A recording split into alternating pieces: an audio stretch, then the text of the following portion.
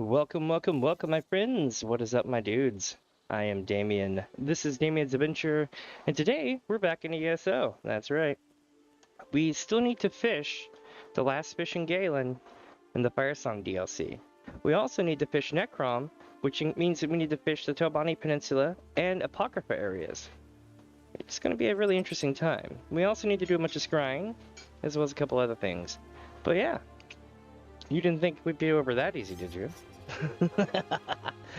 Alright, my friends, let us get us into the game. Yeah, give me just a second here. I'm gonna turn the music back up. Alright. Dagothor welcomes you, Nerevar, to Damien's adventure. Thank you, Lord Dagoth.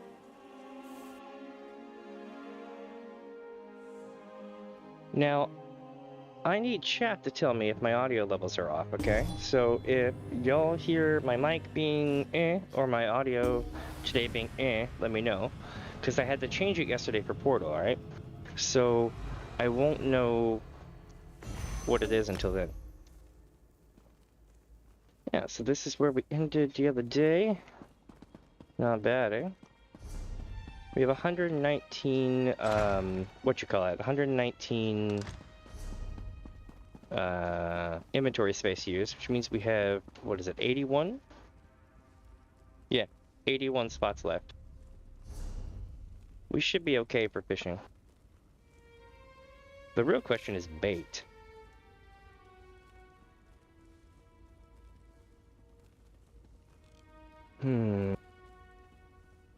Off to Galen we go. We're going on an island adventure. To the west. Let's see. I'm gonna have to pull up the map for fishing. I forget what we were after. Let me see. Achievements. High Isle. No, it's Firesong. So we're looking for Firesong.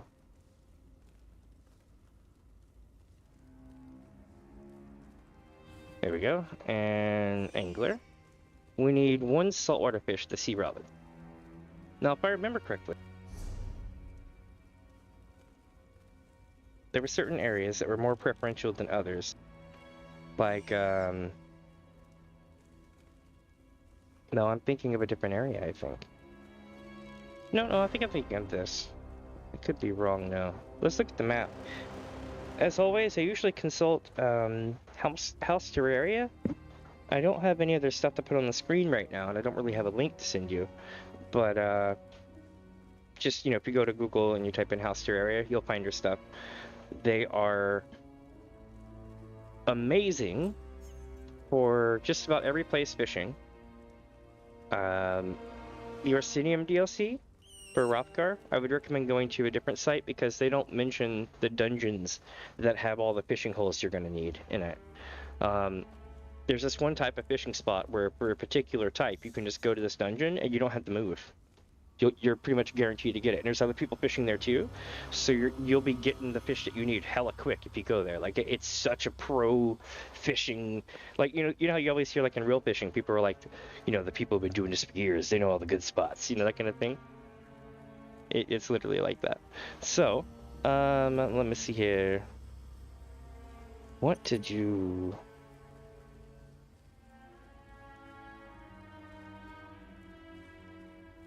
Pulling it up now. Here we are, Galen fishing map.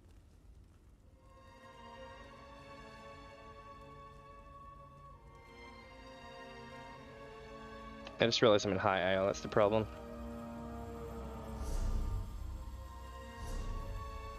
I'm like, why can't I find the fishing spot I need? Holy crap, I was able to click on Galen. That's like so hard. One in a million. Okay, so we got fishing from here, just a couple spots. We got 4 spots here, 2 here, crap loads here. Okay, 3 here, 1, 2, 3. When you get here, you should go somewhere else because you got to go all the way down here before fishing spots come back open. And they're spread out 2, 2. Looks like 2 more, 3 here, 3 here, one night here. And then it goes 1, 2, 3.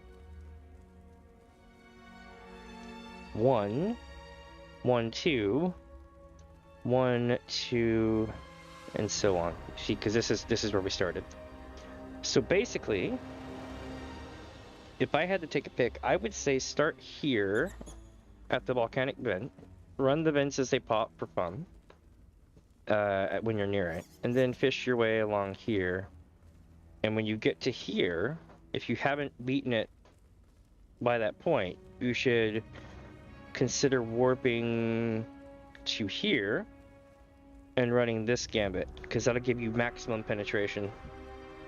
Everything else on the map that's left totals less than the total sum of one of these areas. Okay, so these shouldn't be ignored, but you should run these, and if these show that there's like nothing spawning, then all these have probably popped. That's like the spawning rules of how this shit works. So let's go up here, shall we? I can't believe we've beaten the story now. Like, that is such a... it's mind-bending, you know what I mean? Thank you, Xena Paw. Sorry, I've been tabbed out until just now. I wasn't able to see your chat. I do apologize.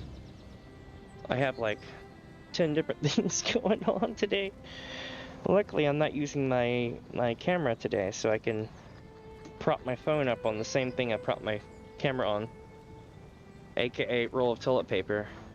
Don't ever count out the roll of TP. Best damn camera stand you can ever get your hands on.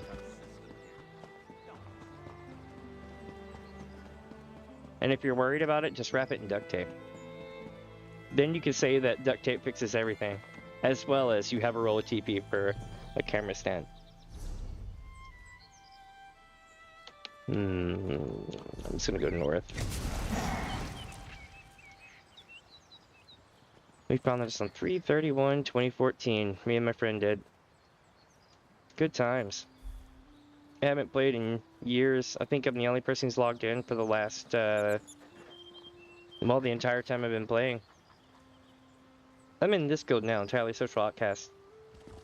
They have like a 2-week rule for logging in, so I'll probably get bonked at some point when I'm doing Final Fantasy XIV, but they're good people.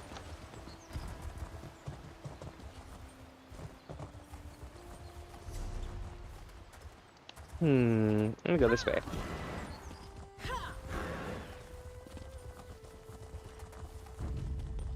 Oh boy.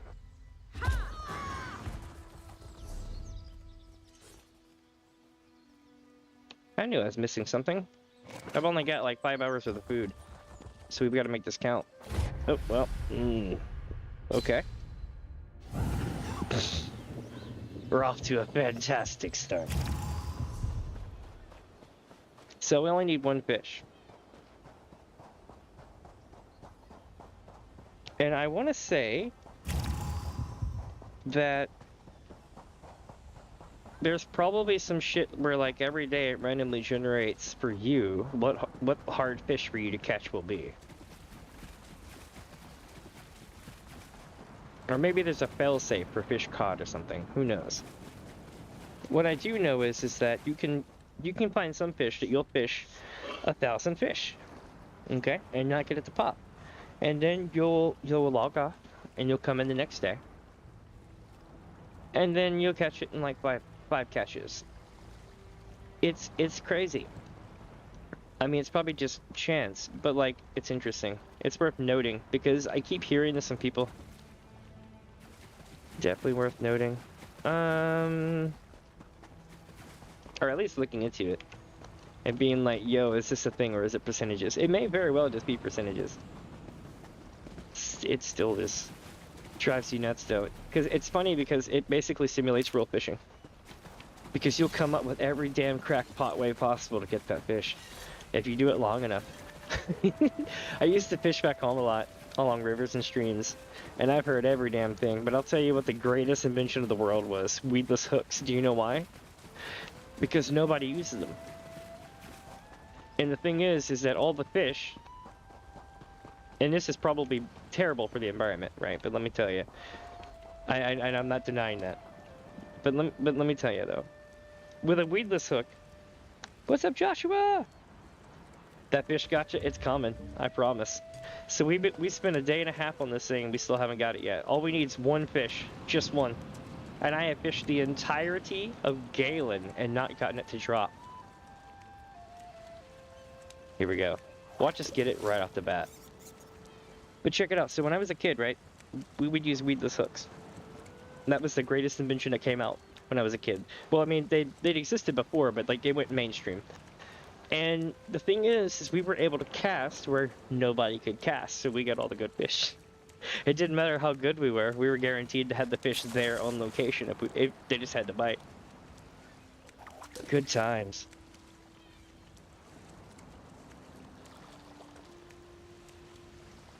I think we've cashed in about 300 fish, 300 saltwater fish, and it hasn't dropped yet.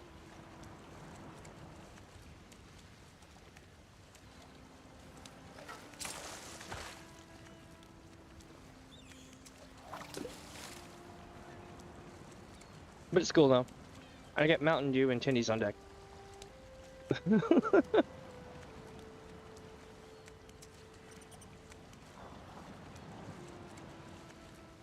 This game is so peaceful.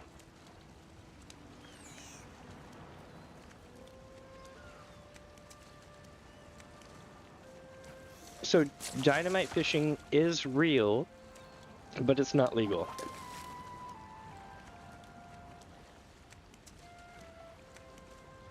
But like when they're clearing for other purposes, or like, you know, blasting something for like dam creation, anything that was in that water is like blasted.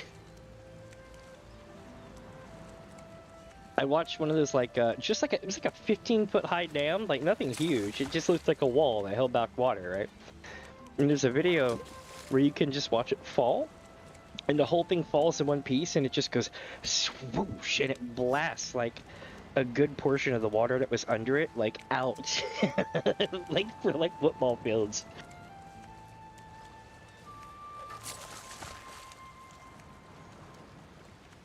So I'd imagine something similar would probably happen if they're doing dynamite fishing. But I have seen grenade fishing. They did it to break up the ice in quarries. They were throwing, in one video they threw a grenade as a joke. But in the other video, they were using charges, you know, like they do for blasting rock. They would plant the charges in the ice a couple inches deep, and then they would run off and they'd blast it, and it would just break the whole thing up so they could haul it out. I think it was like a big rock quarry somewhere.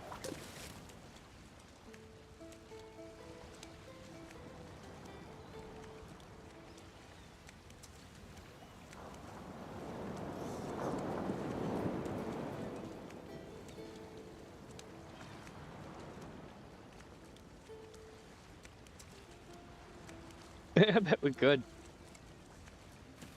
Well, you know, magnet fishing is probably a good idea. Just drag a magnet behind, you know, a boat very slowly and see what comes up.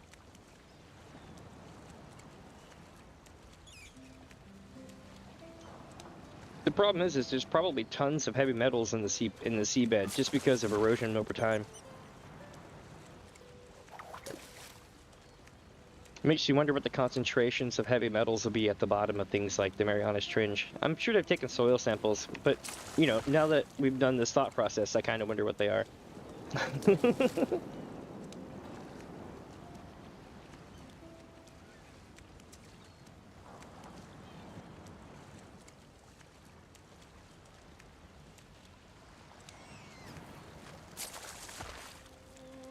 Honestly, it sounds like the perfect Floridian job. If you think about it, because like when I was down in the southeast growing up, we used to go to vacation in like Florida sometimes, and like the thing about Florida was you'd always have tons of people walking around with metal detectors on the beach. And I just think about how like as those people got older, they probably own their own stuff and have boats and stuff like that out there. And I could just see it being like the natural progression. And then they start dragging magnets behind the boat. Oh. But it does sound fun as hell, though, doesn't it? I'll tell you what's not fun, and I don't recommend it. Working on a shrimp boat. I did that for... God, I don't even remember how many weeks. It was a long-ass time, though. It was half my summer.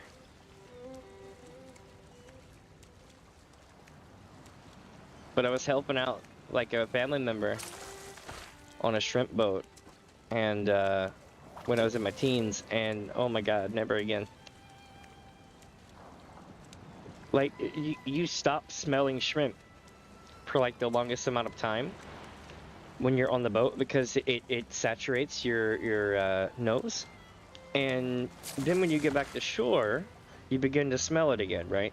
But then you realize that it's in everything.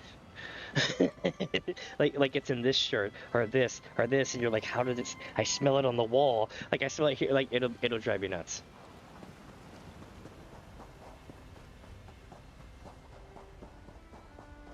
But it's like the same smell that you get if you're standing above like the seafood counter at like the meat department of a grocery store or something. Okay, so we've lost this one. I guess I can go this way then. I'll just swim it. So you know how, I don't know if you're used to playing this, but you know how slaughterfish will get you if you go too far out? I'll show you right quick. Maybe it'll be the other things now. Damn, it's let me go really far out. Nope, it's slaughterfish. So, the quote-unquote slaughterfish get you here, but the scariest shit I've ever seen was if you swim in Apocrypha waters. Because it lets you go just a little bit further than you're expecting it to hit, right? And you're like, okay, this is weird. And then you'll be like, I wonder if it's gonna do something, you know? And then all of a sudden it's just like whoosh, and like the tentacles come up and start grabbing you, and it's the most terrifying shit. I was swimming really close like this, and it was just like whoosh, and it took like my whole screen. I don't get jump scared very much, but that scared the hell out of me.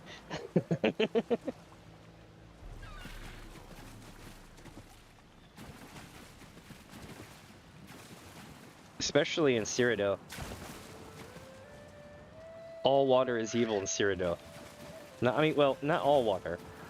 But if you knew the places where water was not, that would be to your advantage, because most of the water is very, very shady in Cyrodiil. Like, even small creeks, like, the distance from, like, this piece of coral to, like, land, small. And you walk into water, it's like, ah!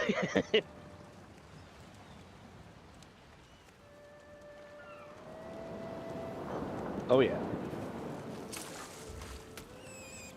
So, one sec. I had like a piece of breading stuck in my throat. Alright, so the thing about Artaeum, I learned something the other day. The reason why Artaeum has all those really cool sparklies in the sky is because it's a pocket that exists within a dragon break. Or it has to do with a dragon break. Because they literally, there's a book that literally tells you that that exact pattern would exist if you were standing within the area of the dragon break. And it doesn't really match up with Skyrim lore, but that's what they say in one of the books in here. And I was like, huh. And it happened during the Sigil quest that I found in the book.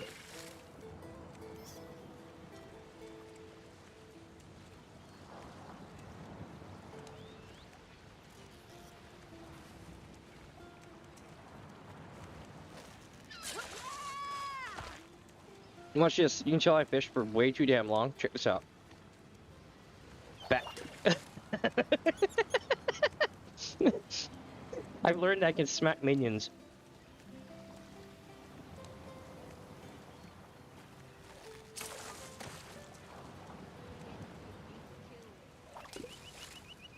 Also, if you're on flat land, which is like never a thing when you're fishing, right? But if you're on flat terrain, or level terrain, you can tap the move forward button, and occasionally, hold on.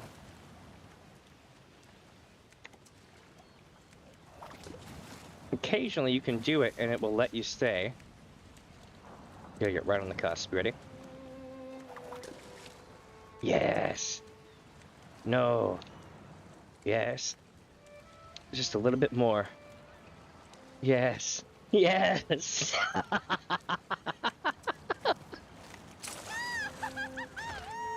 Oh, I've learned all sort of weird shit fishing. But I've been doing this forever. So I'll tell you a fun fact about this game and me.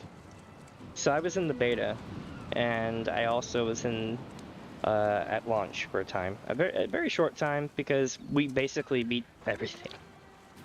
It's like, you gotta understand, the base game was really long, but once you beat the base game, it was like, what do we do now? Cyrodiil? And Cyrodiil was laggy, and they nerfed vampires, which is what our entire build was. It was like a Nightblade vampire. And it just wasn't worth it anymore, right? So we kind of went back to WoW. But here's the thing. During launch and during beta, I tried fishing. My friend, as a joke, said, "Hey, you going for that world first?" as a joke. And he's like, "If you did go for world first, what would you get?" He's like, I would go for, like, I'm gonna go for arena PvP or some kind of PvP thing, because we didn't know what they were gonna have yet. And I was like, oh, that's cool. I was like, I think I would go for fishing, because I just completed fishing every zone in World of Warcraft at the time. And I had, like, I think it was like the salty achievement or whatever they called it, when it's like almost impossible to get. I'd fished in, like, the enemy zones, capital cities and shit. But anyway, I'm like, I'm gonna try to get the achievement. So I noticed that I could get the achievement in a ton of areas. And I want to say it was Stone Falls. This part, I'm trying to remember if it was Stone Falls or Shadowfen. Okay, but there was one fish that you just absolutely could not get to drop no matter what you did. It didn't matter that it was a hard day to fish it up or any of that, because we did like 2 weeks and we couldn't get this fish to pop. And we submitted it in as a bug, and we talked to the GMs like 3 or 4 times about it, and gave them our data, and you know, basically told them, hey, if you can, have them look at this. This might be a bug thing. This is back when the GMs would still talk to you really often and stuff like that. And oftentimes at launch, it's usually like, you know, low-grade devs or stuff like that in the company that are helping out with that shit anyway. So what happened was, eventually we got to talking, and I'm like, hey, if it's in the game, but it's not spawning, we'll know if it's a bug, or if it's just not in the game. Because if you can spawn it as a GM into my loot box, you know, into my mailbox, then we know it's in the game, but it's glitched and they just can't fish it. And then you can submit it as a bug report. And they were like, okay. So they put it in my mailbox, and I open it up and it goes ding, you know, like the achievement for fishing. And the thing is I think it was like 3 weeks later or so that they patched it. So for 3 weeks, myself and probably only a handful of others had the achievement. I don't know if I world firsted it, because I mean, I'm sure there's like test accounts and shit.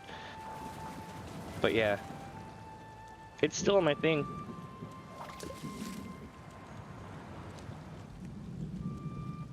I'll have to pull it up here in a sec. It doesn't give an exact day though, it just says, like, you know, the date. So people would have to go digging. Let's see.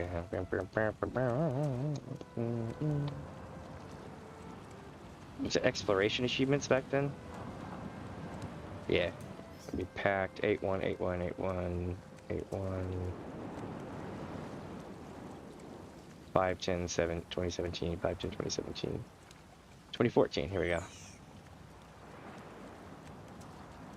5/28 5/27 26 25 23 21 2019 12 4/29 2014.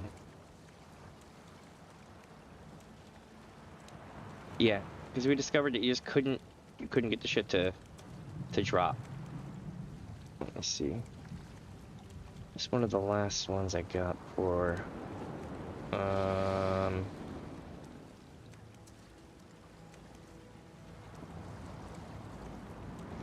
can't find it. Oh, fishing.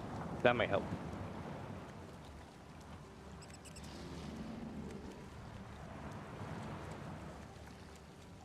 I think it was this one. I think it may have been stone balls. But yeah. Pretty cool. I know this one took forever. That's why I'm not sure if it was this one or the other one. But yeah, it's a thing. Wouldn't say nerf vampire though, it just wasn't the same. I really do wish that more games did track world first like that. Or at least, you know, track dates so that you could go back and look at it and be like, hey, I had to have been there at that time.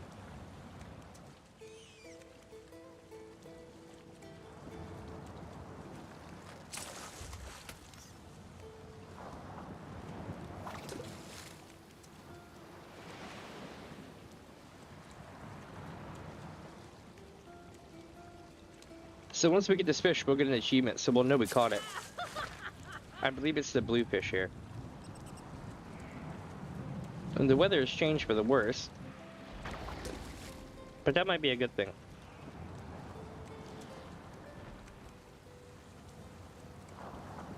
Though honestly, I don't think it actually matters. I like to think it does though.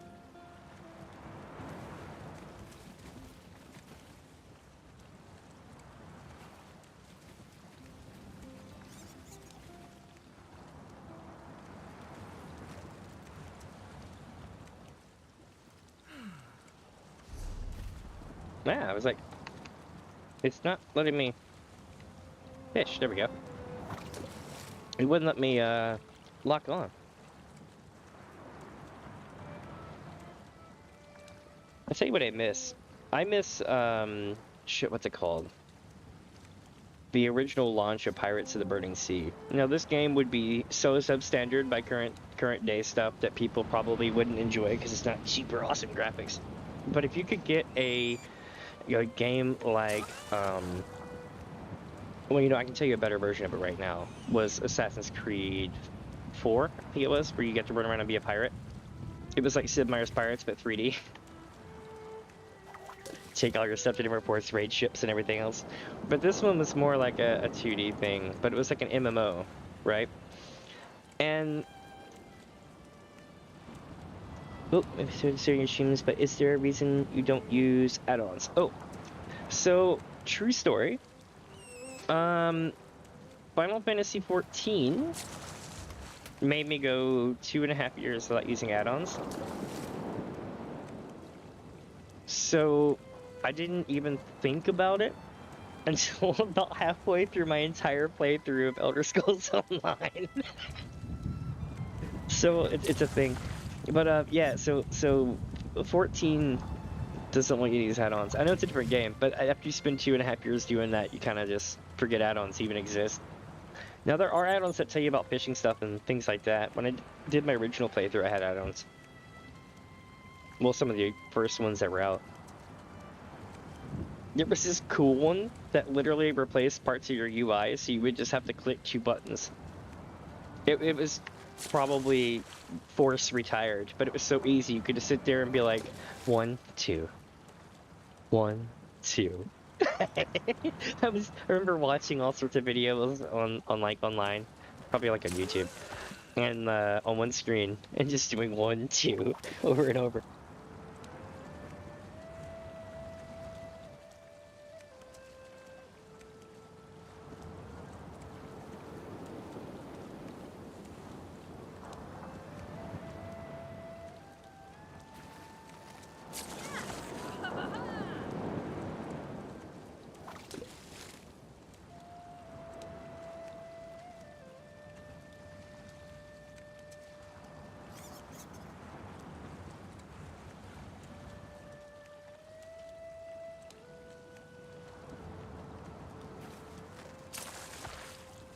So what are some other games that y'all like to play?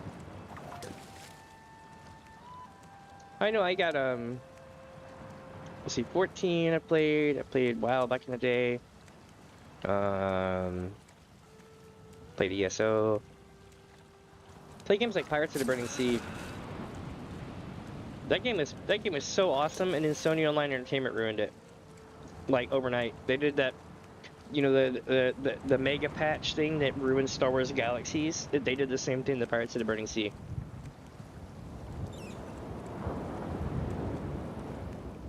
It was so cool.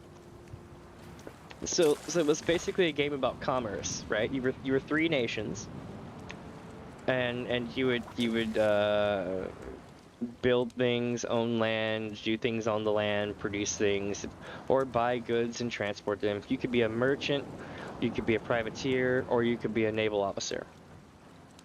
And it would drastically change what you did. Okay? And it was like, you know, commerce between the Caribbean back in the day. In the golden age of piracy. Or maybe it was like the end of it. So, you know, that's great. And then there was us. So here's the thing. Most people wanted to play one of the nation states and make monies and do stuff and this and that. Then there was the pirates. The pirates could form their own pirate bands, build their own stuff, this and that. It took a lot longer for them to build big ships. A lot longer for them to build big ships. But here's the catch. Here's the catch. Just as in EVE Online, you could, you know, run down someone in a big ship, force them into combat, and then basically ransom off the ship, where they have to either scuttle it or you get the ship, right? You could force that argument by boarding their ship and challenging them in combat. So if you had enough small ships, you could run up to the big ship that probably took them 3 to 4 months to build, and a lot of resources between their whole, you know, guild. And you just be like, and blow up their rudder and board them and take it. It was so good. But here's the thing. What did the pirates get? They got bonuses for things like boarding percentage and stuff like that. We got a flat 10% to like all stats. We were basically the elite mobs that all the other people had to face. It was so good. It was so good. We would sometimes come out in 100-ship flotillas and just chase down entire areas, attack ports, all sort of cool events. I think the people who originally made the game opened up a private server, and they've been kind of playing it ever since. I haven't really had the urge to go back because it's been so long. But that game was fun as hell. You could do all sorts of shit. We would just send out somebody in a small ship to flag them down and initiate combat, and you would just appear as a spot on the map. And then when you get up to it, you could choose to join that combat battle. And then the actual combat would ensue. You'd spend 5-10 minutes chasing them down, like real ship speed and everything else. Think of it like World of Warships, right? So basically what would happen is that you would be on the world map, and you may not appear. And then you can have stealth stuff so that you are low profile this, low profile that, but like the epic in-game shit. And put it on a very, very, very basic one-shot to kill it level 1 ship, and it would overpower the thing so that nobody could see you in the water. You were basically invisible. And then they would have, like, for their sails, they would, you know, change it so they had the most high-speed stuff. So they would just be a rundown, just like in EVE Online. They would send out the small ship to go run them down and initiate combat, slow them down, and then everybody else would come running up.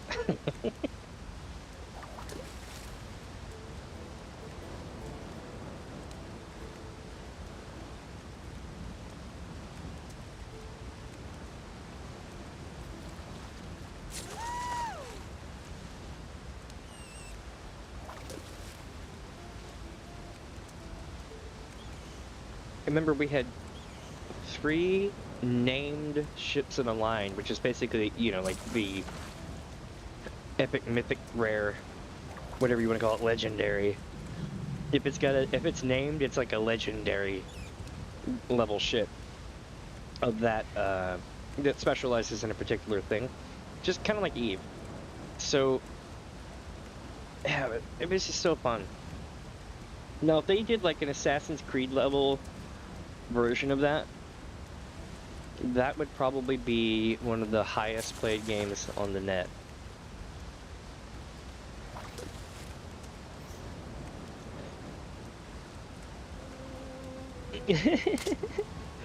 Well, you know, I'm getting ready to go back as well in a couple of weeks, maybe a week or so. I'm worried I'm gonna have the same problem. So here's my trick, right?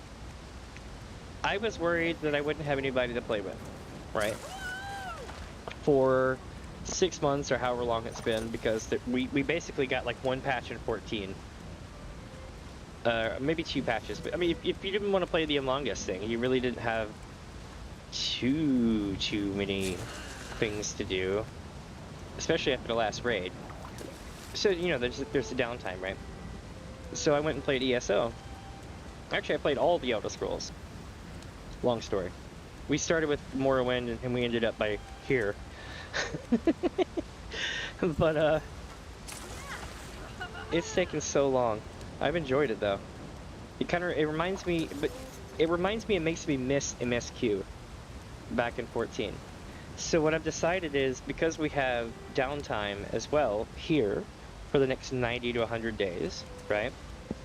I'm gonna go to 14 and I'm gonna play through the MSQ there. And then come back here when the new stuff comes out about 100 days from now. Now, if they announce that it's delayed 6 months, then I'm gonna be like, bruh.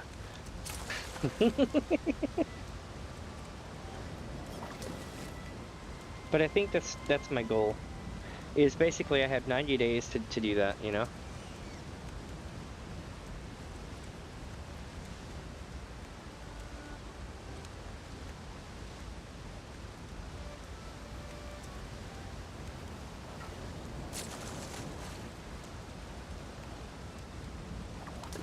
But I'll tell you a secret. If you ever worry about not having anybody to play Final Fantasy 14 with, roll Warrior or White Mage. At least for this expansion.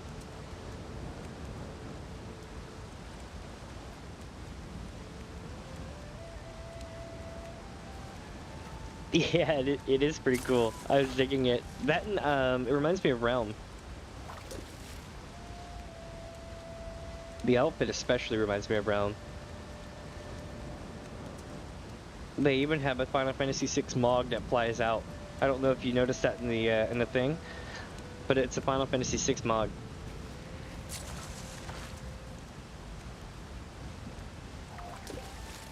Oh, speaking of Dawntrail, did you see the short that I made the other day?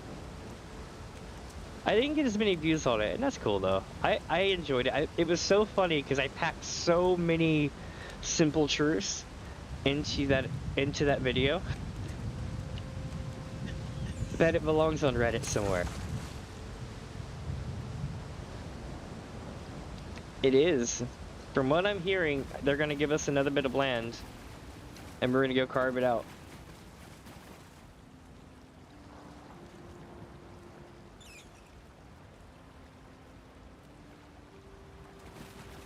Alright, so we're going this way. Let me get away from this waterfall.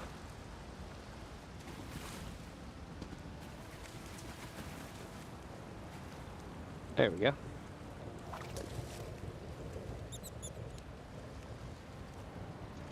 What I'm thinking is that it'll be... You know, I don't know. But it does make me wonder. Is it going to be a revamp for the whole world or just the new world?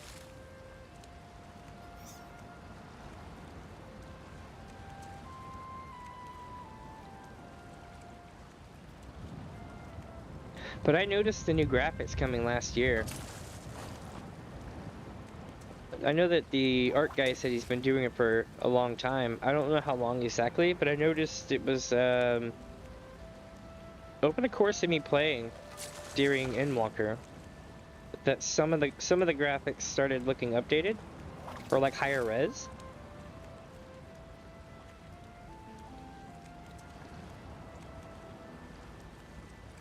But it was just like foliage here, stuff like that.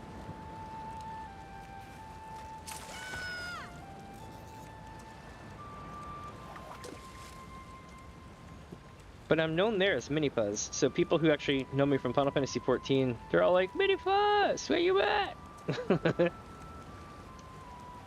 I used to do maps with Minifuzz. I used to do... What else did I do?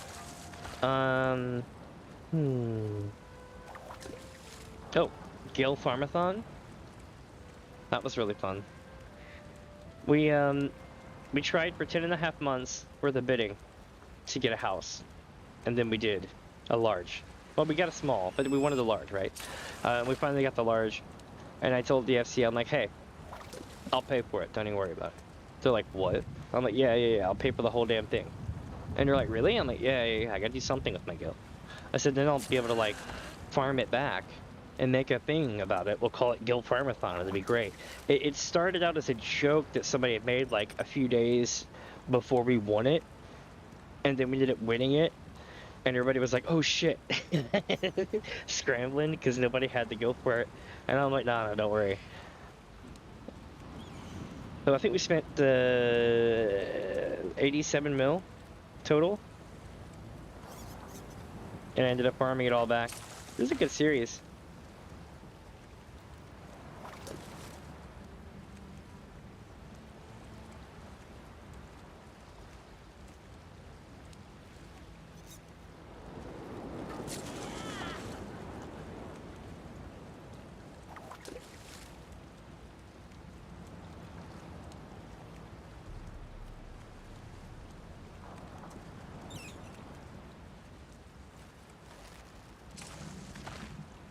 Place is cool.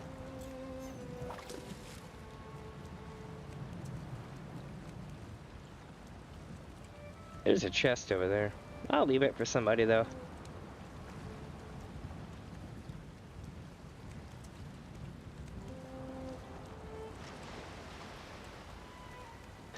Oh, speaking of the grape incident, they what was it? I think it was Yeah. So, ESO High Isle? Or maybe it was before High Isle. Okay. They had... It came out right after the grape incident. And it was funny, because one of the first things you see when you get to High Isle is this beautiful, like, garden terrace thing, right? And it's got all these different hanging things and everything else. And they're low poly, low texture... static images, just like all the other foliage you see, right? But they looked really nice. And it was almost like a here's how to do this. It was pretty good.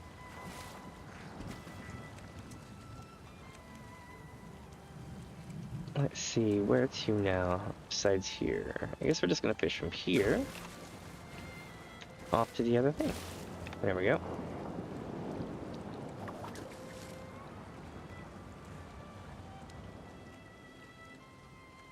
I'm looking forward to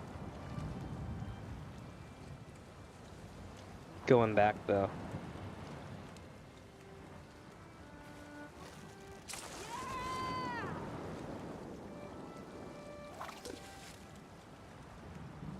My favorite thing was experiencing the launch. I felt like I was part of something special getting in every day. Like, so, like, here's what it required, okay? I would get up at 2 a.m. and start the logins. Then I would go back to sleep. Then I would wake up, or my partner would wake up, and then they would check the thing to make sure it's still running and everything else, right? Then I would wake up before they would leave for work. I would be able to get in because she watched mine, right? I would be able to get in early because there was no queue at night, hardly. And then I would spend from 11 a.m. until 7 p.m. having her in queue so that when she got home she could play. We did that for like a month and a half. But now there's no queue. That's what I'm saying. If you want to go back, now's the time. Black Mage got hard. If you enjoy it, go for it. But Black Mage is hard. I leveled it up, but not because I knew what the hell I was doing. And ley lines was a death trap for me, because I always wanted to do ley lines. For me, always peaked during a moment in the match where I was guaranteed to get got by floor AoE. So I'd always go into ley lines out of habit and then get wiped. Sam in PvP is nice. So we used to have Kaiten, which was awesome, and then they took it away. Rest in peace, Kaiten. But the thing is that they gave us this other move as part of a combo, but you didn't have to hit everybody with the combo. You could just hold that part of the combo and then go hit somebody with it. I forget the name of that move, but in PvP it was so good, especially in CC.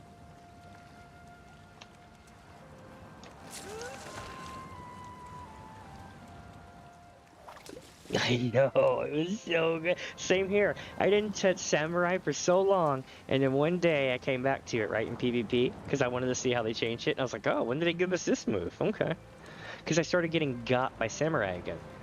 They would just run up and bop us with this one move. Ninjas used to have it, but then they gave Samurai kind of like a one-shot move like that. And then you got,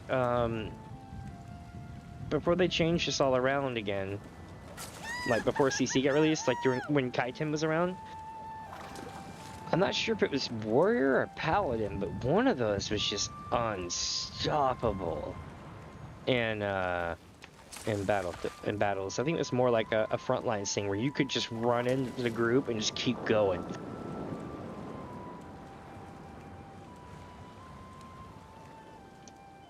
Yeah, they did rob y'all for that.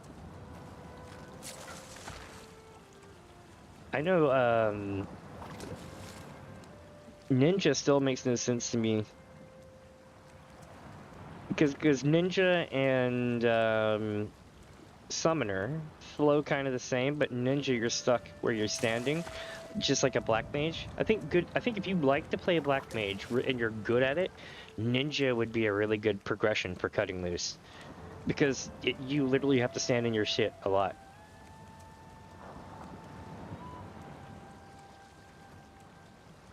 Monk's fun as shit though. Monk and Dancer.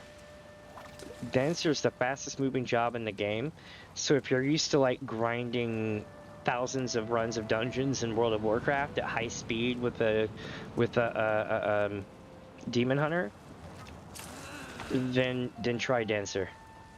You can just keep sprinting forward as much as you can. It's so good. And it's got AoE, so you can tie in speed run kind of strats for like fast clearing shit. I miss running all that stuff. They quit giving us scrolls though. I had this mad racket for a while. It was great. Not like in a bad way.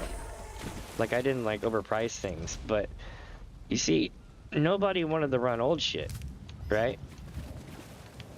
You know the story. Oh, it's this dungeon. Oh, damn it, we got this in the daily. That kind of thing. So what we did was we discovered, like me and like one other person discovered, like in my group, that these scrolls, what was happening was they would show up in the not the data mine, but you know, like the info releases that you would see on the net for like, what's the new loot, and it would show you, you know, this and this and this, and you'd be like, here's some new music, this and this and this, and then you would cross-check it with the notes that they were releasing, like before patch, like 3 days before patch.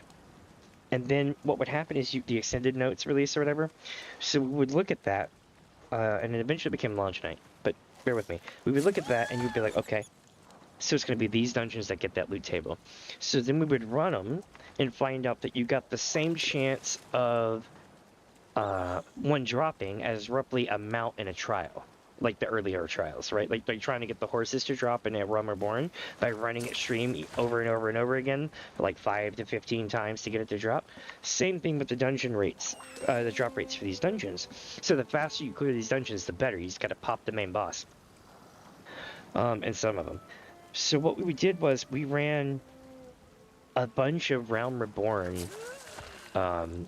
dungeons, and we got all these to drop. Because nobody wanted to run them, they were almost never available in the shop for the first week or two. During that time, they were selling for 700,000 a pop or some shit like that. Yeah, 700,000 gil a pop. So, and I think at one point in the first couple hours, they were like 850. So I would have 3 to 5 of these things because I would farm them for like a day and a half straight, and I would have 3 to 5 of these things ready to go on the market. and I would sell out faster than I could freaking restock them, and eventually prices crashed and it sucked. But during that time, I think I made like 40 mil.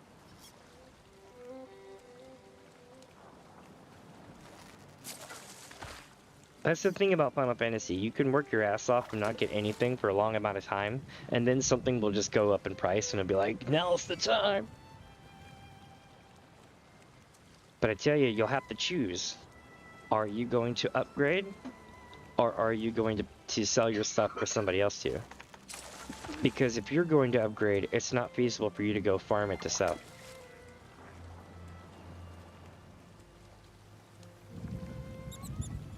But I'll tell you a secret. Always sell. Give it a couple extra weeks. And the prices crash. And then even if you do buy it, it's cheaper.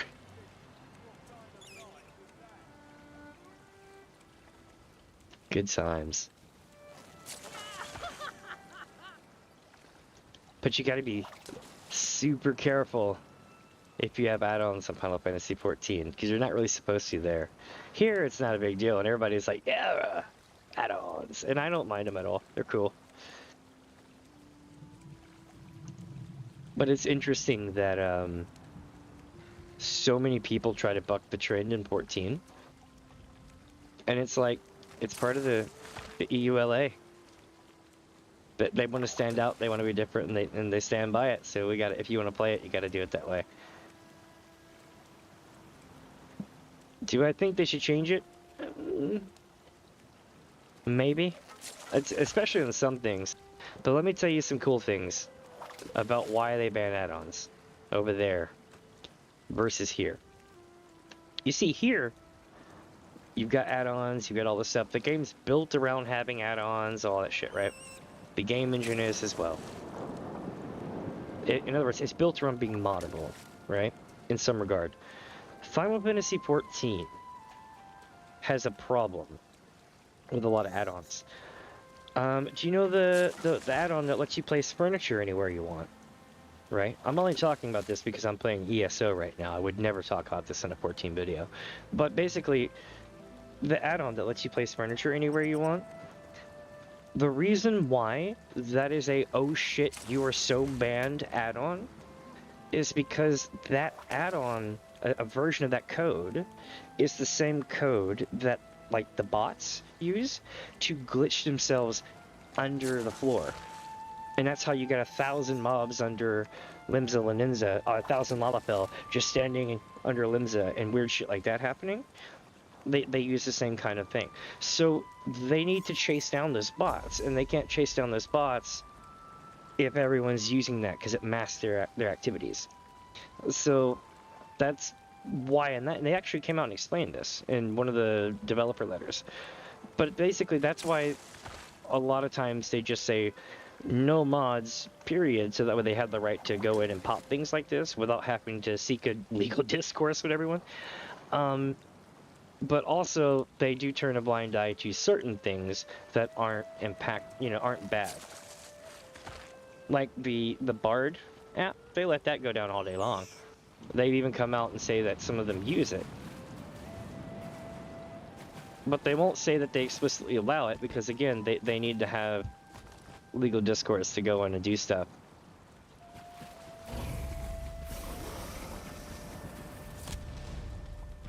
But it makes me wonder, with all the modifications they're doing to it, if it will be more, how to put this, more allowing of add-ons in the future.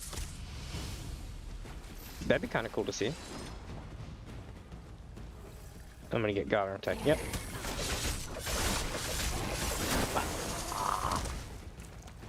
Ah, I don't want to leave yet.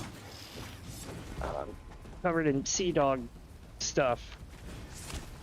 Ow.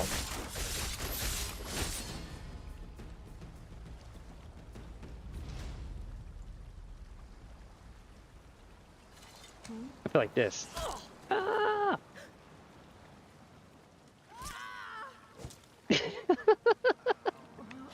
Love it. Macros is a thing too. Macros are cool though.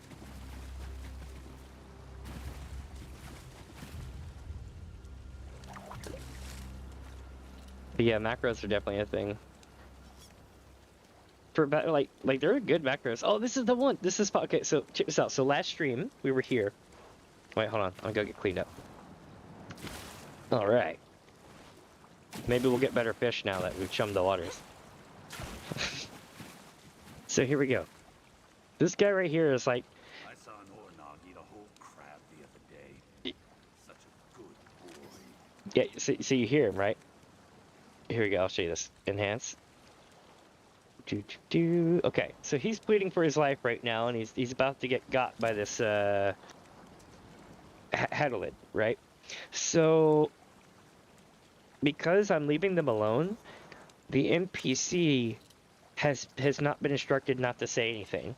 So he's acting like an AFK NPC in town, and he's just randomly saying shit. So the whole time we're here, you're gonna hear a random elf speaking, and it's this guy.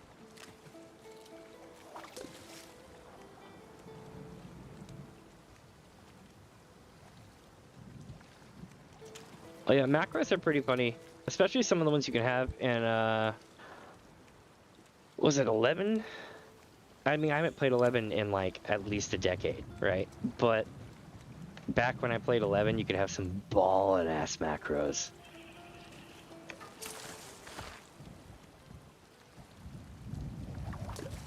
'14 has cool ones too. Like you can make it say stuff or do emotes in chat, like super big giant ASCII things and images.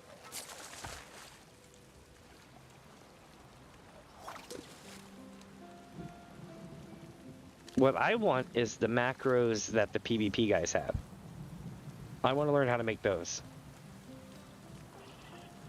Like, you know what I mean? Like the guys who have like the monks or and stuff that have like the single click button macro, and it just does insane damage. I'm like, hey, how do I set this macro up? This sounds great.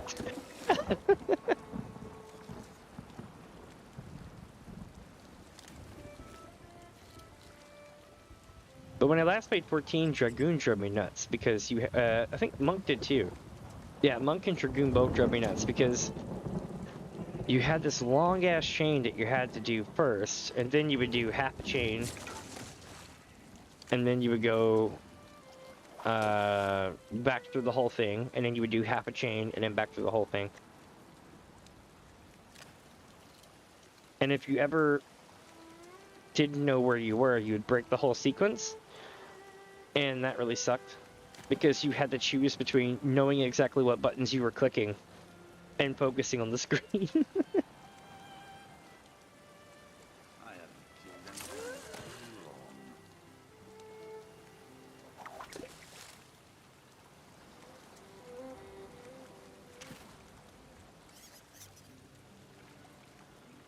I wonder if we're ever gonna get this fish.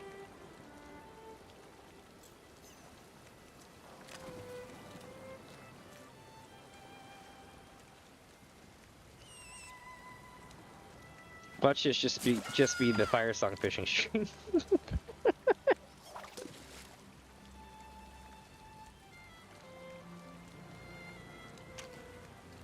Yeah, I'm not gonna lie, Lancer rocks. You just do so much damage, but you can't AoE at all. I need you to get that line move, I think at like 40 something.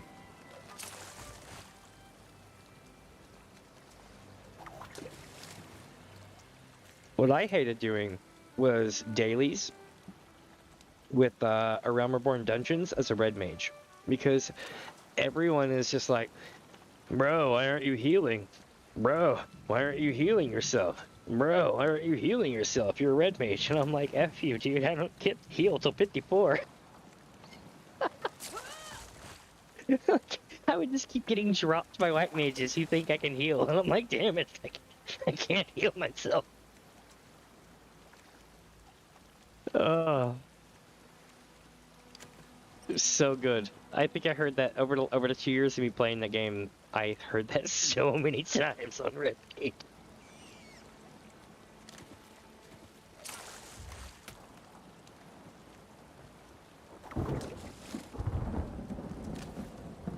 But if I remember correctly, I hit mentor status with most of my stuff. I just gotta finish leveling up Sage. No, is it Sage? No. I think I'm max Sage. Astrologian. That's what it is. Astrologian, and then I still gotta do Blue Mage. Do y'all want to know why I never did Blue Mage? Because one of my favorite streamers is a Blue Mage, and I didn't want to make content that basically looked like it rode their ass because their shit was cool. So I didn't run Blue Mage start now. I will probably run Blue Mage when I come back because I'll have not shit to do. But yeah, because we'll have MSQ, but all my characters are maxed except for that one, so. And my crafters are almost all capped.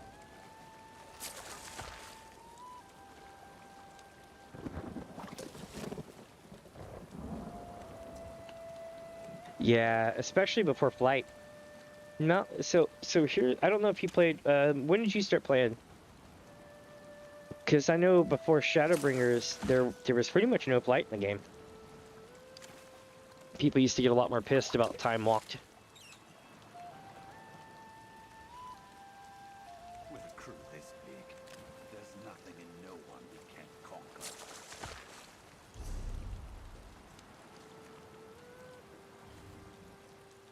Let me see here. Looking for a Firesong. There we go. Still need the sea robin.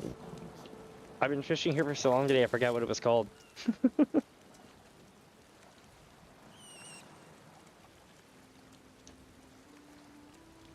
I know one thing that I miss. Or don't miss. So I absolutely love the quest line, but I pretend that I don't like it. Just because it's too funny of a meme. But Chloe is the greatest. Chloe Eliapo. She's the lady the little girl who hands you the what is it, the weekly sticker book you gotta do in the Heavensburg crafting city.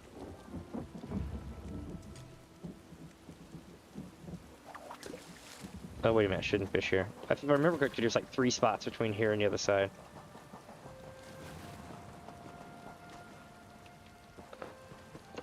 What? Oh, clam. I kept wondering what was popping up.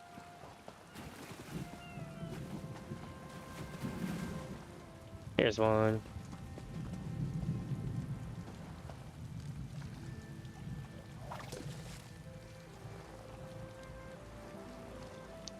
Oh, during Heavensburg.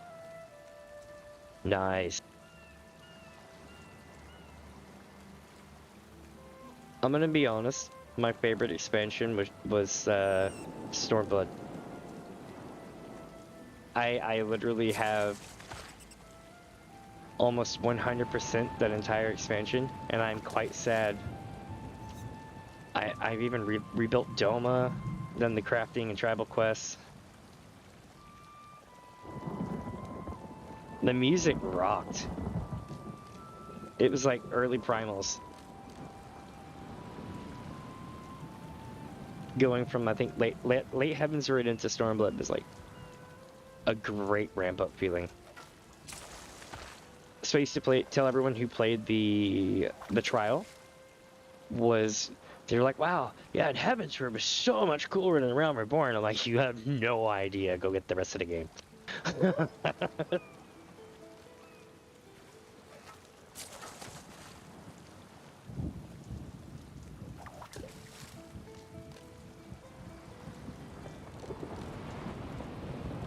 It's true.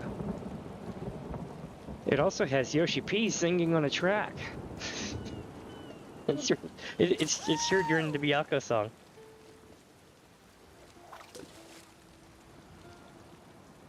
There's literally a fan festival video where I believe it was the Primals played that. I don't know if they called themselves the Primals during that performance. I'd imagine they did. It was definitely Soken's band, whatever they were at the time. They were I think they were transitioning from like an industrial group to like a punky kind of rock band. But the there's a video where he comes out on stage in the samurai outfit with the big giant fake sword, and he's got the mic. He's like up against the mic and he's singing with Soken. It's so good.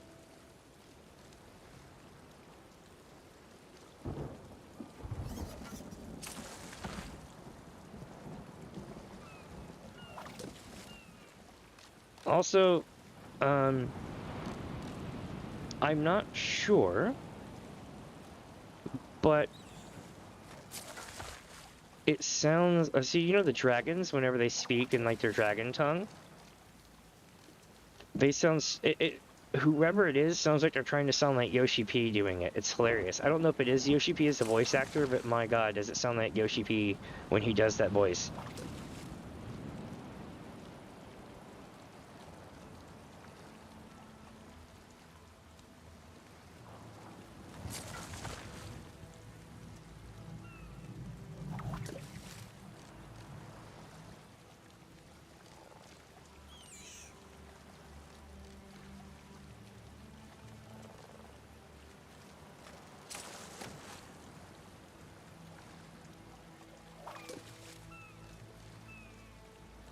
I do know this though, if you haven't experienced the end of, what is it, it's that chapel cathedral thing in Late Heavensward where you run up through the cathedral to the very top for the quote-unquote scene. They made it 10 times more tear-jerky during middle to late Endwalker when they redid the scene.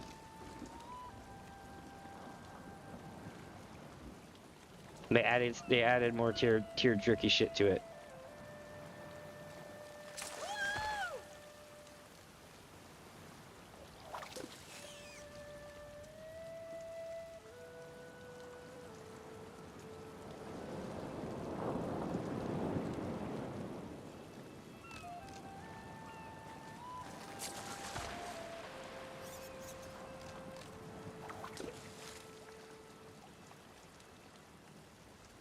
Like, if you haven't seen it in a long time, you may not even notice the difference to it, but they added in a couple of lines and a couple things here or there. They were shoring up plot holes for later things that came in a later expansion, so they popped that there.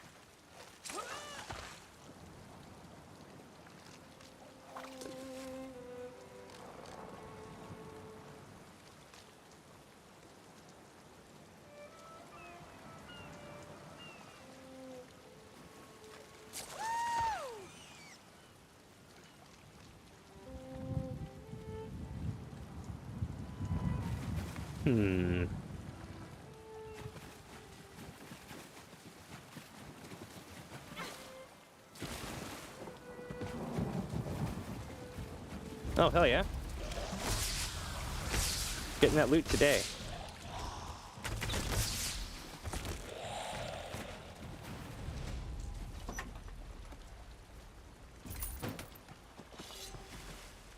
Nice.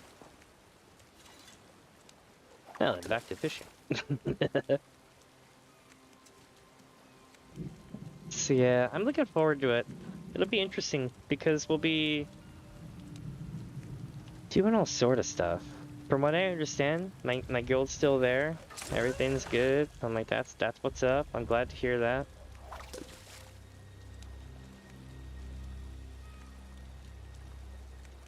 The people who run it don't use Discord a lot, which I understand, because before I started streaming, I didn't like to use Discord a lot, so I got forced into it. But before that, I get it. So I was like, all right, I can't fault them for that. But a result of that is I really haven't heard that much about the guild over the last 6 months, so I was kind of worried. You know, I was like, I hope everything's still there. If it's not, then that's cool. But you know, that kind of thing.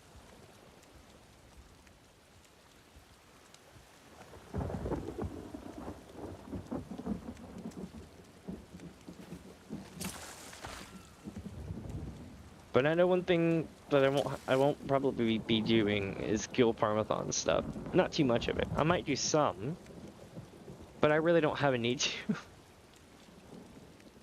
Because I'll just be doing MSQ. Now I might, you know, reference things or maybe do like a one-off here or there. But I got 100 days to do MSQ from like today. As soon as I either A, like, get up enough like donos and stuff, or B, get paid next, I'll be back. One or the other. I got several things I can still do in ESO too, right? But I know that I have roughly 100 days to do MSQ, so that's going to be a mad dash. Not necessarily in a bad way, but I know that the first day of every expansion is just you walking around in circles trying to figure out where everything's at, and I don't have to worry about that because I've already beaten it, so that's a plus. But other than that, it's gonna be interesting because I gotta get back in there. I gotta figure out if I can do a new game plus in the whole game. If I can, that's fantastic. If I can't, then I'm gonna have to start a new character. Then I gotta craft up a bunch of stuff for it, send it over, that kind of thing. Nothing too major.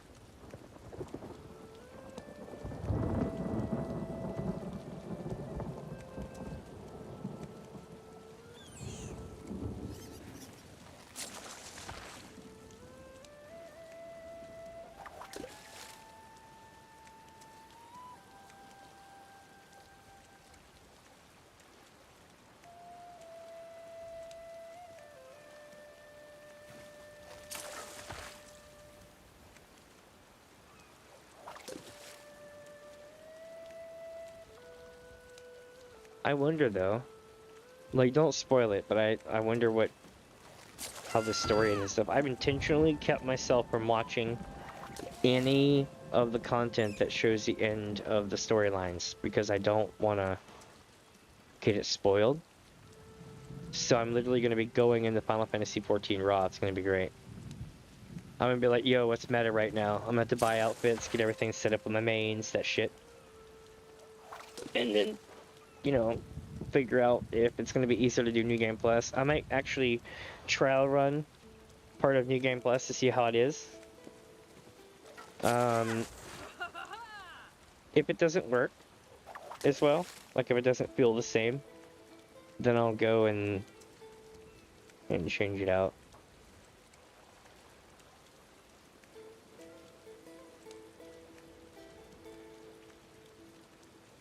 I just don't want it to be most of the game of me going shink and just one-shotting everything up until the last expansion.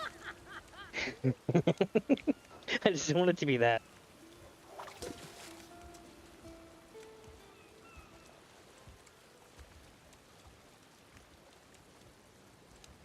But I have see, I've even created a strategy for if I have to do another character, right? So if I have to do another character, I'll probably name it something silly like Mini Fuzz 2.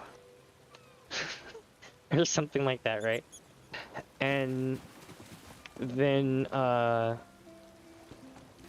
you know, for like Midas the second, or like Midas the first, which is what I am here, because I already have a character named Midas in Oblivion. So I would probably name it Mini Fuzz the second or something like that, for the sake of it. But what I would do is run warrior, dancer, and I would also run what you call it, the white mage. But it would be warrior and white mage for a good portion of that time up until a certain point when I could unlock dancer. I think it's level 70. I could be wrong. I think it's either 60 or 70 that you can unlock dancer. But something that you will not hear from me is the freaking music for that quest line. See, YouTube does not know the difference between Final Fantasy IX's song and Final Fantasy XIV's version of the song. So, whenever that song plays, you get hit for not a strike or anything, right? Thankfully, but they do grab up all the ad revenue if you were to monetize that video or be monetized or whatever. So like if you were a YouTuber who had over 500 to 1,000, oh, I'm sorry, over 1,000 subs, it's likely that you might have at least a couple of ads playing on your stuff so that you could make ad revenue. If that was to happen, then during those streams, those ads still run, but they would run on behalf of that company and pay that company the ad revenue. So that's how that works. No, I don't have to worry about that. I'm not big enough. But it is something to note because if the game that you're playing is going to do that, you got to know when it's going to do it, especially if later when you come back to it. Like if I was on Twitch, that would probably not be that big of a deal, but then my VOD would get hit. If you ever hear about people taking their VODs down because of stuff, that's probably what they're talking about.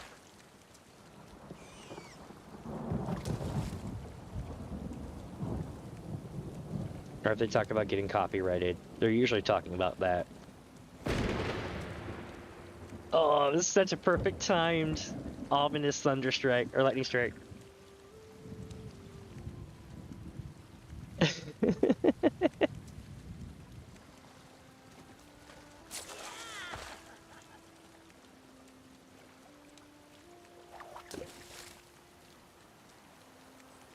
But I played all the Final Fantasy games as well. 1 all the way to 14.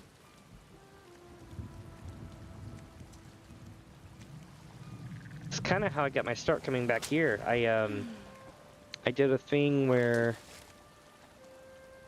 I played, it was during downtime, you know, during, I think like December or whatever, when everybody's going on vacation and stuff. I started playing all the Final Fantasy games. I started with 1, and I got all the way up to like 4, and I was doing that in Discord for everybody to see during the holidays, and people liked it, so I was like, hey, I'm just gonna go to YouTube and do it. So I started posting on my streams on YouTube, I think of, I believe it was Final Fantasy V and up, I could be wrong. But I'm wanting to return at some point to do 1 through 4 again.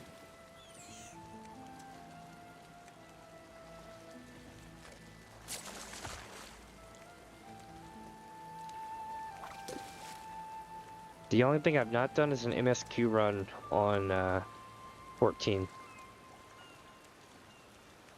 But I did play a lot of it on stream though.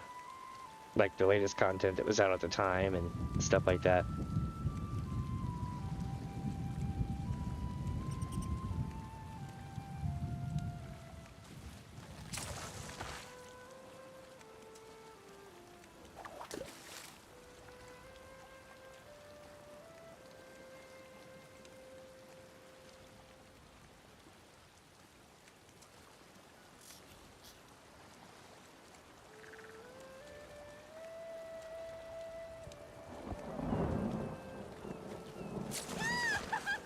There we go. Let me get some Mountain Dew. Come on.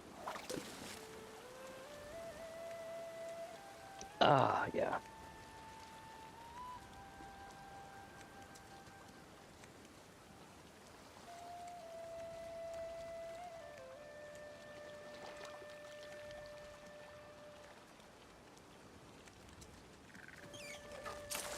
I wonder though if we're gonna have another long downtime.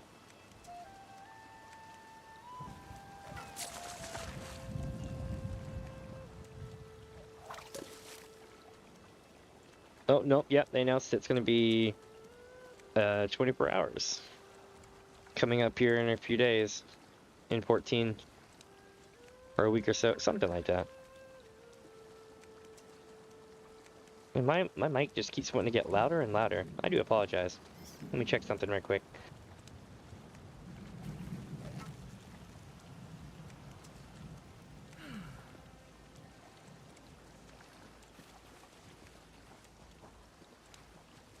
Alright, how about now? Is that better? There we go.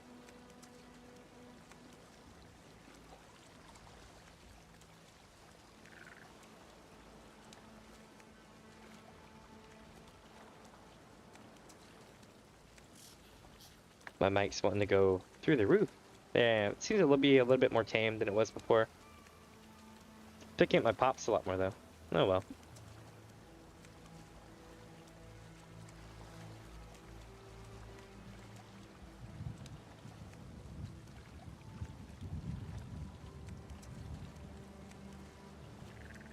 Alright, let's try about now. Yeah, that seems a lot better actually.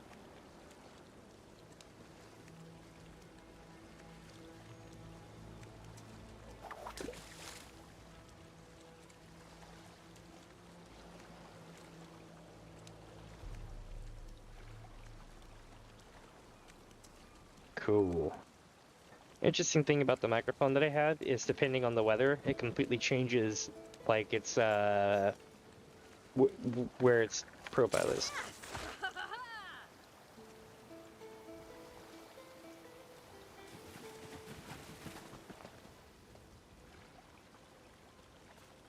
There we go. And another spot.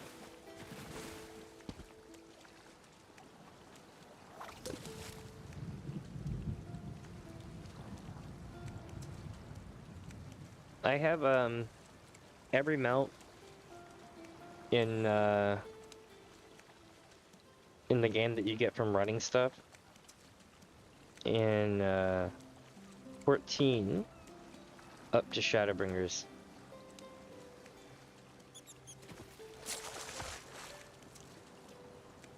And the very first mount that I got was Nightmare of all mounts.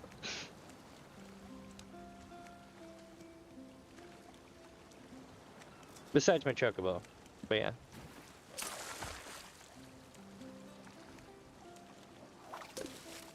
Oh, no, one more caveat. I got the behemoth from, you know, the vendor thing. From the achievement vendor. But, like, the first mount that I ever actually, quote-unquote, did anything to get was Nightmare.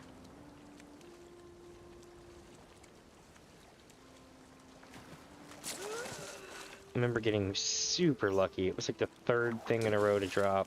Third time we had run something. We were trying to get the other horses, you know? And it dropped on the third run.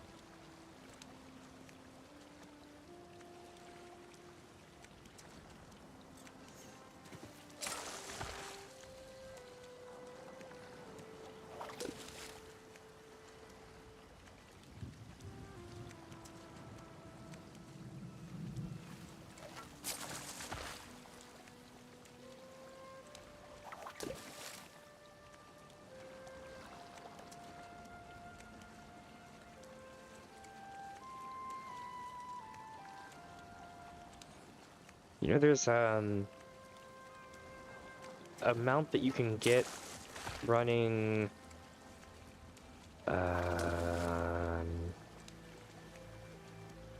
shit, it's been a while. I'm trying to remember the name of it.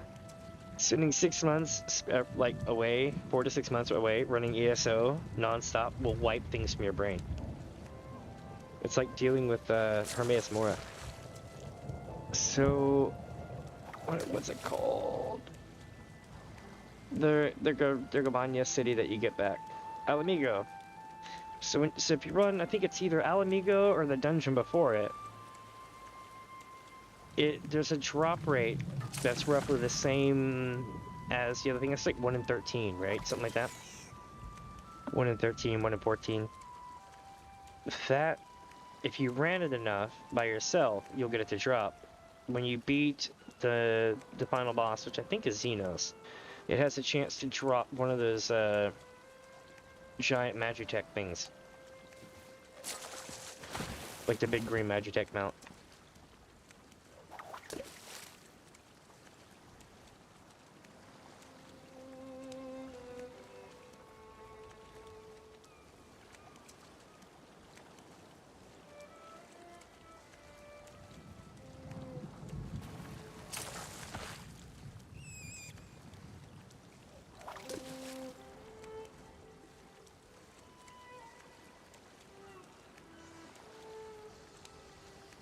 I wonder how long I'm gonna have to fish for this today.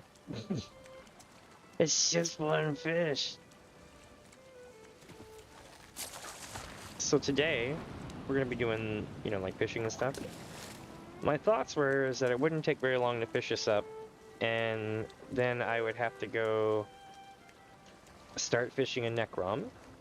So I mentioned both, but we're an hour and a half in, and I started stream, what, a few minutes in, so interesting.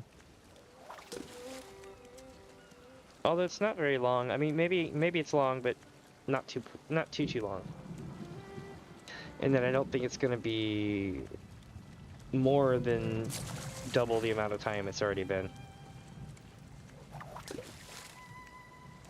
So like 3 hours, I guess, at most. Because we've already gone around the island 1.5 times. Well, no, not 1.5 times, but about 1.25 times.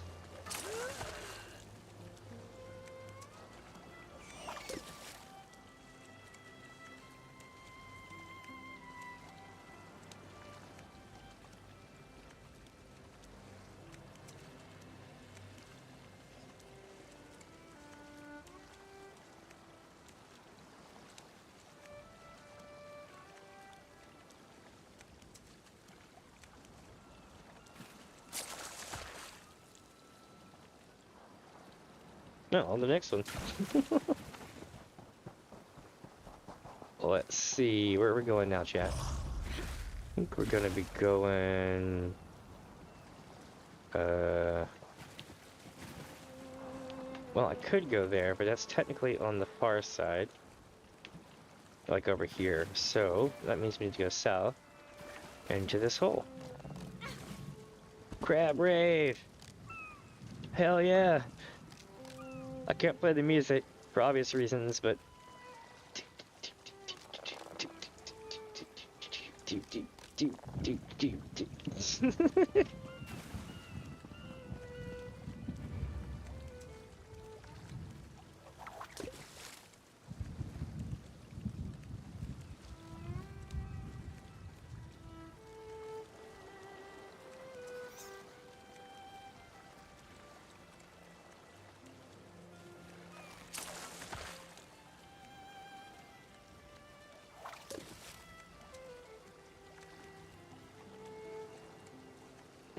This bat's awesome.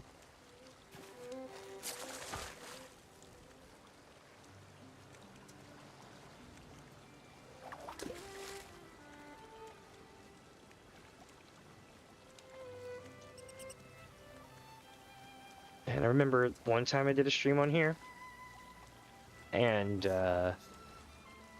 it was so good. At least for me. I didn't get a lot of views on that one, but it was funny as hell. So I had shopped out a Khajiit. It's actually the one that's on the front screen. So I shopped out the Khajiit and used it as a PNG and had it do this. Well, I had it playing this the whole time.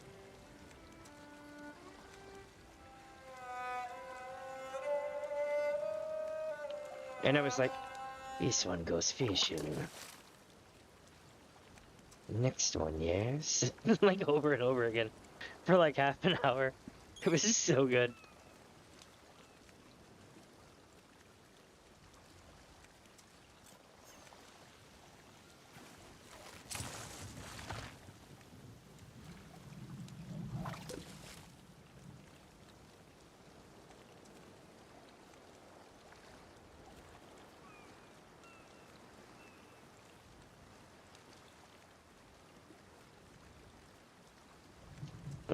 Oh, any second now. Got it. Not the fish we need, though. We're getting tons of green fish. How much space do I have left? Okay, I've got tons of space still. That's good. I was worried I was getting close, but I'm nowhere near. I still got like 73 spots, I think.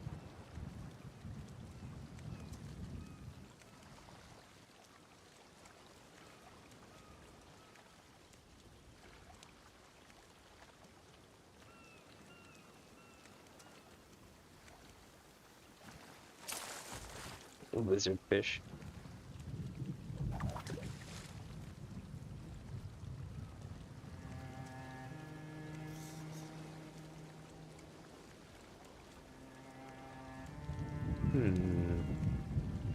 Give me the fish.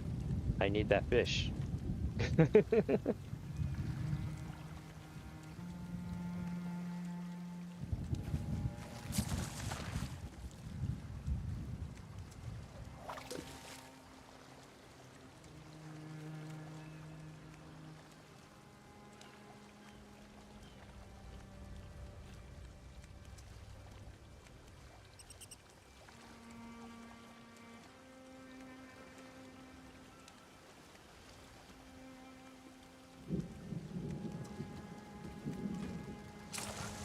There we go.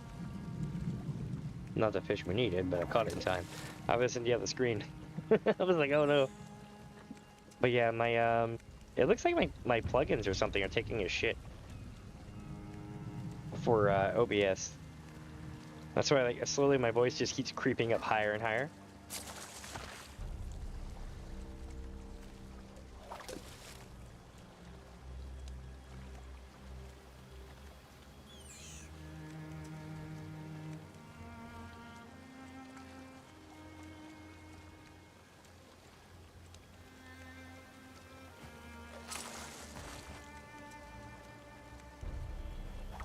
I'll get to the bottom of that at some point tomorrow.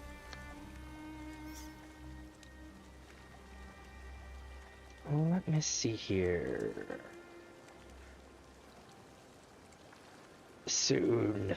Soon.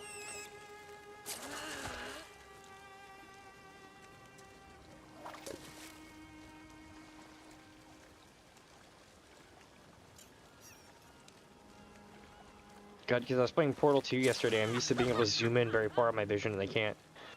I'm like, zoom in, and I can't zoom in. It's funny though, these clouds, this pattern right here, and this pattern right here, and this pattern right here, is very reminiscent of different shaders or icon sets for Hermaeus Mora. This is the zone before it. It makes you wonder if they were like sitting here and they looked at the clouds and they're like, you know, this looks cool. We could use it for this, or this.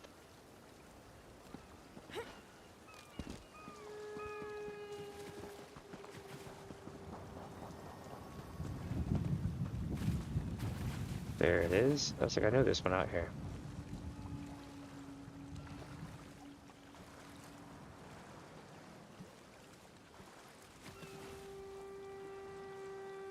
Here we go. But I know I look forward to more stuff here as well. I really do think that the game plan I'm going to have is, what's that? I haven't fixed my chair. So, I think the thing I'm going to have is basically I'm going to do a couple more things here over the next few days. And then start up an MSQ playthrough of 14. You know, Final Fantasy 14, while we wait for the ESO next content to come out. They're more than likely going to announce a new zone or something on the 18th, and then if it plays out like it has for the entirety that they've been releasing stuff, then it should be out 90 days later. So then that means roughly 100-ish days, maybe even less than 100 days from now, is when all this is supposed to go down. So my thoughts are, I could spend the next 100-ish days doing an MSQ run on 14, and then come back to ESO, and do ESO's thing, and then after I get done with the ESO's thing, it should be really close to 14's new expansion coming out, Dawntrail, and then I can play through that. And then when I get down through that, you get the idea. Then I have to come up with new stuff to do. But I don't know. Sounds like a good idea. I'm excited about it. That way I always have some kind of new content coming out, and I get to do things as it comes out, which is kind of cool. And do things I want to do at the same time. I know coming over to ESO was rough though, because I went from 14 to ESO, right? I was rising like I am now in ESO when I went from 14 to here, right? And it takes about 45 days for the algorithm to adjust. So you'll be wondering what the hell's going on with your life for 45 days until it picks up and starts working correctly. I'm wondering how it's gonna pan out. Worst comes to worst, I'll split the two channels, keep this one ESO, and then go to Final Fantasy 14 in another channel or something. I don't know. I'm just thinking while fishing. You know how it is. The mind wanders when fishing for hours.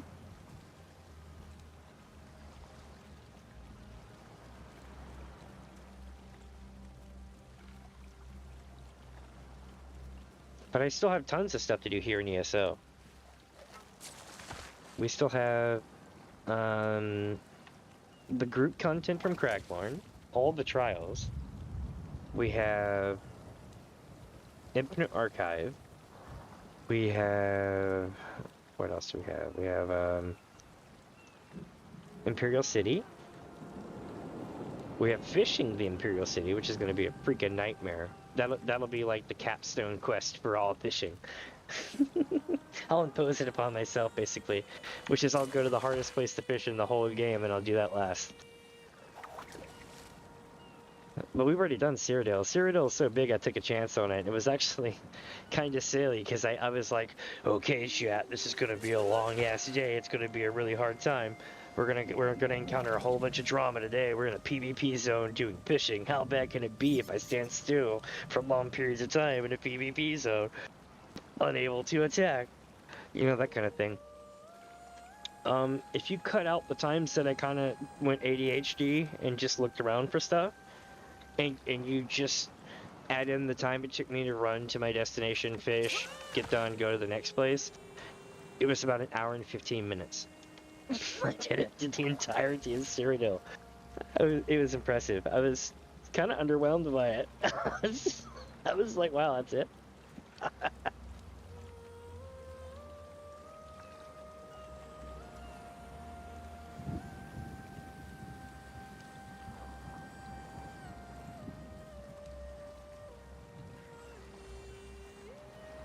Let me see something. Right when I clicked off the screen.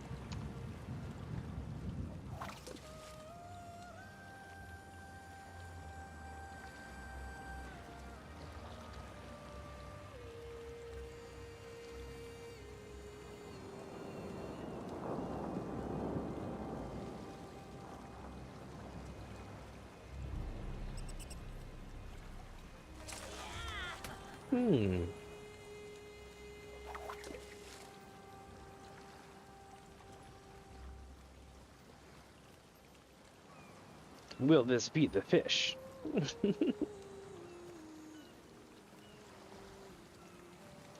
that 24/7 fish gamba.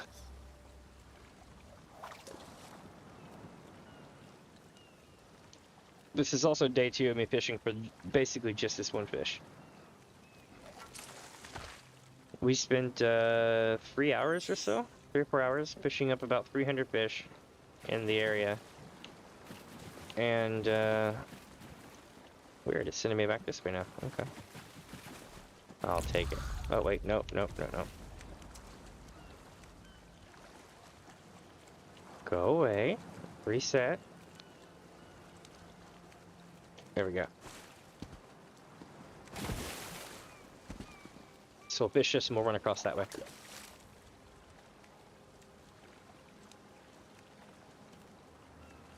Oh shit, I forgot what I was even saying. But you get the idea.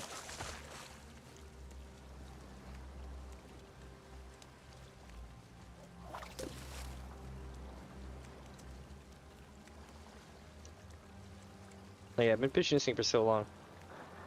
We spent it's like 3 hours one day. We're in about an hour and a half of fishing for it now. So that puts us at about 4.5 hours total time fishing for just this one fish. So it can't be too much longer. What's up, Krabby? Welcome, welcome. I might do Portal tomorrow. It depends on how long this takes tonight.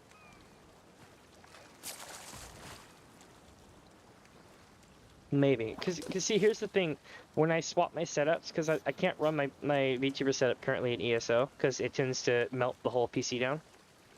I can run it on Portal, right? So because I've got my PNG set up today, it would take a lot longer to bring it all back down and set up the VTuber setup. So probably tomorrow.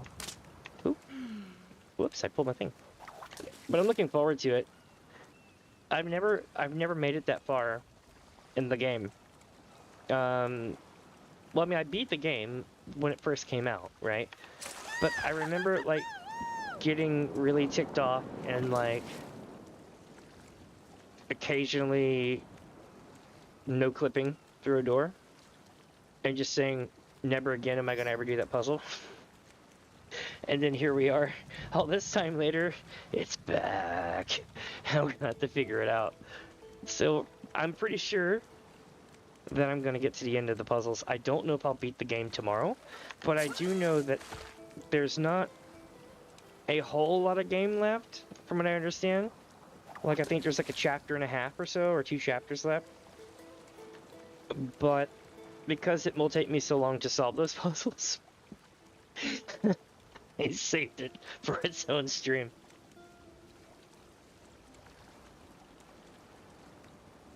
But I definitely want to start doing, like, random puzzles to solve. Portal 2.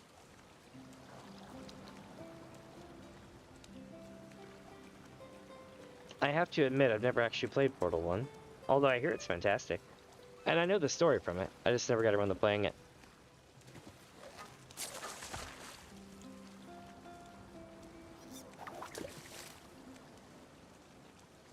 But yeah, let's see. What games do I have? Well, I have tons of games. But ones that I'm looking forward to playing soon. Let's see, I've got Portal 2. Getting ready to play Final Fantasy XIV here in about a week or so. We've got, or go back to Final Fantasy XIV. I'm playing ESO today, doing fishing stuff. So we managed to do all of the storyline of every Elder Scrolls game, from Morrowind, Oblivion, Skyrim, then all of the Elder Scrolls Online franchise from its launch date all the way to current day. And we just finished it the other day. So, I'm probably going to go back to 14 here in about a week or so. Maybe 2 weeks. Depends on how long it takes me to get resituated, right? And do what they call an MSQ run, which is like a storyline run, where I go through all of 14 and all the story quests. I played it for like 2 years, maybe longer, but I never did the entirety of MSQ on stream because I was too shy back in the day, to be honest. If you see some of my very early work, I didn't talk that much, maybe talked once or twice per stream. It was just me playing through a game.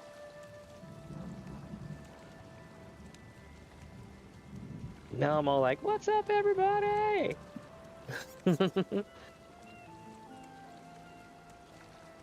But I'm excited. Let's see, I've got Portal 2, Quake 2, Fallout 3, because Epic gave it away to everybody.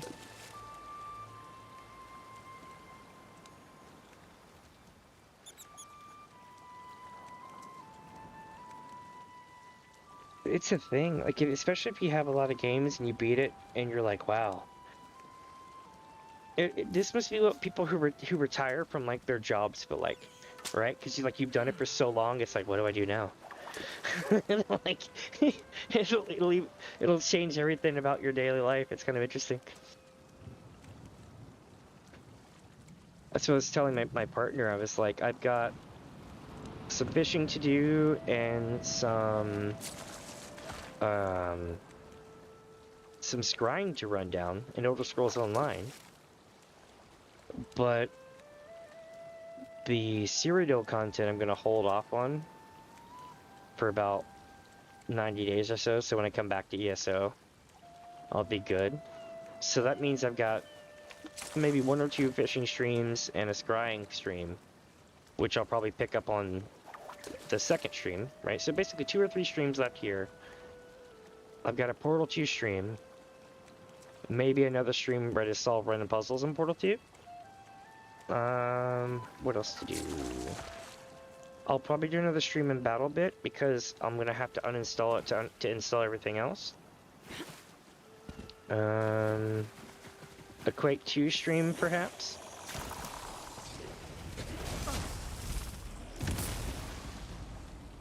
But other than that, I've been prepping for the comeback. It's gonna be kind of interesting.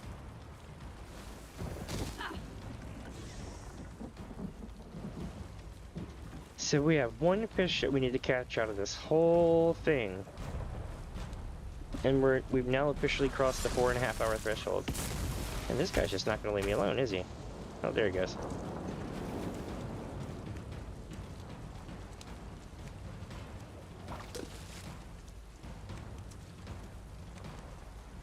So yeah. For the last not 2 streams total, but the last 2 times I was playing, it was like that. Oh, you never seen me play ESO? Fishing in an MMO, yeah, it's pretty much, it's a thing. Elder Scrolls Online is kind of interesting because you can play pretty much the entire thing by yourself. Like, absolutely, that's what I've done for most of this.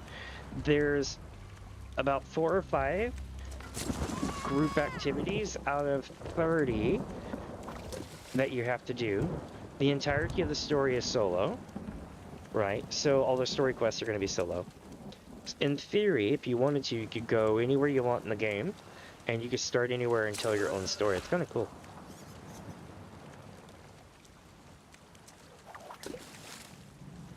So if you like Final Fantasy XIV's storyline, like if you like the cutscenes of Final Fantasy XIV and the way that they do their storytelling, then you would love ESO, because it fills that gap of feed me cutscenes. It really fills that gap of that, and they're all narrated, which is a big come up because not all of Final Fantasy XIV is narrated.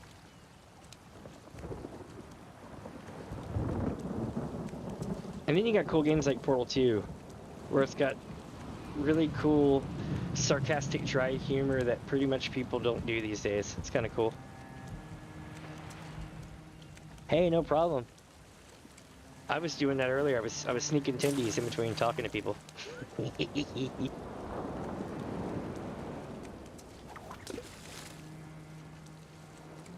And I can guarantee you that you did not miss anything. We still haven't caught it.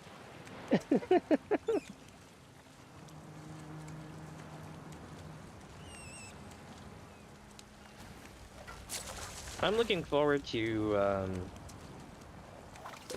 all the different games coming up. I got Phantom Dust. I don't know if you. So, when I was younger, I was hyped about this game coming out. Like, I was really young, right? And I was really excited about this game coming out a long time ago. And then it just never released. And I remember as a kid being like, oh, come on. And then I forgot about it for a long time. Okay. And then I watched a documentary on Phantom Dust. And I was like, holy crap. There was a whole story behind this that I never knew about. And basically what it was is Xbox Japan or Microsoft Japan or whatever was this company thing that they had going on, like a project with Japanese companies to try to make really cool Japanese content and bring it to America, or maybe bring their presence there. And they had the game ready. They released it in Japan. in a test market. It didn't do well in Japan, and they're like, well, if it's not doing well in Japan, they're not going to release it here. And then they didn't release it here. And that was that. It was so sad because it was like a really good game. All the people at Microsoft and on the Xbox team in the US were playing this around the office and in the break rooms like it was their version of Magic the Gathering and Pokemon. They were like, this is going to be the next thing, man. It's going to be awesome. And then they just didn't release it. And basically people did like a Kickstarter thing or something equivalent to kind of pressure Microsoft, and they decided to release it after all. So you can find it on the Microsoft Store or the Xbox Game Store for free right now. You can just go get it and play it. And it's the best way to explain it is that it's a battlefield where you run around and it's all super anime stuff. Think Hi-Fi Rush type shit, right? So it's like Hi-Fi Rush looks so much like it, it's scary.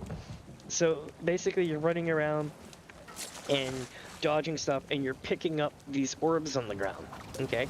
And if you pick up the orbs on the ground, it gives you points. So if you know how Magic the Gathering works, you kind of know how this works already. You get your point pool, and then you spend your points with what cards you have in your hand.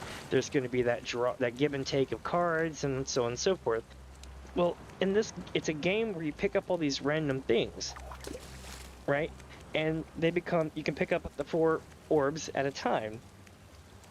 A, B, X, Y. You see what I'm getting at? So you got, or in this case, you would have, you know, the 4 buttons. Those would be your special moves. So you're running around. You can jump.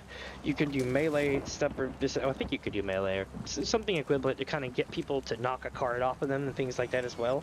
But you would just be picking up these random things, and it would be basically like your cards that you can play. So at that point it's kind of like Yu-Gi-Oh, I guess. But it's cool because it's like card melee combat where you run around and you can dodge moves and spells that are being thrown at you and all that stuff. The concept was awesome. It was so cool. So I'm thinking at some point I'm going to play that. I just don't know if it's going to be any good playing against the computer. Just like in a lot of these card games, the NPCs are absolute trash. What was it? The Hearthstone game for WoW? Illidan was an absolute piece of shit who cheated rather than actually played you good. Is he underwater? What the? What? Y'all seeing this, right? He's underwater. Can I hit him? I can hit him. Wherever he went, I could technically stand and not drown. That's incredible. He glitched somewhere. He should have disappeared. Oh, it's called Phantom Dust. And it's very a game of its time, but also it's very like Japanese style. It's really cool.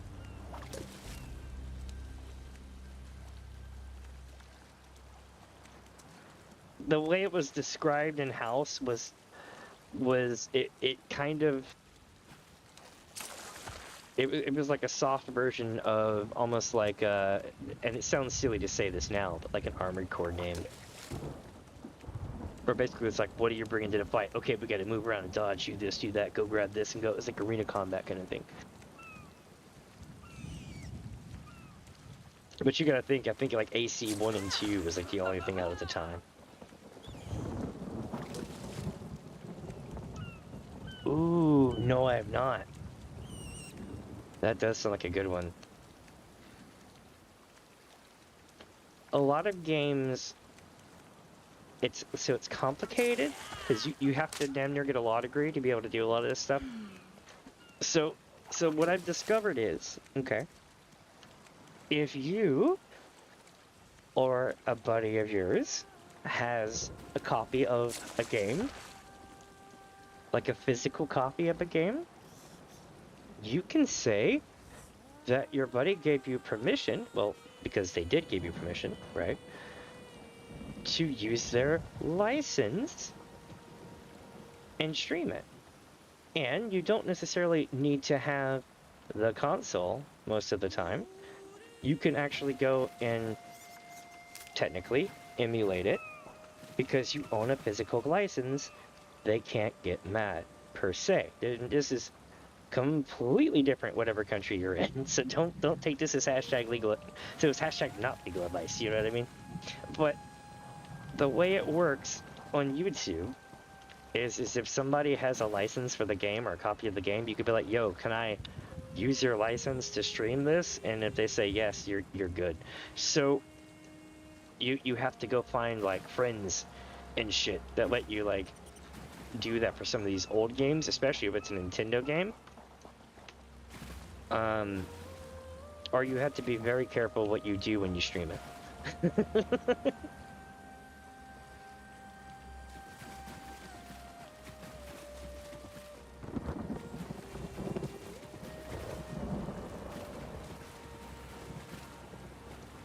That's why I was so excited to get a hold of all the Final Fantasy games, because that took forever. It's mostly Pixel Remaster, but it was Pixel Remaster and 2 PSP versions for your Final Fantasy 2 and 4. And the reason why I chose those over Pixel Remaster is because they use this thing called the WonderSwan Edition graphics. And basically, there was this console, the handheld console, that they were coming out to compete with the Game Boy in Japan. And they were like, hey, we want you to release something on the WonderSwan. And they were like, dope.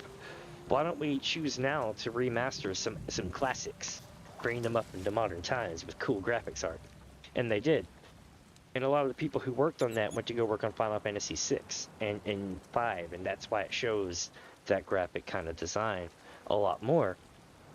But in the early days, they were working on turning, I think it was like 2 and a couple other games into really cool looking ones. And in so doing, the project was canceled, and they took the assets and folded them into the PSP versions eventually. I mean, they got tossed around the back ends of the office for a long time, and then eventually made their way into the PSP versions for 2 and 4. Especially the super big ass collector's edition that has all the different expansions to 4 and the mobile game versions of 4. Really good. But I have to check out a lot of these games, like Okami, what you're talking about, and several others as well.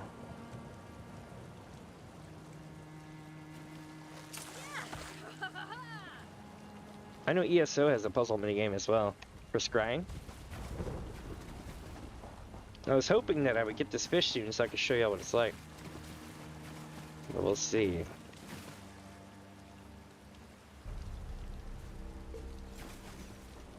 The sea is being very stingy today. Holy crap, we've reached a port, so we're gonna find a lot of fishing spots real close together now. That's a good thing.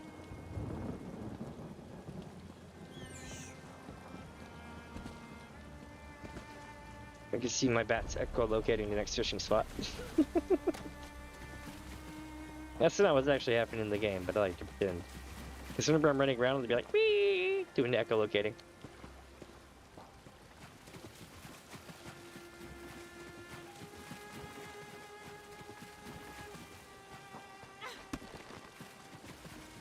Alright, and we got nothing for fishing spots. So that means somebody's come through here. Or somebody sat here fishing this area so long that they quit spawning here and spawned other places.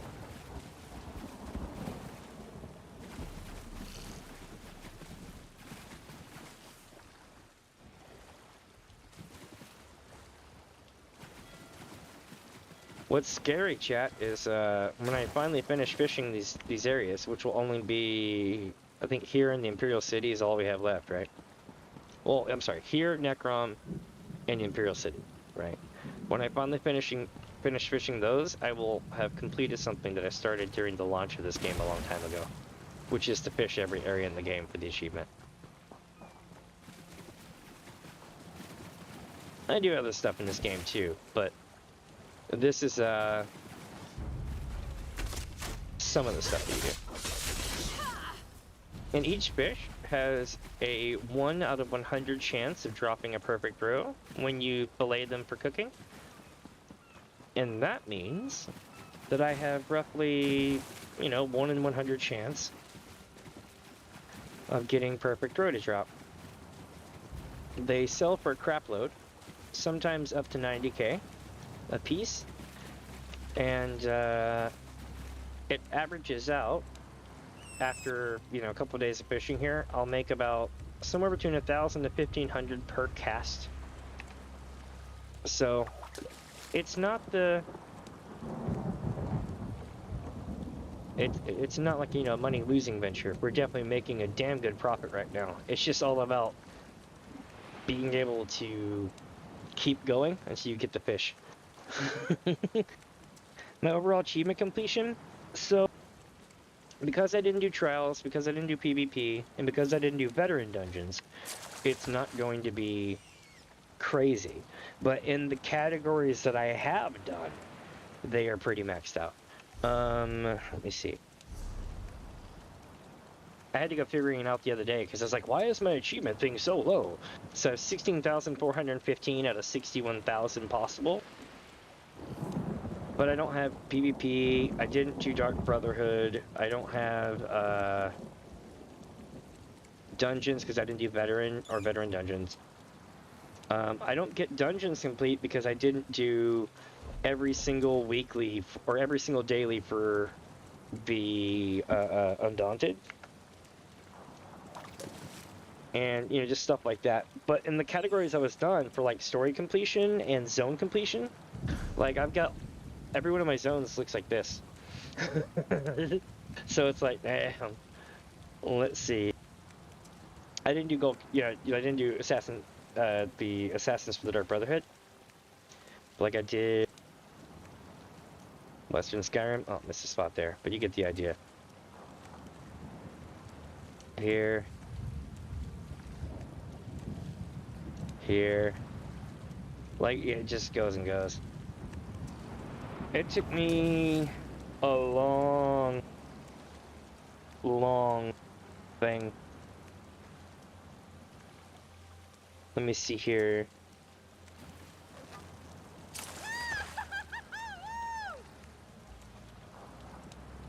It took this character 38 days, because I've been fishing for so long, so about 38 days roughly of playtime. That's not sub time, that like actual playtime. To one-shot the whole game. I would say if I add in the other two things that I need to do still, you should add for roughly 50 days of playtime to complete everything in the game. Up to right now, and of course it goes up more with every release.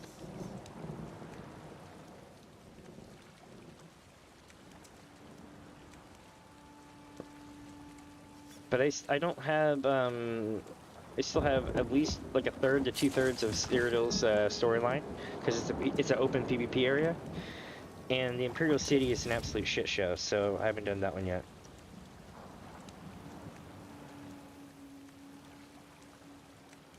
Oh, are you talking about the knight that nobody ever knows who the name of it is?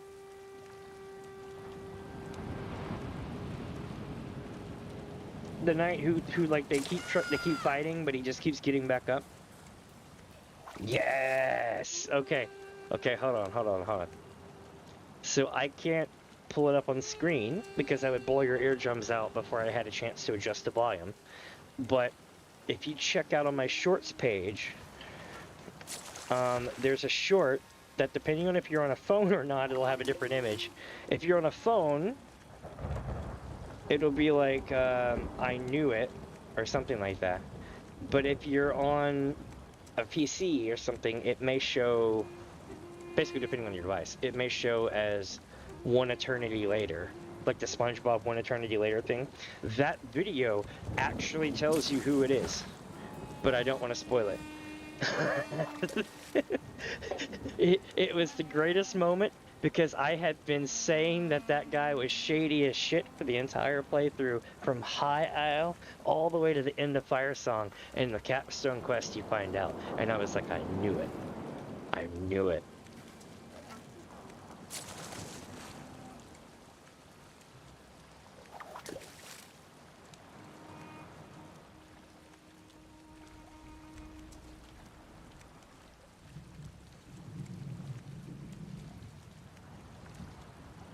Let me see what it's called, the name of the video. Give me a sec.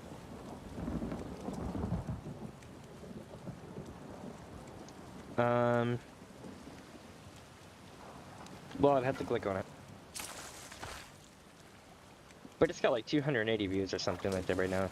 Isn't that one of my most viewed videos? Understandably so, but I thought it was pretty funny. Sweet.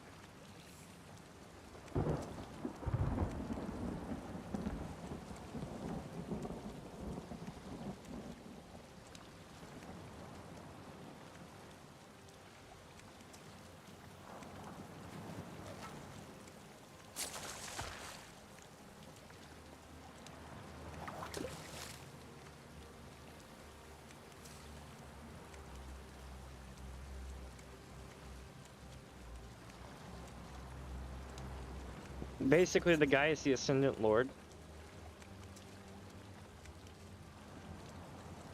Because that's the knight that they keep fighting. Who wants to stick to the old ways?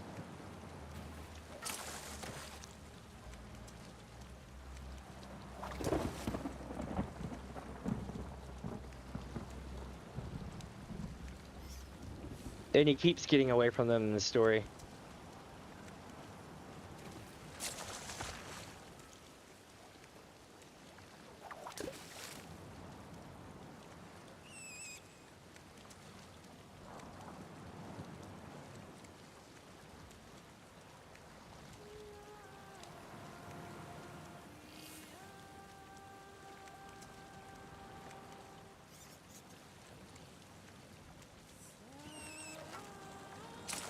Yeah, he really does. And what's great is he sounds like a serial killer. He's all like, what was it? He goes, so when you beat High Isle,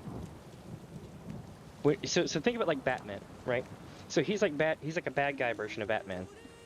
He escapes during the some of the main bad stuff going down, and then you go back to base, and he's doing his Bruce Wayne thing, right? And he's all like, and you think he's one of your buddies, and he's all like, with the events that have transpired, we will now do, he says, we cannot wait to do everything we can at our disposal to ensure that this goes down. And just kind of like grins. And you're like, okay. Like someone changed, like everyone else is like, oh, we're so glad you're okay. Blah, blah, blah, blah. This guy's like, yes, now we're going to do these things. And you're like, wait, what? And I'm like, nothing ever comes of it for like everything, and then during the capstone quest is when you finally deal with all that, and it's like, holy crap. You know what I mean? Oh, such wonderful times.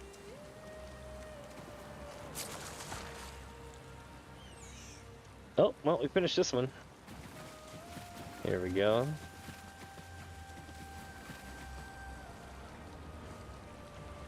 Where are we gonna go to find the next fishing hole? Oh, here we go. We get a double. All we need is one fish that just refuses to show itself.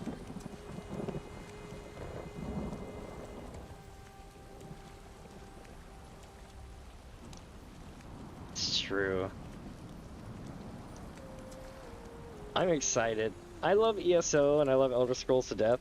But I know that we've got the down, not the downturn, but we've got, if it follows the same release schedules, right? It's roughly 90 days after they announce it that it comes out.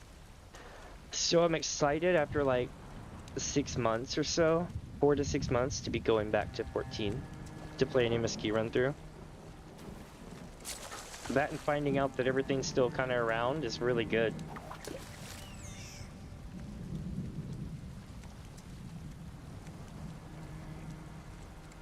I'm also super, super excited that that way I've got like, content stuff to do as well. When I first started, I think I had like, I was freaking out. I was like, holy crap, I've got like 50 subs. Then it was like, holy crap, I've got 64 subs. I remember these moments. I was like, dang, now I'm at like 200 and something. 261 last I checked. And I'm still mind blown. I'm like, holy crap! I posted a thing for 250 subs the other day. I was like, well, holy crap! How did we get here? It's like, thank you all so much.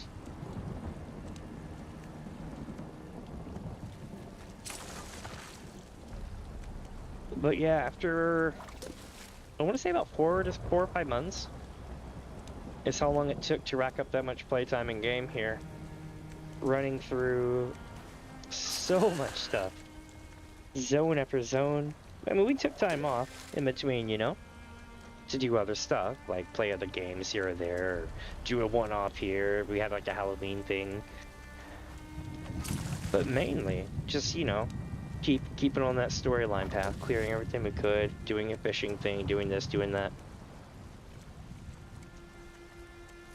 And I guess in a way I'm just relieved that I'm not going to have to worry about feeling that adrenaline gap, because as soon as we run out of stuff to do here, instead of questioning my life and wondering why I'm doing this every day, I'm just going to go on the Final Fantasy 14 and do the same thing.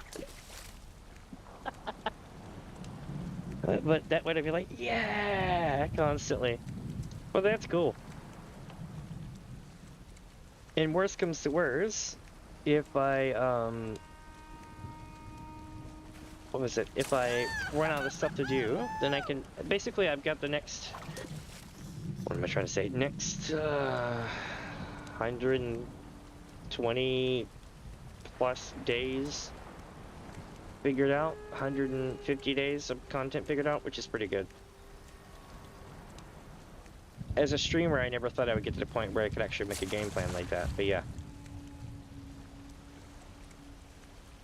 It's true, you gotta keep that oomph. It comes through a lot more when you're VTubing.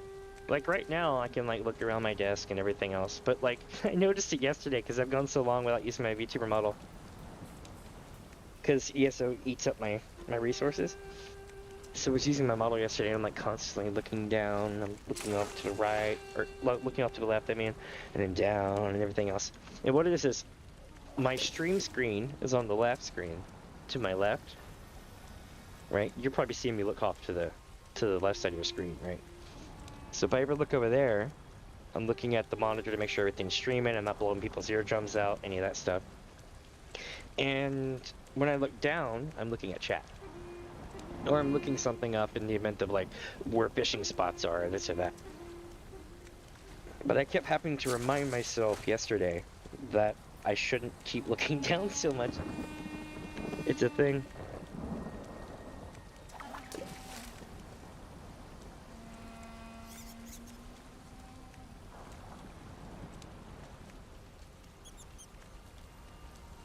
Let's see here. I'm digging it. We'll get this fish, chat. Come hell or high water. Because I want to be honest, I can't uninstall ESO to install 14 until I get this shit done. So my ass is not going anywhere until we get this done. Or, well, we're going to play other games too. But like, yeah. But my idea is to pick one topic a day. It's like today we're going to be doing fishing here. And then my goal is basically to fish some here, you get this fish, then go fish in Necrom, and get a couple fish there, and then finish Necrom, and then whichever stream was quickest would be the stream that I go descrying on. So I know that I have at least one more, if not two more, ESO streams planned for the next few days, and I know that I've got Portal 2 planned for tomorrow, but I'm trying to figure out what else I'm going to try to squeeze in there too. I've got Quake 2, what else do I have? Left 4 Dead 2, well no, Left 4 Dead 2 I think's uninstalled. Phantom Dust, I might get lost in Phantom Dust though. Phantom Dust is probably going to be one of those games I pull out of my ass one day in between running expansions in Final Fantasy 14.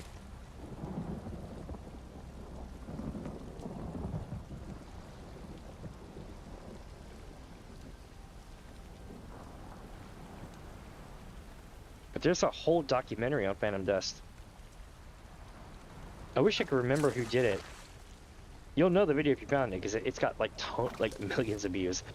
Or like hundreds of thousands of views or something like that. But the thing is that that guy has a billboard where they set up like days when people will log in to play that game. So if the game is dead, multiplayer wise, then you can probably go to that Discord at some point and find out if they're still doing a date and time where everybody meets up to play. But if you download Phantom Dust today or in the future and you do it on the Microsoft Store, that's great. You probably should do it on the Microsoft Store versus the Xbox app, but especially if you're on PC anyway. But here's the thing. Once you get that, if you go into the Xbox app on PC, right, and you look at the store for Phantom Dust, it'll say that you have the game, because you do now, because you would have gotten it in the Microsoft Store, right? But it will also let you get 2 or 3 free decks, which power up. Basically, it's like think of it like Yu-Gi-Oh! Or Pokemon, right? It's like you get free decks, and now you can challenge other people and not be worthless, that kind of thing. But yeah, it gives a thing. I'm not paid to say that or anything. I just saw that and was like, that's pretty cool. That's nifty as shit. I gotta tell everyone.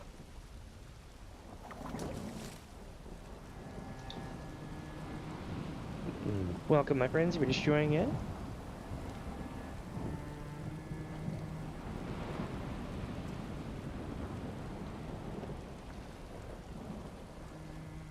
It really is. I'll tell you another game. Hold on 1 second, alright? I'm gonna go get something to drink in the kitchen. Don't go away. It's only gonna be like 30 seconds. Be right back.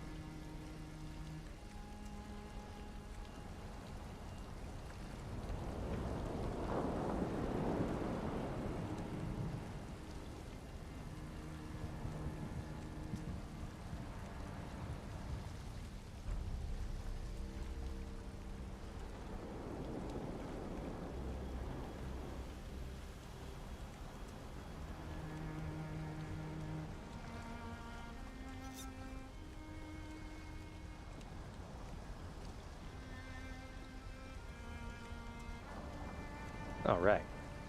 So I'll tell you another good game from back in the day. So if you ever wanted a game that described an era, like, think of something like 15, 20 years ago, right? That came out, and it just absolutely described the future almost to the T, right? There was a game that came out, and there was 2 or 3 of these games that came out, but the first one was like the best story. The later ones looked cooler, but the first one was the best story, which was the Dot Hack series. So Dot Hack came out before games like World of Warcraft really kicked off, and other stuff like that, right? And they were like, hey, there's going to be this place. People are going to log in, and they're all going to, like, go on adventures, and they're going to hang out, and then they're going to have, like, their private message board areas where they all hang out when they're not in the game. And then they're going to, like, put on headsets that puts them in, like, 3D environments, and then they'll just, like, be, like, in VR in the game. And I'm like, that's a really cool future. I remember as a kid, I was like, wow, that's really cool. I hope that happens one day. and now it's like, it's happening. Yeah, it's a thing. But like, yeah, the original Dot Hack series is like that too. Also, another very Japanese game. There was a whole, like, 2 or 3 series. There was like a super high-end, like, movie quality series And then there was like a Dragon Ball-esque kind of quality drawing series. And then there was like limited edition stuff that was released with like the limited editions of the games and everything else. They had that marketing shit down. Well, like, it was a really, really, really good game. It was released in like 4 parts. So again, marketing teams from Bandai were probably going really hard on it, but it was a good series. They made a MMO version of it, but it never left Japan. It was never localized.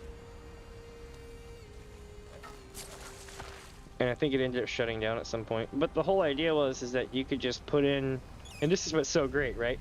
So you have your hub zone where everybody hangs out, and then you could put in some random algorithm stuff, and it would spawn a world, and if you had the right algorithm that nobody had ever, like, you know, keyworded out before, you could go to places that no one's ever been to because it's generated off of these keywords. And I'm like, man, that sounds really cool. And it's so cool because you think about games like Starfield and shit, or like No Man's Sky, or hell, even Guild Wars 2 or Guild Wars 1, and all those games that came out afterwards. And I'm just like, wow, that series nailed it. Like, they totally did. It doesn't look like, you know, like the look is different, right? Because it was like 20 years ago. But the future that they described is so accurate.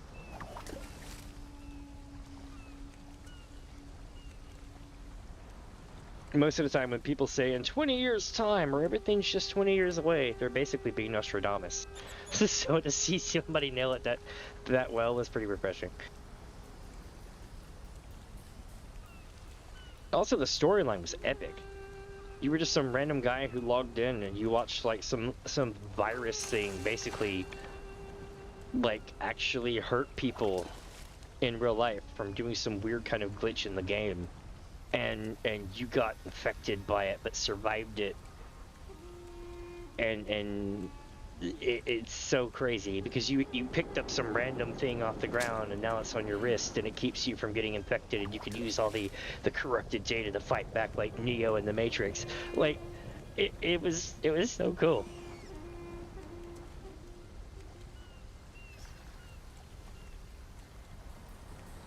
And the soundtrack is pretty awesome for its day. It's very much a vibe from back in the day, like EDM wise, or like D&B wise, but it's pretty good.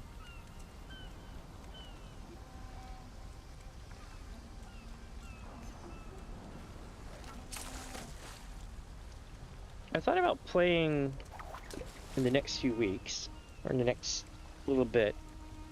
I thought about trying to play some of the Final Fantasy games again, the early ones.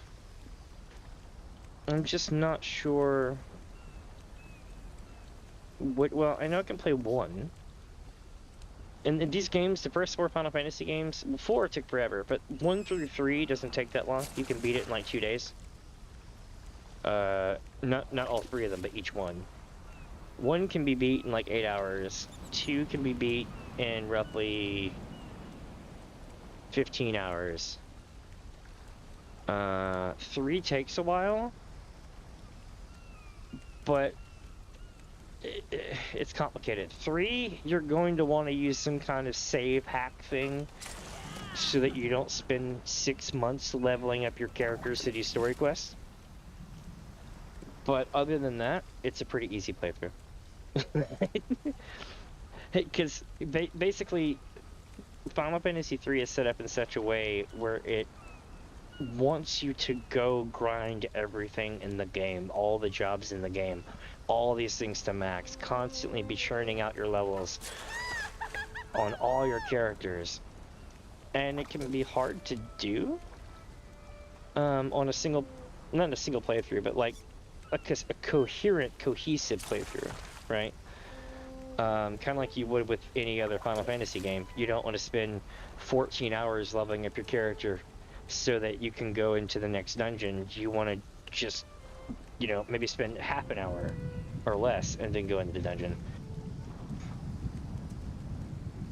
So yeah, definitely consider some way of increasing the amount of XP gained for that game. It makes it a lot more fun. And I know what you're probably thinking, why would I want to do that? Well, let me tell you, depending on what version of the original Final Fantasies that you have, they have been greatly done already by the people who actually made the game. The first, let's see, the first 5 or 6 Final Fantasies, I think 4, 5, or 6. Somewhere between 4 and 6 of the first Final Fantasies. Every time they got a new version or got released on something else, they nerfed the hell out of the drop rate or the percentage of this, or gave you more XP per kill, or nerfed how long it takes to level.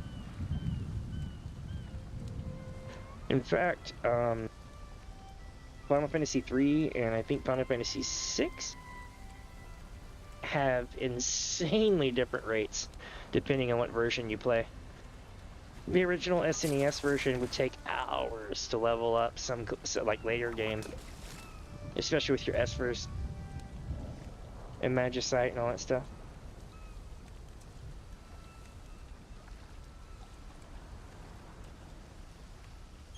See, that's what happened. But here's the problem. Here's the problem. They remodeled so much of the back end of those games that it's crazy. Depending on what version of Final Fantasy III you play, you're literally playing a completely different game. Same thing with Final Fantasy XII years later. What they did was they literally stripped out the entirety of the back end of the game's drop rate, and then they start adding in different percentages for this to make it play smoother if they feel at the time, or lessen how long it takes for this. They'll probably add in a couple of super mode bosses that will be as like bonus bosses and fights for those releases, and they'll put it back in. So it's so weird how they do it. It is, like I was saying, it is weird when you think about it just on that point, but when you realize that they completely changed the whole thing, including, you know, damage rates, this and that, what things can tick with this and that, it's, I don't know. I don't think it doesn't necessarily make it better, but I don't know. Sometimes you'll get stuck for like 6 to 8 hours just trying to level up your in-game stuff. On the original versions, but on the newer versions, they don't even tell you that they're giving these things to you anymore. They just hard bake it into it. It's kind of silly, you know? Let me see right quick here. 129 fish. I've got to do more food now, too.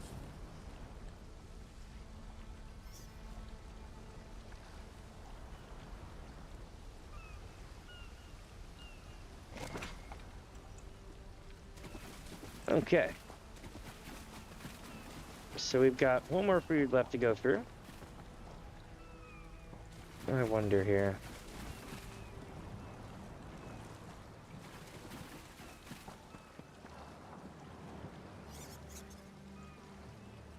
Holy crap. Chat, the ship's going to space. Holy shit. What the hell am I watching right now? Are y'all seeing this shit? Enhance? Dude, I would say they're simulating the tides, but they're going really high up.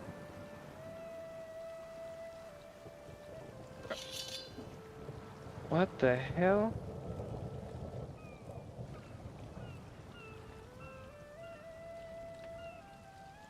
And now it's going back down.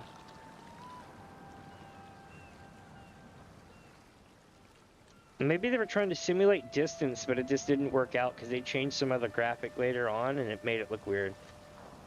Who knows? All right, let me get us moved around a little bit back to the original screen. Weird. We just saw a ghost ship. That's what I was just thinking. I was like, yep, it's a ghost ship.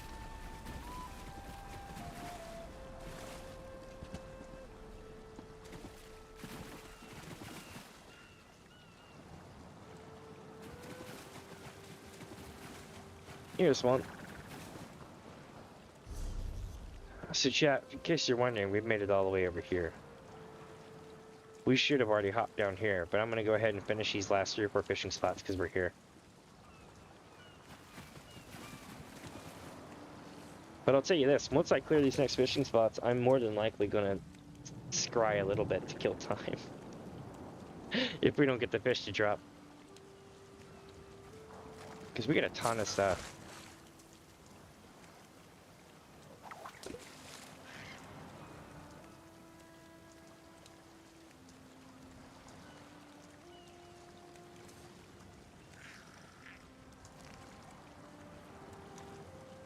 I wonder if we're gonna get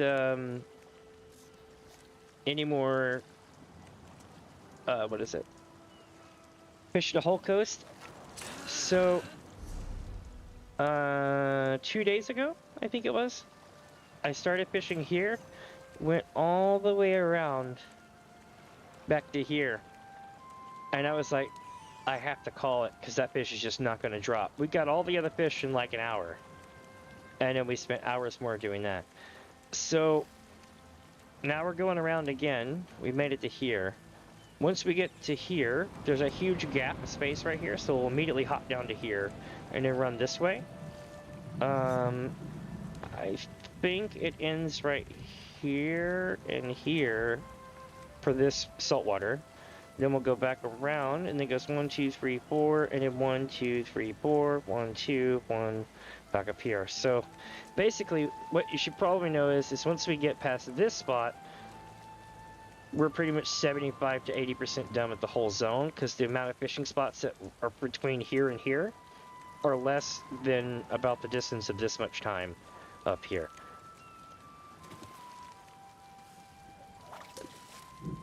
So not only have we done the whole coast, but we've done about 1 1/3 of the coast. 1 1/2, something like that. Of total fishing holes. But I've also fished every zone in the entirety of the game up to this point. Except for the Imperial City, which is right here.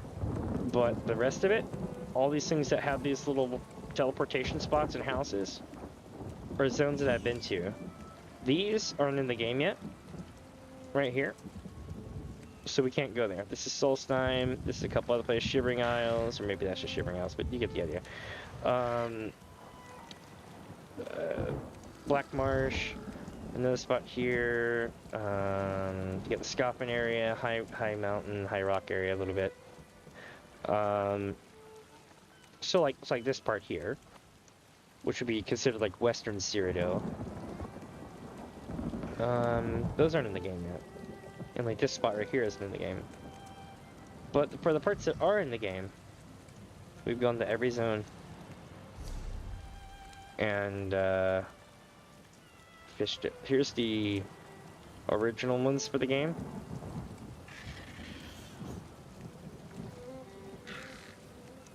And after the original game, they started hiding them in every single expansion or DLC that came out.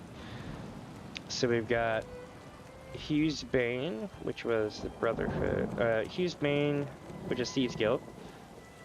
And we got the Angler one there. Brotherhood, we didn't do the Brotherhood storyline, but we did do the fishing one. And we got things like Clockwork City.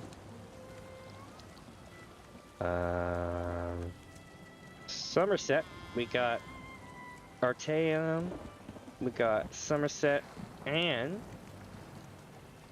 my favorite one that was really hard was, where is it at? Ah, yes. This one was easy, okay? But this one here, catch the rare crab, slaughter cranefish, you can't really do by yourself unless you have maxed out your fishing thing. but it's counterproductive. It's better to have somebody who doesn't know what they're doing, and you, like nobody who has any buffs, right? So you each eat a piece of food for fishing, and stand next to each other in a group and fish, and you'll get it really quick. But if you try to catch it yourself, you have to be so maxed out in fishing, for solo fishing, that fishing near anyone else can actually cause problems with your loot drops. So it's better just to, you know, have the fish and the food for it and call it a day and go fishing with somebody.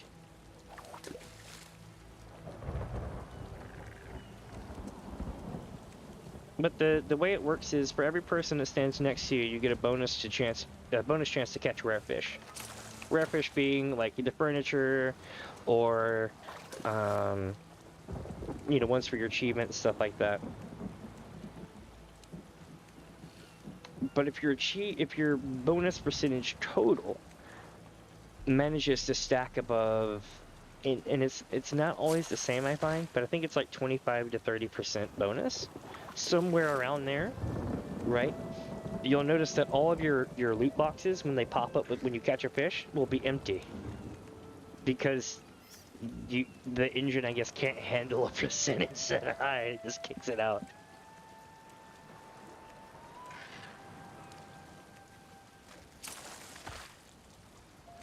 But for every whitefish that we get, like this is a long fin, every whitefish we get a 1 out of 100 chance of being able to turn each whitefish into a perfect roe whenever we fillet it for cooking, right? So all these fish are actually going to a cause. We're going to turn them into fillets, and then probably not necessarily use the fillets, but the perfect roe that comes from it is worth, last I checked, like 85,000 a pop. So if I fish up 200 fish and I get really good percentages and get 3 to 5 of those things to drop, that's roughly 400k in the bank right there.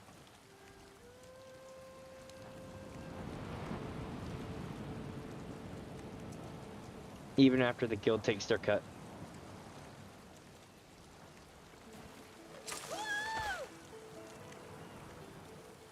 Comes out to like 1,000 to 1,500 a cast. The reason why I give such a wide berth is because it's a percentage base. So sometimes you could have 200 fish and only get 1 perfect row, and sometimes you can have 200 fish and get 5 to 8 perfect row. I've had both happen. I've had one where I fished 360 something fish and got no perfect row, and that sucked ass because that zone was hard that day, and I was like, you know what? I would expect nothing less from that zone, and I remember being just so content with being done fishing there.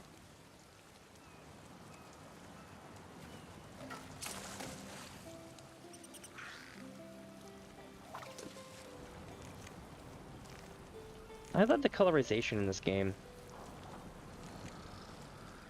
You can tell they hired someone whose entire thing is like filtering lux and colorization when they made this game.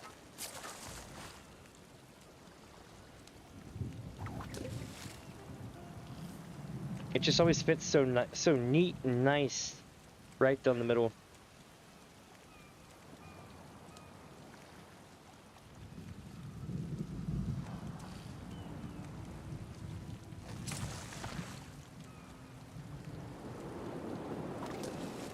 Ooh, so back what I was saying earlier about the different versions of games and stuff and how they take different things. The Final Fantasy XII game, when it first came out, it was basically like Final Fantasy XI Online, but at double the drop rate. So it was like kind of like playing your own personal offline version of Final Fantasy XI. It was its own story and game and everything else, but the way it played, it was basically like they bolted that story and background and maps and everything onto the playstyles engine of 11. About 6 months later, they redid the game, and then a few years later, they redid the game again, to the point where it doesn't even play as the same game. So depending on what version of the game you have, is a completely different game, but the same story.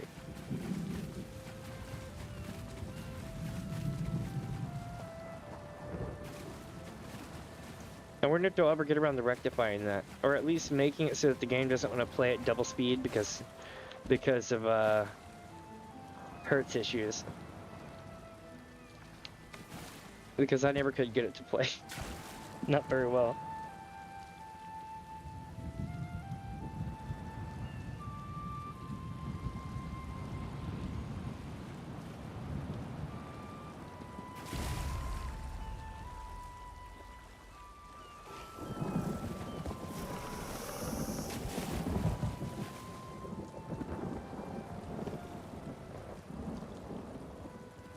I said, come on, leave me alone.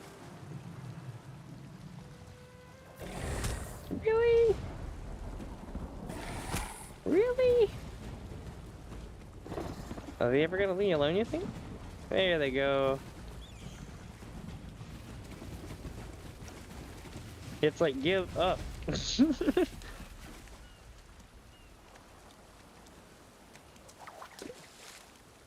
So if I read this correctly, we're gonna go this way, and we're gonna come across a lava pit. And when we come across the lava, when we finally reach the lava, we'll be done with all the fishing holes on this side of the map.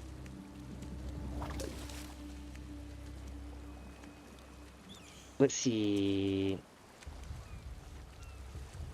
Yeah, I will say that Bethesda, after their latest remaster or whatever of Skyrim, it does look really nice. But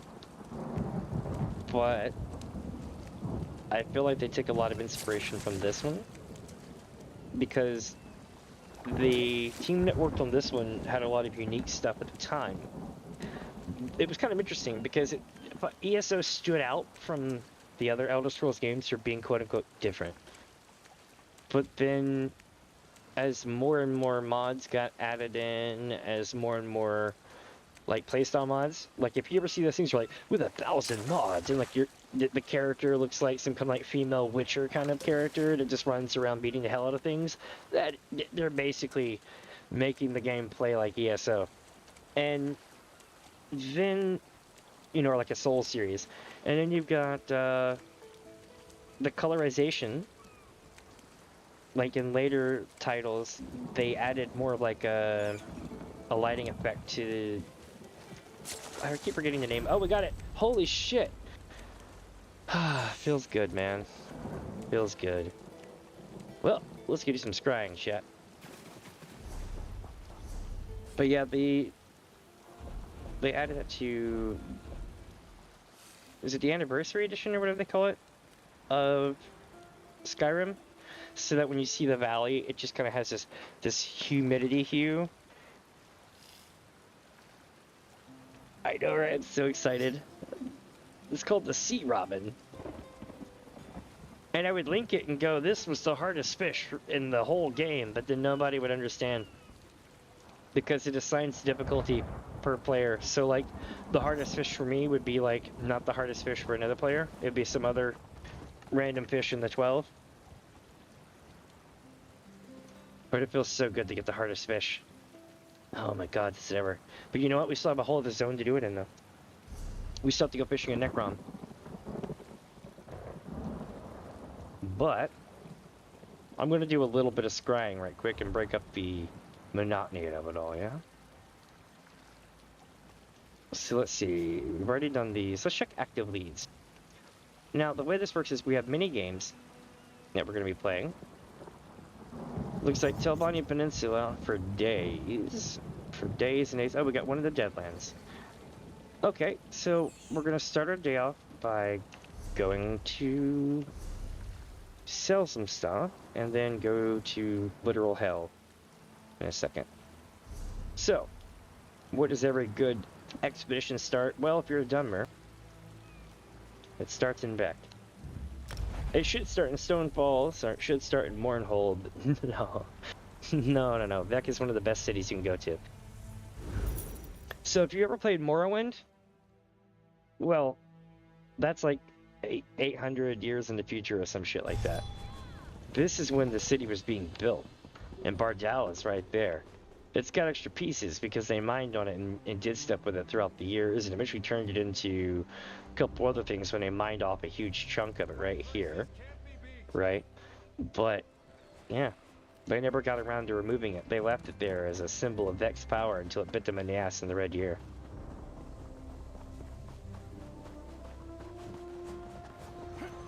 Oh, let me see. So I'm gonna try to look at my research right quick. Research is good here. This is why Vex so cool. Everything you ever needed is right here. Alright, so we got one thing of research to fill in here. One here, probably. Nope. Gonna go here and sell stuff. They said I could make a fortune here now.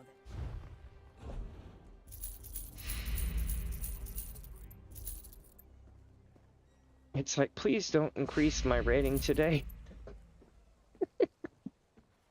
So these are like furniture. So I can just put this random clam, like the ones that keep picking up off the ground. I can put one in my house. Same thing with this kelp pile. I can throw random piles of rotting kelp on the ground. And I don't know if you've ever lived near a beach like San Diego or any of those beaches that gets ton of kelp. Holy crap, the smell of that stuff on a beach.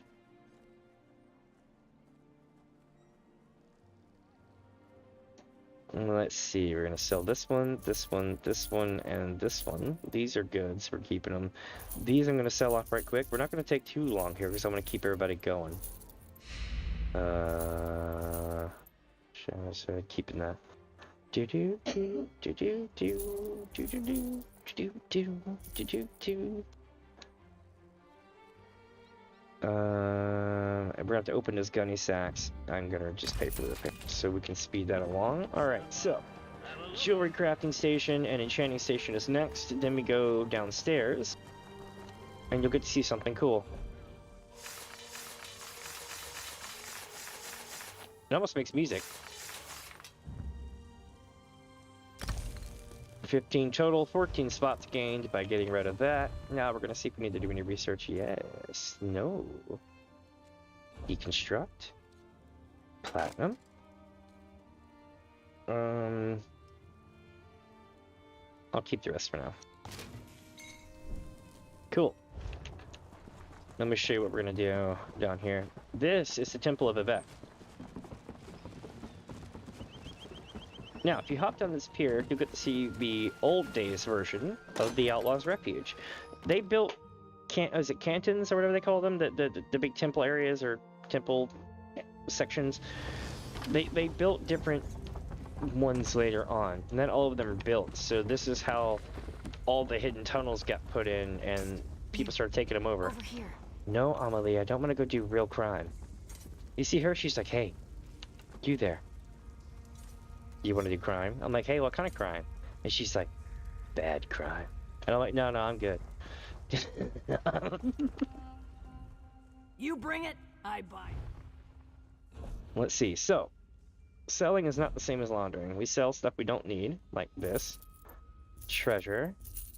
And we're going to launder these so that we can keep them. Don't need any more lockpicks. I've got like thousands of them. Don't need the shoulders. We're keeping these. So let me show you how this works. We go do. Now we're gonna open the stolen shipment. See what we got? Hell yeah, we got 1,000 gold there. So we're gonna turn this in back to the bins and sell this for 1,100 gold. Booyah! Vardenfell Larcenist, which means we've sold 20 to 50k in this zone. So now this means I can go to another Thieves Guild and start selling stuff and eventually rack up an achievement there. But basically, this whole thing was just to make room for the next bit that we're going to be doing. Let's see here. I'm going to announce these all off in a second. Nope, no, don't want to click that.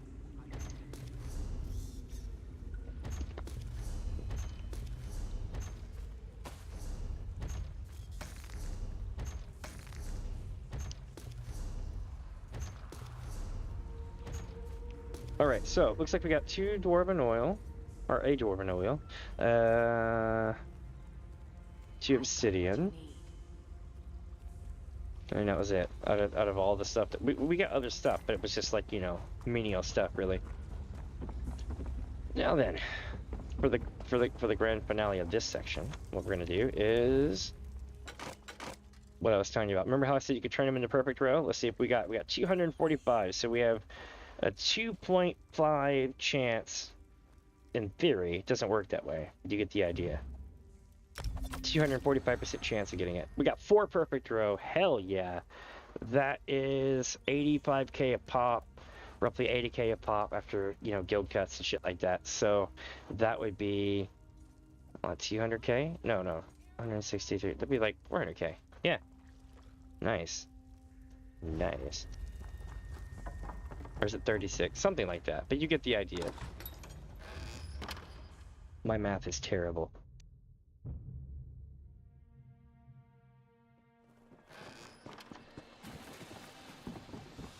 And we're not done yet. Plus, because I have a stash that I've been saving up. There you are.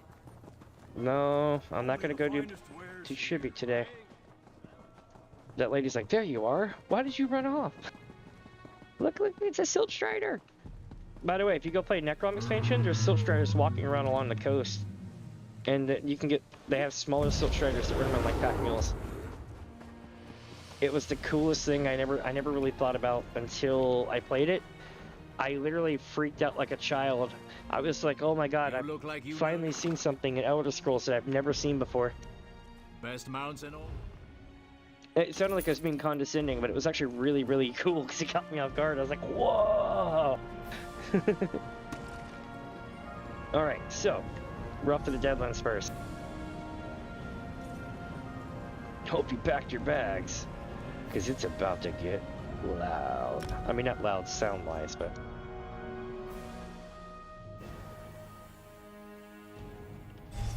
Welcome, my friends, to hell.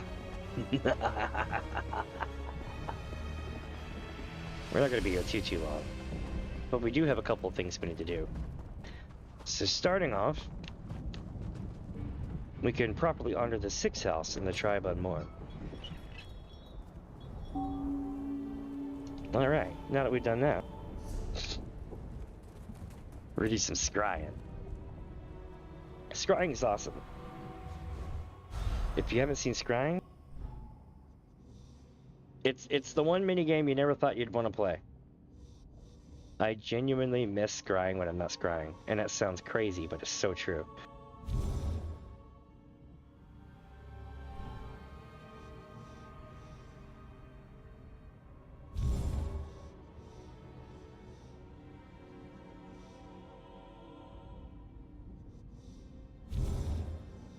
Here we go.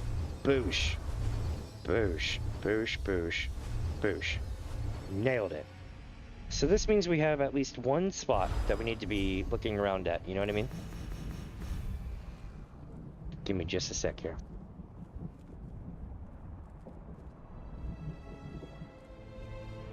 And then what we're gonna do is we're gonna go here, and we're gonna go digging. And then we're gonna leave here and go to Necrom, Telvanni Peninsula and all that stuff.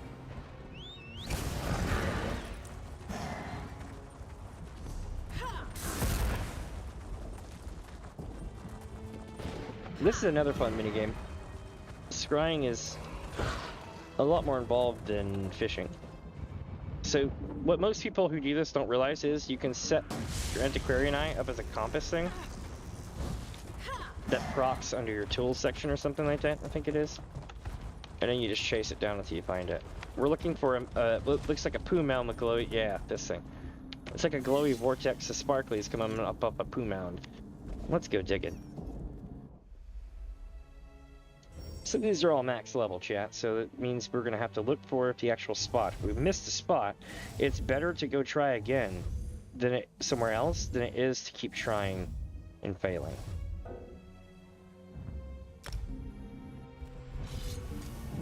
Because you have infinite tries, you want to go for a good one, right? Here it is. And if you fail, you just go look up the other one on the site.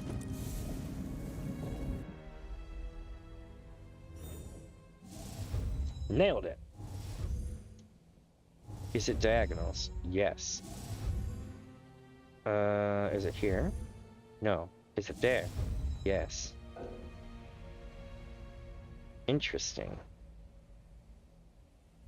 Alright, let's get digging. So, it's all about layers. These things explode if you dig them wrong.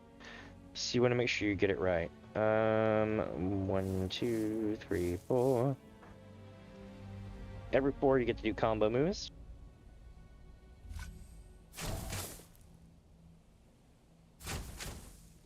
Like that.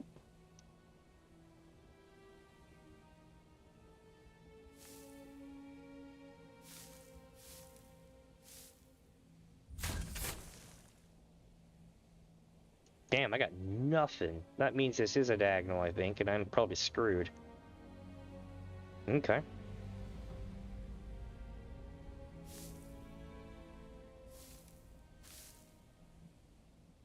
Or am I?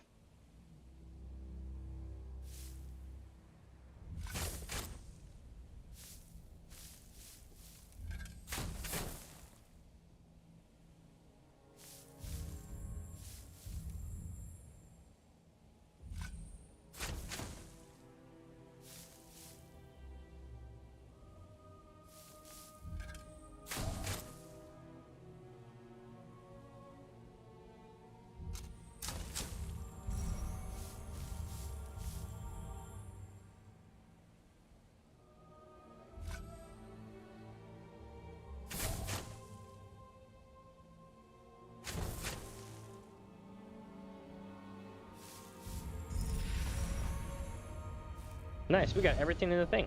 We got the Clanfrey leather strapping, we got the Rebutal leather guards, we got the Indico rune, and we got the porcelain teacup. Let's see what they say about the Clanfrey leather strapping. It's part of the Spalder ruin set, which means we get 3 more pieces, we'll have it. And overnight, they say about the antiquity when it comes back. What do they say? Rugged, a little knobby. I bet this came off the back of a Clanfear. Those beasts are far smarter than people think. I doubt they'd take kindly to someone wearing the hide of one of their own. Still, it seems to make damn fine scrapping. Oh, there we go. And that's all the ones here.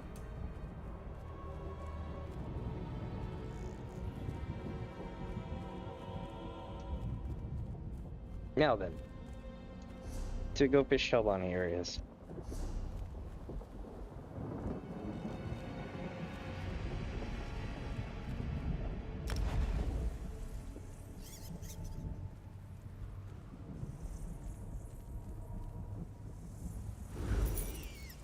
And this is the Telvanni Peninsula, better known as the land of Necrom. Oh, no, I'm sorry. The lands of the Telvanni Peninsula in Morrowind, better known as the lands of the Necrom expansion outside of Apocrypha. And this is a merchant with a Silk Strider. So cute. Look at that. He's just a little guy. Maybe this little guy here is one of the ones that grows up to become one of the last ones. Maybe his generation will make it all the way to the end. So cute. You ever just forget something? Like you had a rollicking good story to tell around the campfire, but suddenly it's just not there. Never mind. Need any repairs? Yes. We shouldn't need to sell anything. We got treasures and shit to sell, probably. We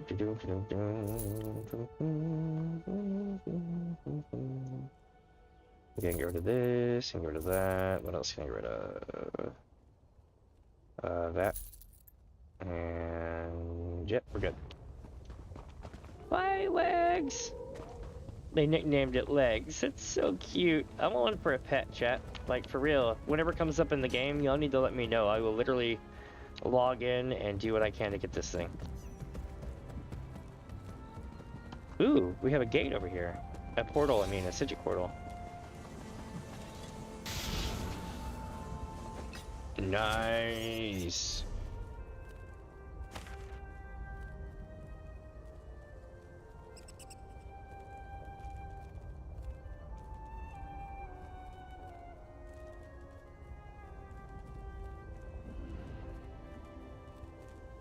Okay. Fishing time. Let me pull up the map. So as always, we're gonna check with hold on a second. Headset driving me nuts. One moment.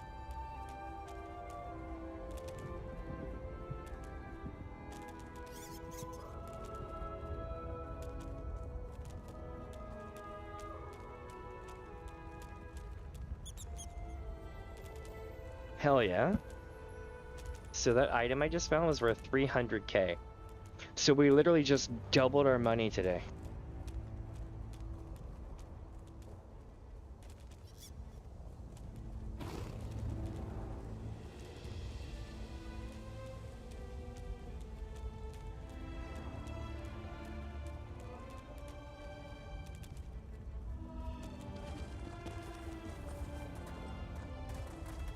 Alright, it was like 300 to 303k, suggested retail of 277,577 or 334,471.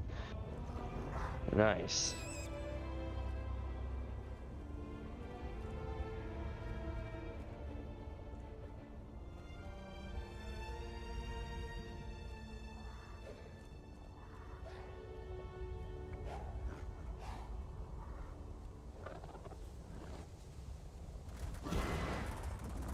Let me see. So I'm gonna pull up the map right quick, right? So bear with me for a second. I don't know if Palace Charity has been updated or not. We'll take a look and see.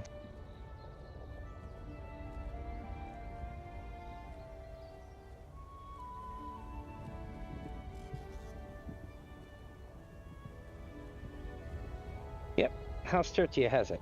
Woot. Okay, so it looks like we have salt water, we have river water, and we have lakes. Right now, there's also a fourth type of water, but that'll be for tomorrow. Actually, I'm sorry, not tomorrow, day after tomorrow. I might do river fishing. Although, what I usually do is I'll work my way into the worst stuff. So it would be saltwater, river, lake, fowl, right? So we'll probably do more saltwater fishing, and I expect that it will go way quicker than it did with the other fish. Alright. Pulling up the achievement for Telvanni Peninsula... No. Achievements. It's gonna be Necrom. And then we go to Angler. And here we go. So, Telvanni Peninsula and Apocrypha. All foul water will be on Apocrypha. But what's weird is we have 1, 2, 3, 1, 2, 3, 1, 2, 3, 1, 2, 3. So we have these 6 will be here in Telvanni, and these 3 will be in Apocrypha. That means to me that this will be its own adventure, probably, kind of like Deadlands was before it. So, to the coast we go. But where? According to this, here you got 1, 2, 3 space 1, 2 space 1, 2, 3, 4, 5, 6. Another space, and then 1, 2, 3, 4, 5. Another gap, and then 1, 2 gap. 1, 2, 3, 4. A little gap, and then 1, 2, 3, 4, and then 1 here. And then there's like nothing until you get to the other side of the coast. Which would be here. Got a couple here. I think 4 total in this whole area. 2 here and 2 here. And you got like 10 right here in this gap. Outside of that, you got 1 here. And the reason why I'm mentioning all this is because there's a lot of ocean area that has no fishing holes at all.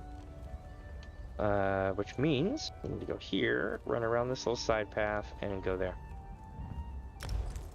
Wait a minute, aren't I near a... Yeah, I'm near one of these things.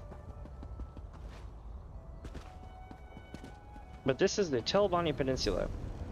If you ever wondered how this works, this is the land of Ardenfell, which if you ever played the game Morrowind, then this is where Morrowind takes place.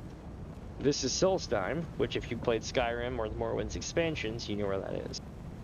This is either the Shivering Isles or parts of it, or this is the Shivering Isles, depending on where they want to actually claim it's at the time. This is the Telvanni Peninsula. This is Stone Falls. This big ass area right here is the greater, all these zones is the greater area of Skyrim, right? It's been broken up into little regions and in Bane ships and stuff like that. This is like where Ripton is. This is where Winterfell is. Or whatever I call it. Windhelm. I always call it Winterfell. You get the idea. This is where Whiterun is right here, but we can't go to that area. However, Blackreach is currently being explored in all these regions. So there's also a whole other area under a lot of these zones as well, so it's kind of cool. And you get to go to the Reach. And Cragworn and Western Skyrim, all that good shit. What most people don't realize is Hrothgar is on the edge of these lands, which is the area where the orcs are making their rebuilding in my current generation, second era year 531 or something like that.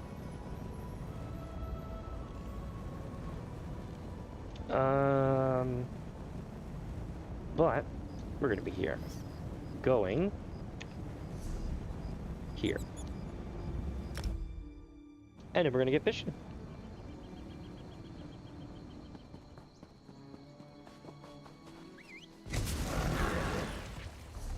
Who knows? Maybe we'll finish this in like an hour's time, and then I'll have to do more scrying. I'd be okay with that. Because I'm gonna basically be streaming for at least 4 hours. Oh, I jumped too far. I'm so dead. Oh, that sucks so bad.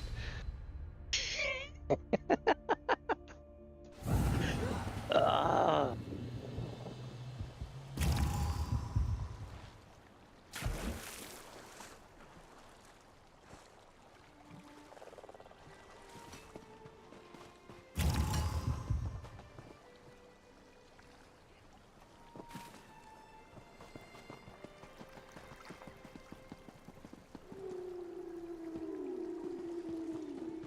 You can hear the Silt Strider. Yeah, there they are.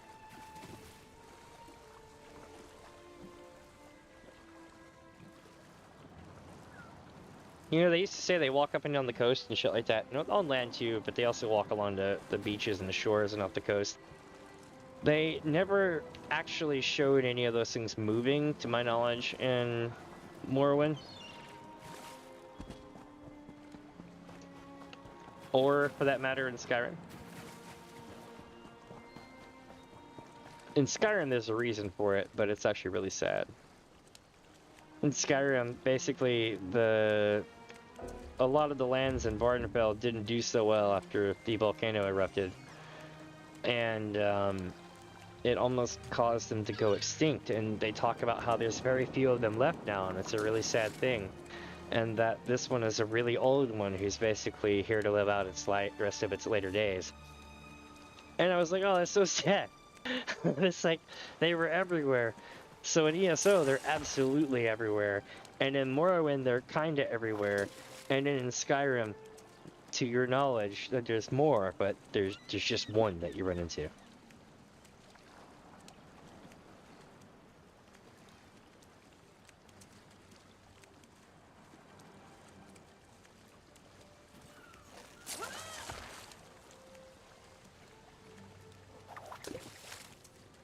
I wonder what kind of crazy fish we're going to pull up in this zone.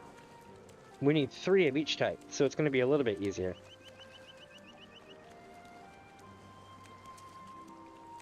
We have 2 green and 1 blue.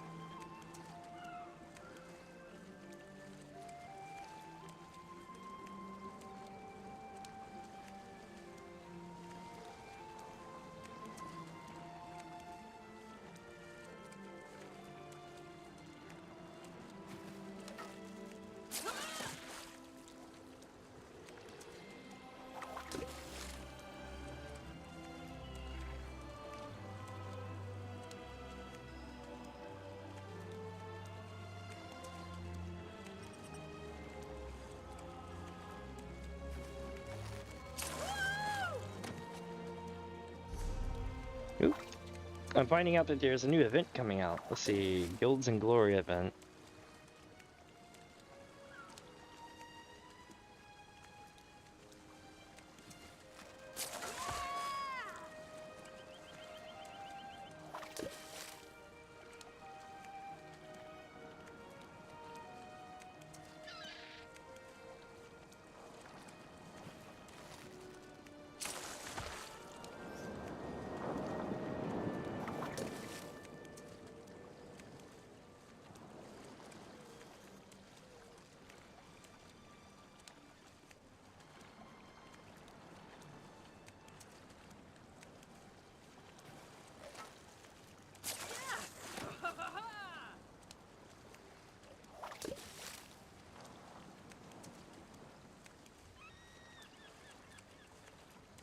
Someone else has got a random purple thing. I wonder if that's like a known drop right now. Who knows?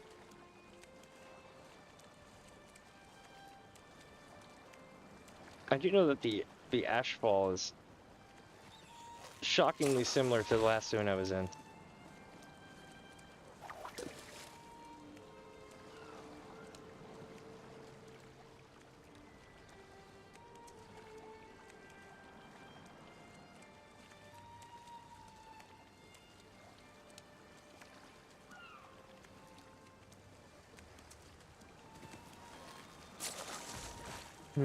Oh, shit. Nice. Hell yeah. We got an antiquity lead. You know what that means? It means, unfortunately, I have to abandon what I'm doing and chase it down. There's a reason, I promise. Doing them multiple times, or you'll have to do them multiple times. We also got one of the green fish, the obdurate albacore. So instead of, basically, like, you only get one of these to pop at once of this particular type, so we have to run it to clear it so that we can fish it up again. Does that make sense? So, here we go. Here.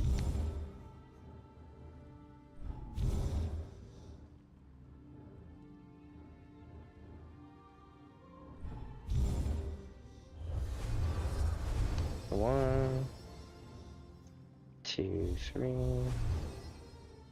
Oh, I kind of left myself exposed over here, didn't I? Am I gonna be able to get to it? Maybe. 1, 2, 3, 4. Okay. Yes! Okay. And once I pick this up off the ground, we'll go back to fishing.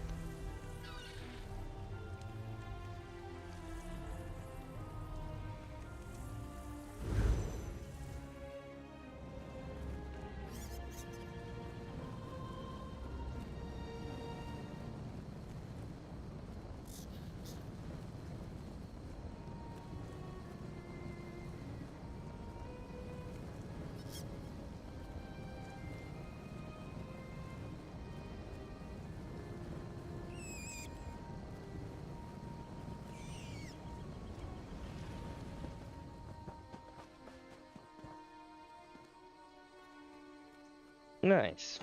Let me see.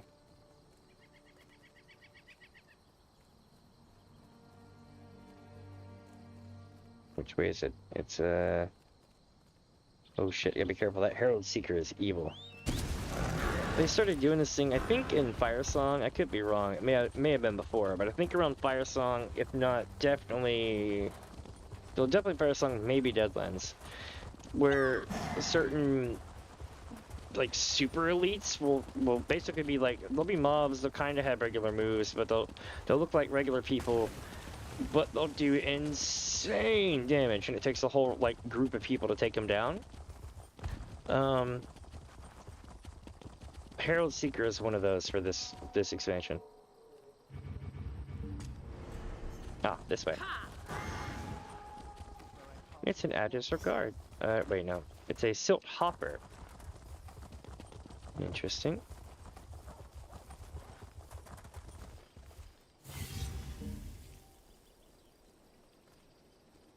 Come on. There we go.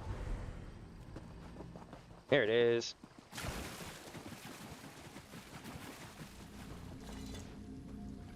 Okay.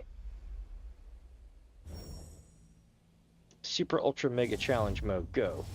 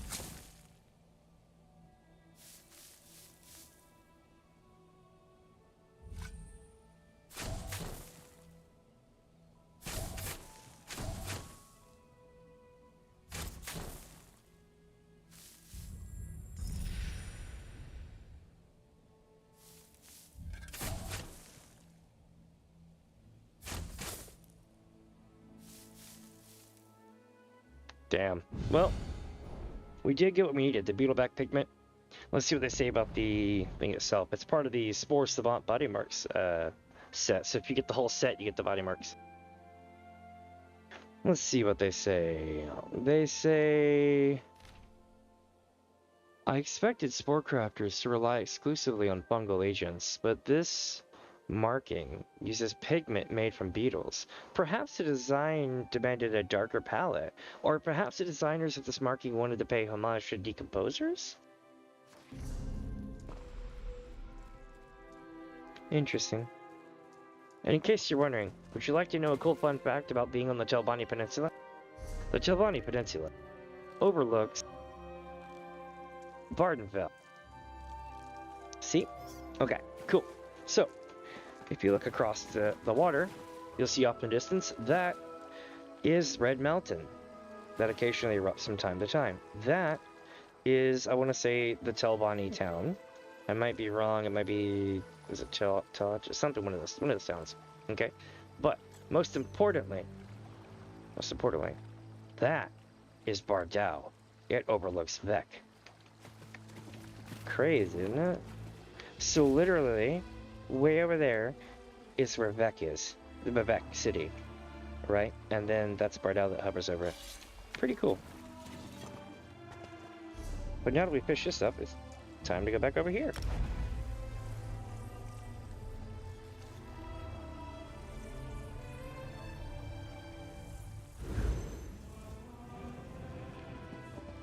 And I do need to find a town for a split second. With a cooking fire. Any of you got a cooking fire? No. Wait. No.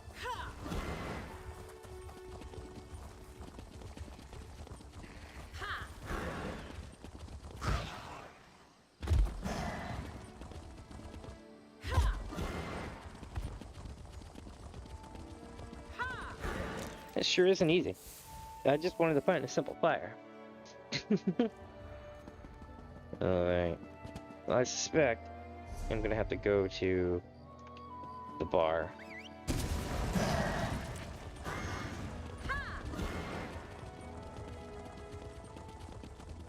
It's cool, you can hear the central cloister dinging.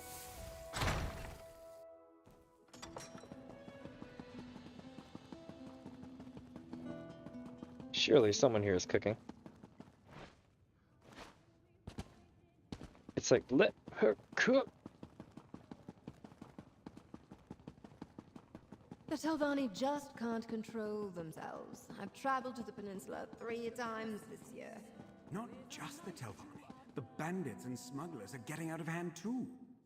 I've seen a mercenary recently wandered up to me looking for work, as if I'd ever need help.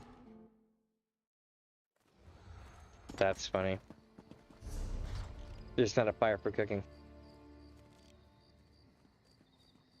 Let me find the crafting station. That'll have a fire for cooking sometimes. We'll go out here. Way shrine.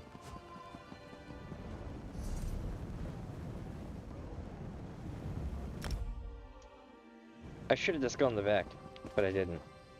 You know what I mean? I tried to do the right thing. Keep it in zone. But Vivek is just such a great city. You can't really get away from how useful it is. You don't actually get to go into Vivek. Like, Vivek from Morrowind was a pain in the ass to navigate. It was treacherous on purpose because you were sneaking through it, right? But in this game, everything's outside of Vivek, just hanging out on the coast. Food, cooking, delicacies, Arte and pickled fish bowl. 4? No, 1. We're gonna craft 1, and we get 4 of them to spawn. So we're good for, they're 2.5 hours apiece, roughly. So 10 hours? Yeah, 10 hours. And now we just haul ass to the east for more fishing spots. Nice. And I don't think we're going to finish all the fishing today in Necrom, but I do believe we're going to try to clear out one section if I can. Can he do it? Oh yeah! And it was deep enough, nice.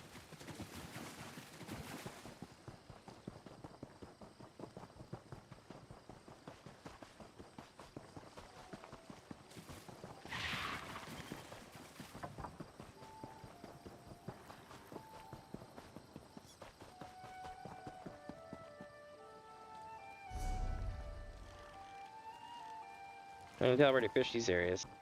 There's nothing here.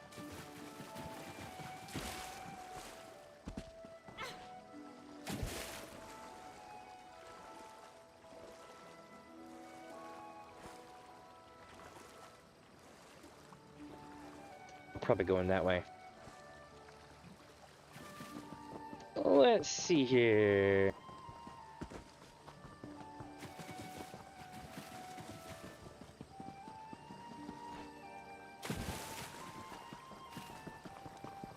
There we are.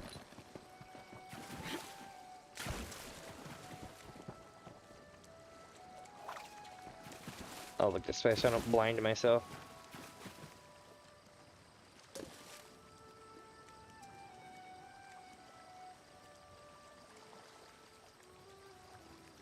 It's amazing. We're actually doing so well with this too. We've already got one of the fish that we need. We just need 2 more. There's going to be a green one and a blue one that we need to catch. Let's see what it's called right fast. It's called...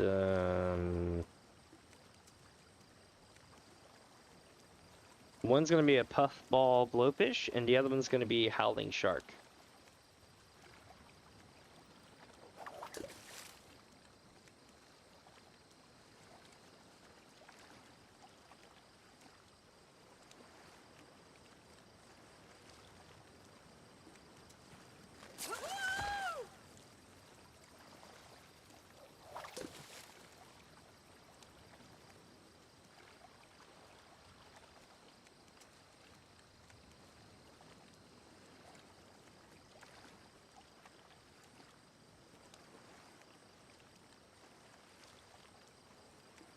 Man, I'm coughing my ass out.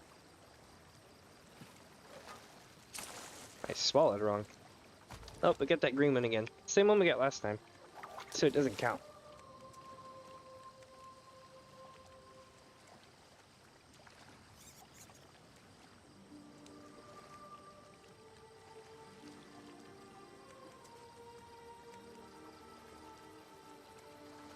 Sure is beautiful here though.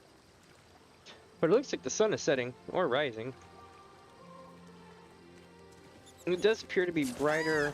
Hell yeah, we got the blue fish right off the way. Now we just need 1 green fish and we're done with this area. But it looks like the light is coming up on this section, so maybe we fish for most of the night away and it will be good.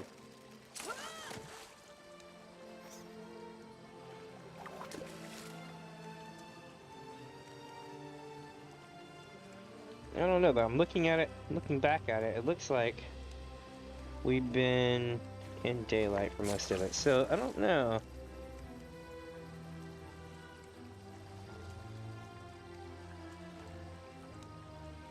But we're in such a big ash storm from Red Mountain that it's hard to tell one way or another.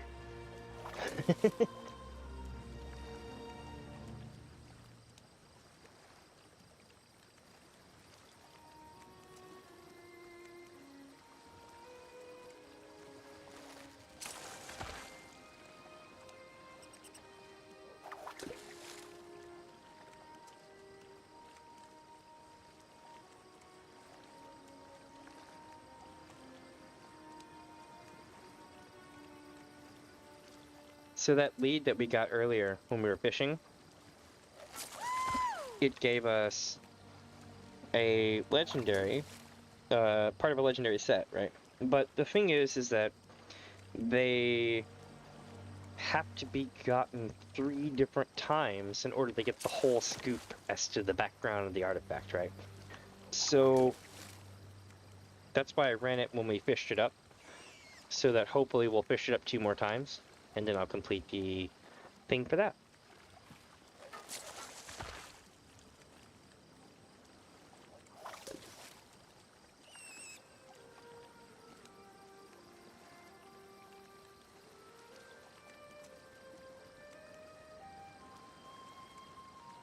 Also, if you're chasing down the mythics or whatever, the legendary stuff, a lot of them have tons of steps, but each step isn't super hard.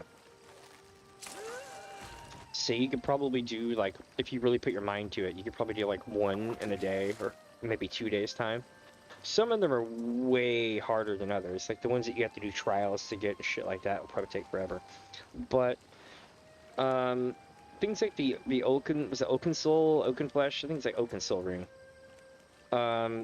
Stupidly easy. Like, once you know how to actually do the things you're doing and you're level 10 scrying, you can actually do them and nail them.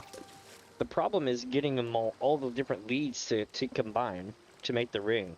What I ended up doing was taking a look at all the steps. Like, one was just go annihilate a whole bunch of mobs in Malavaltor. I was like, wow, that's gonna take a long ass time. It feels like it's a world drop. I got it in 20 kills. And I was like, okay. I killed a crab boss south of, like, Wayrest somewhere, off an island, like 3 or 4 times. And was, like, running and chasing other parts of the list while, you know, basically coming back every 10 minutes or so to hit the crab boss. So I didn't have to sit around doing nothing. And, managed to get the ring. It didn't take very long. I'd say a collective effort of about 3 or 4 hours. And then I had the ring. And then I realized I can't use the ring because I need to swap sets, and I can't swap sets here. If you put the ring on, it prevents you from being able to swap to your secondary set. And I use daggers as my close range, and my bow as a ranged, right? So I wouldn't be able to use the bow. I suppose it has its uses, but I couldn't much think of any that I'd want to waste that kind of potential on.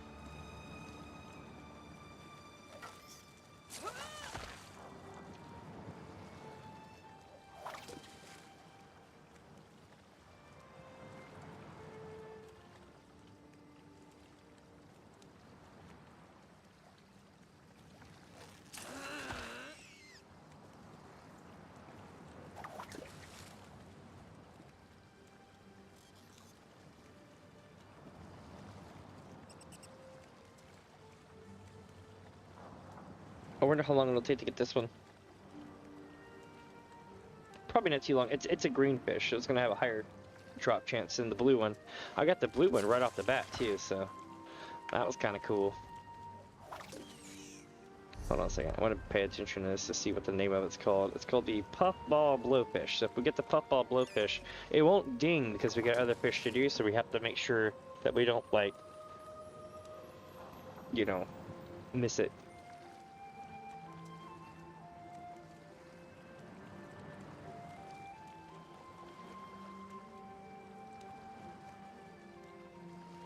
I'll tell you, chat, I'm excited because we've completed ESO's storyline for the most part. We've gone from the beginning, all the DLC areas, all the stuff we did it chronologically. We beat Necrom. Now we just got like fishing and scrying to do, some Cyrodiil storyline and some Imperial City storyline, but you get the idea. Most of it's done. And getting ready to do Final Fantasy XIV MSQ in like a week, maybe like 2 weeks or less, I guess. Whenever I can scrape the money up, or get like either like donos or like I get paid again, one or the other, whichever comes first. I'm going to immediately hop back over there and set everything back up. Get going. It'll be interesting to do an MSQ run. For those wondering what MSQ is, main story quest.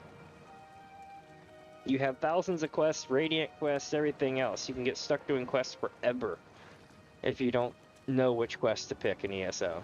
But they clearly define which ones are a story quest and which ones are not. Just as they clearly defined in ESO and in a couple other games that Elder Scrolls makes, which ones are the main story quests. So, point is, you do the main story quest, and I know what you're thinking. How long is it going to take to run through the main story quest? Well, it took me 6 months, my first playthrough. So, if you don't skip through it and you enjoy what you're experiencing, you know, if you're along for the ride, so to speak, then that is a great game. So if you're used to like ESO cutscenes, where people talk to you and everything else, after Realm Reborn, they started adding in a lot more talking and cutscenes, right? So the beginning of the game is kind of quiet, but then after that, it picks back up. But as far as like having all the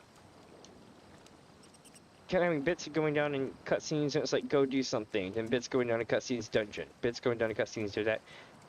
14 was really, really good with its storytelling. In each expansion, it gets, the best way to put it is exponentially better. Like, Realm Reborn is 10 times better than what 1.0 was. But then, like, Realm Reborn is, it replaced the original 1.0, so you have level 1 through 50, right? 50 through 67 Swords, 60 through 70 Stormblood, 70 through 80 is Shadowbringers, and 80 through 90 was Endwalker. Dawntrail will hit 100, which will be interesting.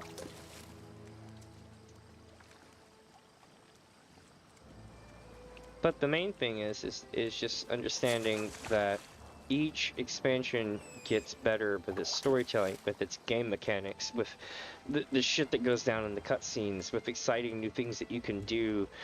Tribal quests, which is basically like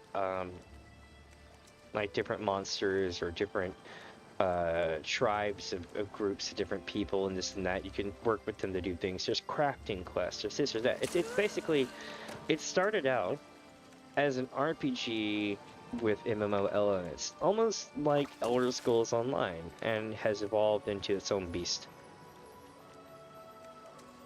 I honestly believe that World of Warcraft sits alone as being an MMO RPG, whereas ESO and Final Fantasy XIV are RPG MMO vibes, if that makes sense.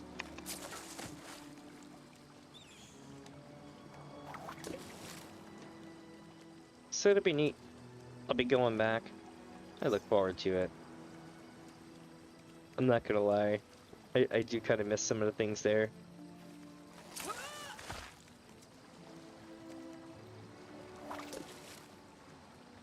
I even made a parody thing. I watched the fan festival day 1 and 2. There was some serious fails by YouTube Auto Translate during that fan festival. Oh my lord. I've got things that popped up on my screen that I can't talk about on stream. I was like, whoa, I know you didn't say that. It was very interesting.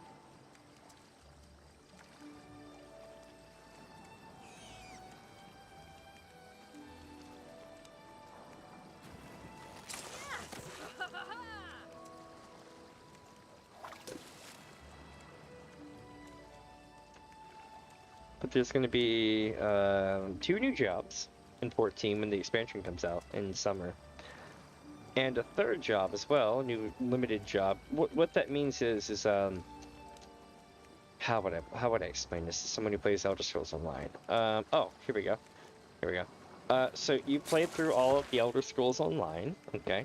Now imagine if there was a special job that had its own story, its own playstyle, and literally just walked all over content that you used to have a problem with from back in the day. And it's kind of like a joke and its own little story thing. And you can group up with these people in old content, and they're really strong and they help out. So what this does is it allows you to have someone to be able to brute force group content in the event that you don't have enough people to do old content, which is never really a problem in that game, but you get the idea. You gotta have a fun mini game, a side job where you spend hours upon hours getting all these extra spells so that you can be the crazy blue mage that you want to be. And that's great, but they're releasing Beastmaster as well. That's going to be coming later on. So I think what's going to happen is that they may not level up Blue Mage to level 90 with this expansion coming up. They may hold it off, or maybe they'll do it. You never know. Maybe that'll be like a year 2 thing, right? But they did announce that they're going to do Beastmaster, and that's going to be interesting. But that's just a limited time job, or not limited time, but limited job. So like Blue Mage. As far as actual jobs, you've got Pictomancer, and you've got whatever the new Pirate Rogue one is. I forget the name of the other one.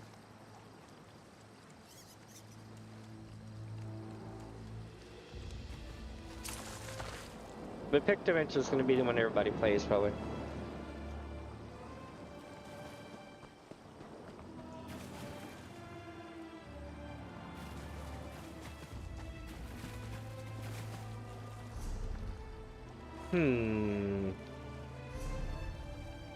Wonder where the next fishing spot is.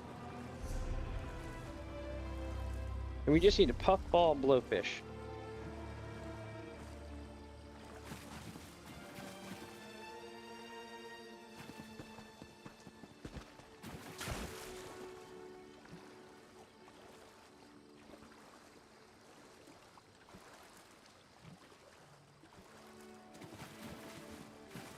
Alright, well that's a bit shit as far as its coastline. Let's go check over here. Or is, you know what, there's probably going to be one out here. Or a chest or something.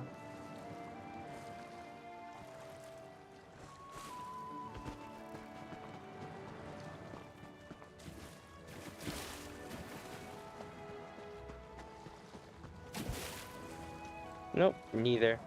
But they do spawn in places like this, so you always want to check. There's a fishing spot.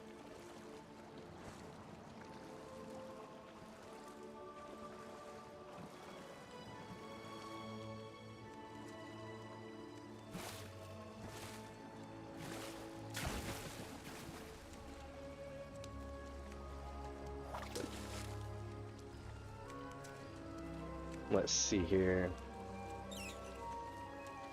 Where's the next spot? Looks like... I'm looking. The ash is making it really hard to tell the pitter-patter of fish at long distance.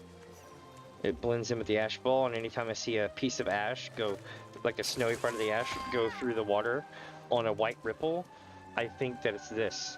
Because that's the color pattern I'm looking for. But, you know, I don't think we'll be fishing this place as long as we did the other one. We've already got the hard fish here, we just need the green one. And green are usually easy.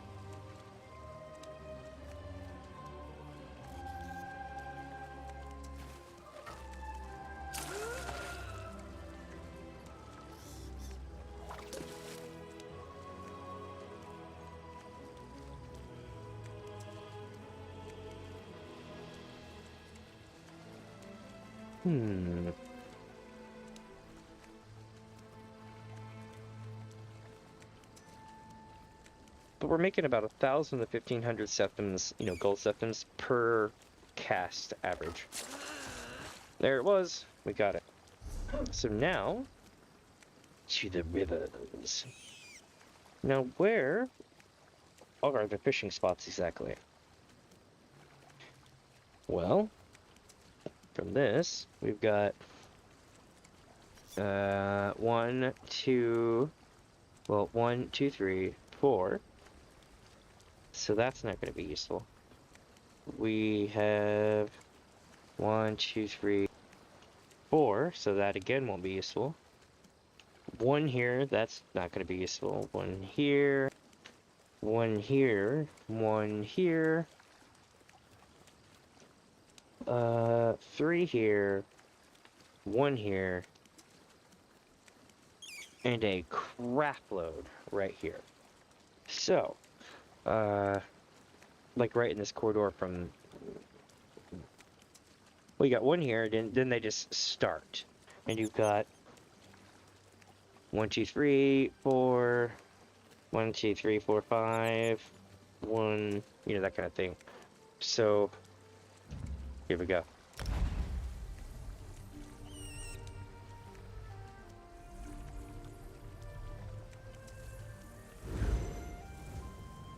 And again, if we fish up something useful, like a house thinget, not a house thinget, but what am I trying to say? A scrying lead, then we'll probably chase it, due to the fact that it won't respawn as long as you have it. So you need to run it so to respawn, because you got to get it 3 times. You don't have to, but if you want to know the whole story behind that particular antiquity, you would need to get it 3 times.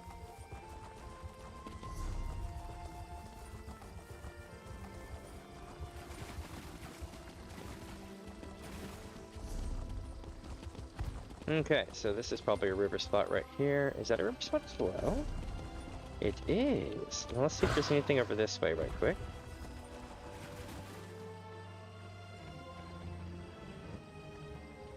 Nope. Tons of spots over here, though. I can see them a mile away.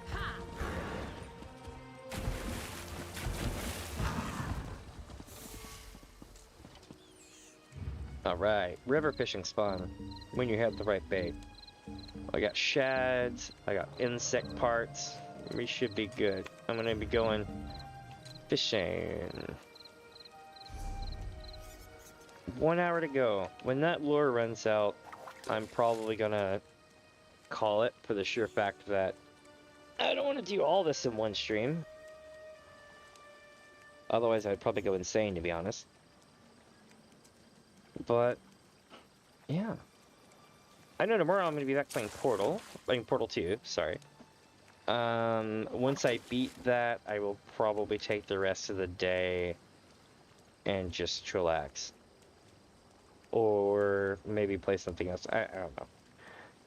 I know that I'm going to try to play a bunch of side games over the next few days, because I can't like set up to play Final Fantasy XIV until I get done with here in ESO. But also I gotta turn my subscription on before I do any of that.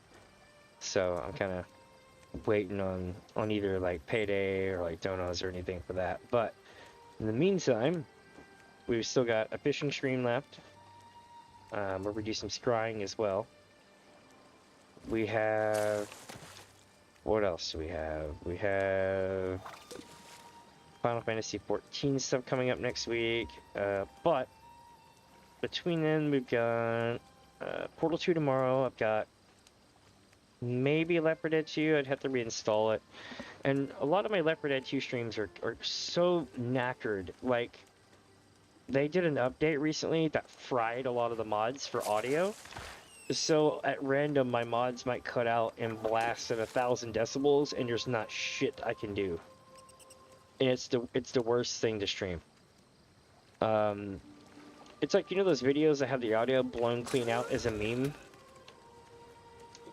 Yeah, I got hit with that last stream. It sucked. So we may not do Left 4 Dead 2. Quake 2 I might do a game run of. I don't know if people still play it. That'd be really awesome if they did. I know BattleBit Remastered will be good. I might give that a shot in the next day or two. I think I'm like Prestige something or another on BattleBit right now. They've changed their squad thing too, so that if you play a recon squad, they'll bump you in recon. If you play a tactical squad, you're required to have the headset up, or you can just play a default squad, and then they put you in the thing. The real problem is what happens when there's not any room for you because you're late to join, and there's not any room in the default squad, so you get stuck making your own squad because somebody made custom squads. That was the problem with that method in Battlefield 3 and Battlefield 4. But, you know, I know BattleBit isn't Battlefield, but they're basically based off each other. Don't tell the devs I said that, but yeah.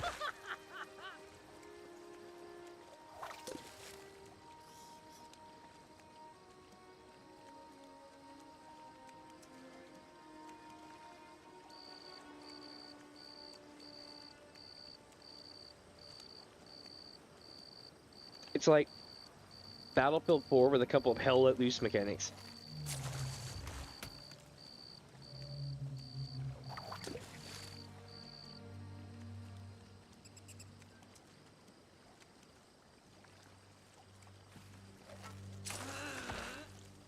Come on, fishies.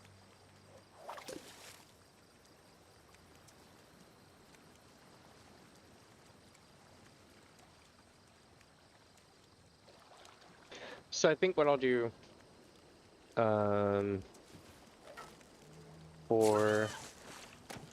so tomorrow I'm going to do Portal 2. And then I might also do another stream here as well. It all depends.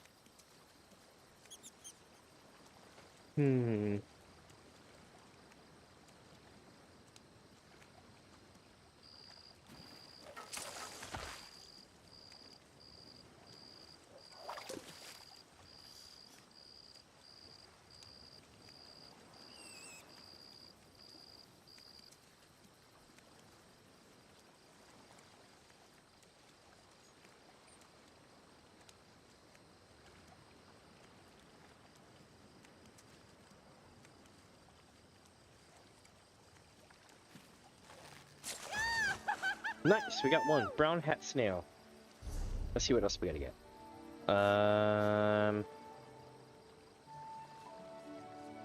The magma salmon. And the Sadras flat.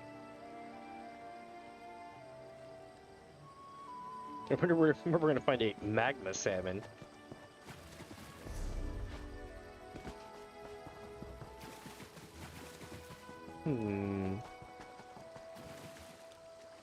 Here we go.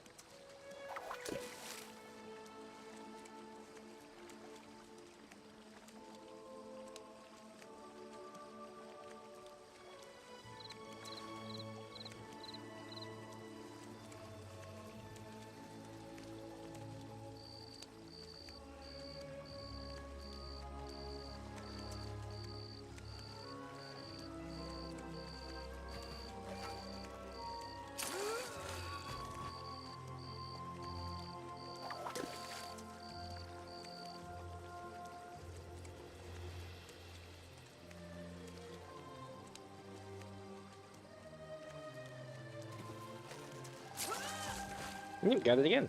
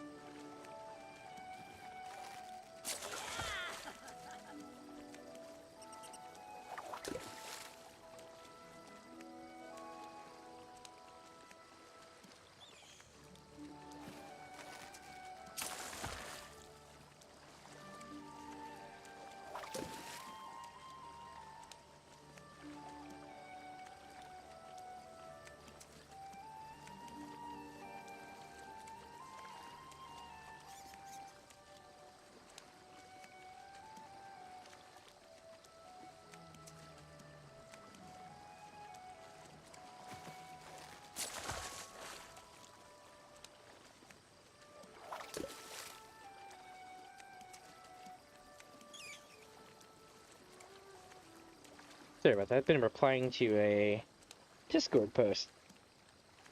We've been trying to debate what the new areas are going to be about. And I was like, ESO has a habit of only mentioning content that's going to come out in the next 2 or 3 releases, so you'll occasionally find a book on the ground, but they'll be like, I wonder what adventures lie in said lands, and then like you'll hear some stuff about this, or some stuff about that, and then some stuff about that. And then about halfway through the expansion, you'll find some other stuff, and they'll be like, these lands. Same 3 lands. Or maybe just 2 of those lands, right? Hey, there's the magma salmon. Nice.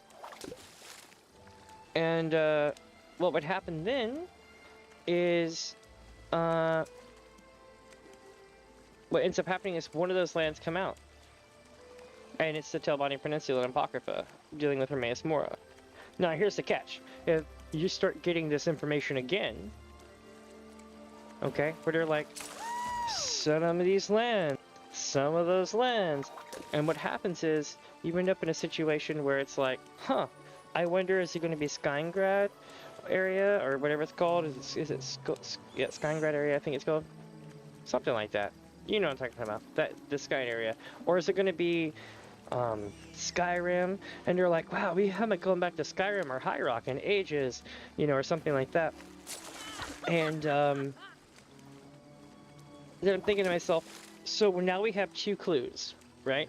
We know it's going to have something to do with Hermaeus Mora, or the greater storyline involving the... Oh, we got furniture fish. You know, involving something in... what am I trying to say? It's going to be something involving the storyline from Necrom.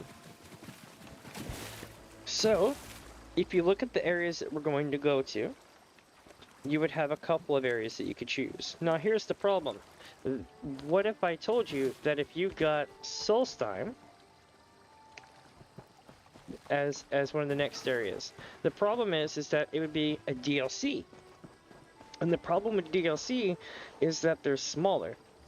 Doesn't mean it wouldn't be good, just means it'd be smaller. And Solstheim's kind of a big-ass island, right? So, what if it would basically require that they had a bigger story, like, you know, like the story would have to go for 2 years in order to take us into Skyrim, and it'd be about Hermaeus Mora and everything else, again, everything, you know, blah blah blah.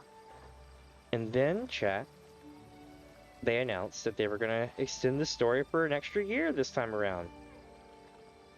And I was like, you know what? We might actually be going to, like, that Skyn place and Solstheim as part of the same story. Or maybe somewhere else for the other place. But Solstheim is really high percentage on the list. At least for me. And I've got not shit to base this on, except for all the breadcrumbs that they've left us, because they never, ever, ever, ever hint beyond 2 or 3 releases. If you played this whole game chronologically, like in one go, it's a lot easier to see than if you played it the whole time, right? Because instead of years going by in real life, you only lose like 4 months of your life.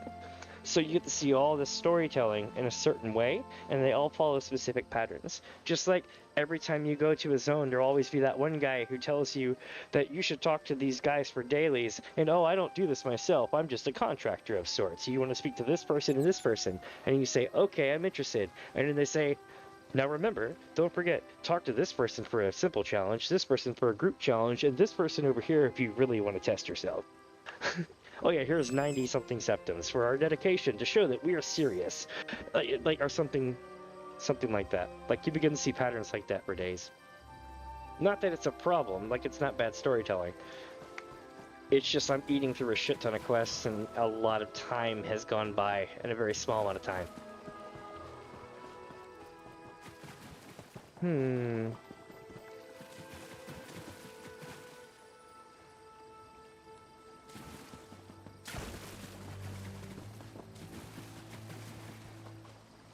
One second.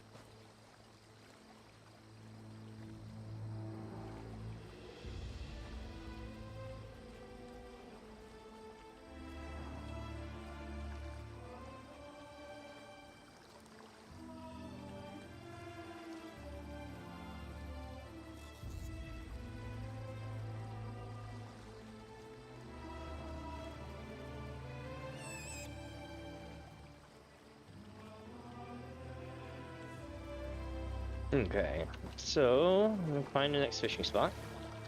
Which way am I going? I'm going this way now. Where is the fishing hole? You know, for this place to have the most fishing spots, I don't think it's going to end up being that way, and I think I know why. So only a certain amount of fishing holes will be on the greater map at any given time. And this becomes painfully obvious when you're, you know, looking at things like in Somerset with foul water fishing and stuff like that. But if a place that has this many spawn points is this empty, that means that the rest of the map has all the spawns up. So basically somebody sat here fishing, maybe one or two people sat here fishing in the area, got what they needed and left without leaving. So there's a high amount of points that chose to spawn somewhere else besides here. You can tell I know life this shit. I've got the whole thing down. I even figured out how the loot pools are, not loot pools are generated, but how the percentages of you catching the fish work versus other people. So basically they assign a random, let's say you have to catch 12 fish, right? It picks a hard fish at random for each player, right? So like, just like we spent like 8 hours, like what, 4 to 6 hours total fishing up that one fish in Galen, right? That may have been the easiest fish in the world for someone to catch at the same time as me, because their hardest fish is going to be a different one in the list, right? So it's kind of interesting, because you can go tell people, be like, oh my god, this fish is the dreaded so-and-so. And then somebody's always going to troll the shit out of you with, I caught that one cast. But it was really easy for them to catch because it was an easier one. They'll be like, no, this fish in the same zone is so hard to catch. And you can be like, haha, I got that one in 10 casts. And then you ask enough people what it took, you know, and then next thing you know, you kind of narrowed it all down.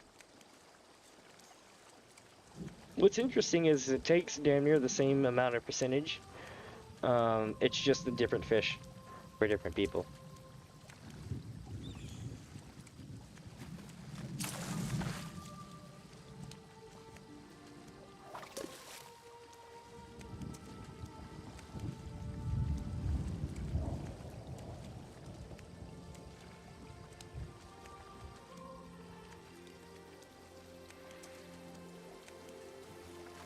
Let's see here.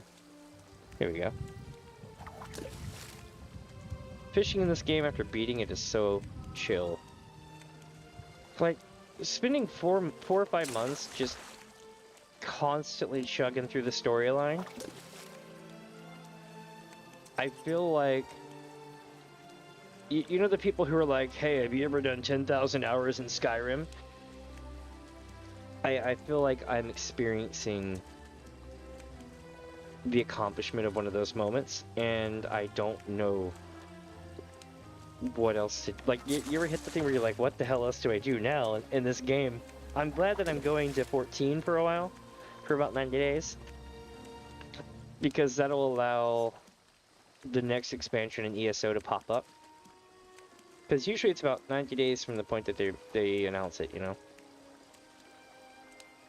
So I reckon I got a little bit less than 100 days left, y'all.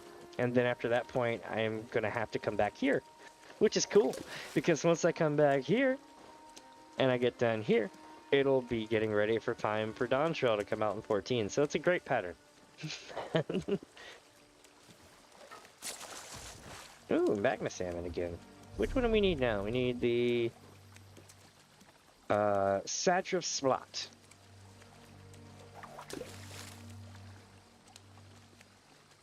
This might be the fish that breaks fishing.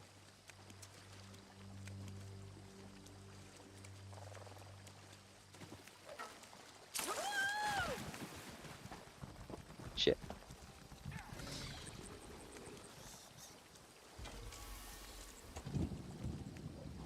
I like made myself move.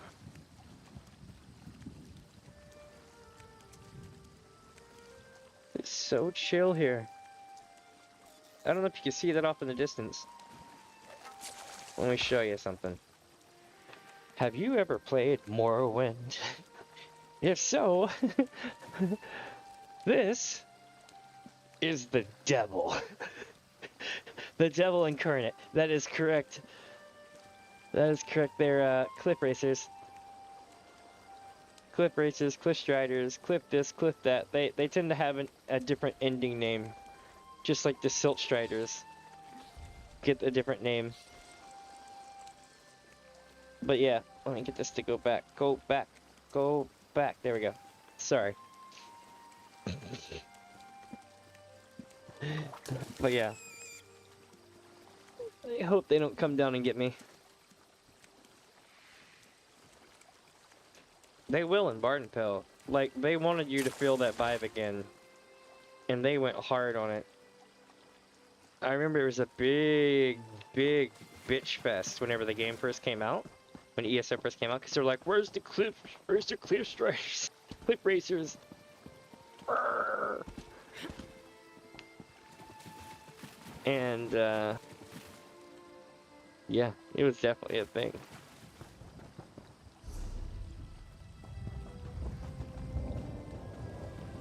So we're gonna go this way. I'm looking for fishing spots now.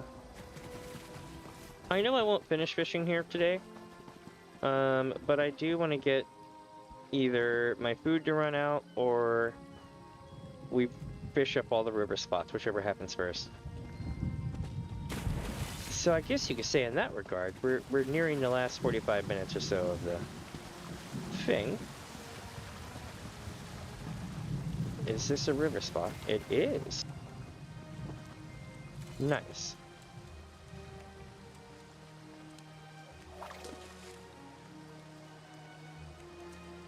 I don't know if y'all can see this chat, but this mountain is just carved with emblems all over it. And I don't know enough about the emblems to be able to read it or make sense of it. I'm pretty sure somebody can. Somewhere in the fandom.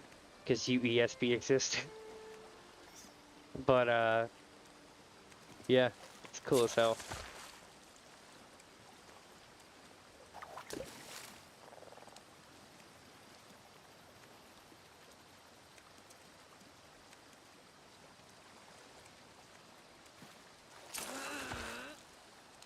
I look like I'm creeping on my character. Like I'm hiding behind a rock looking, and I'm like, I see them fishing. Do like mouth breathing ASMR, really.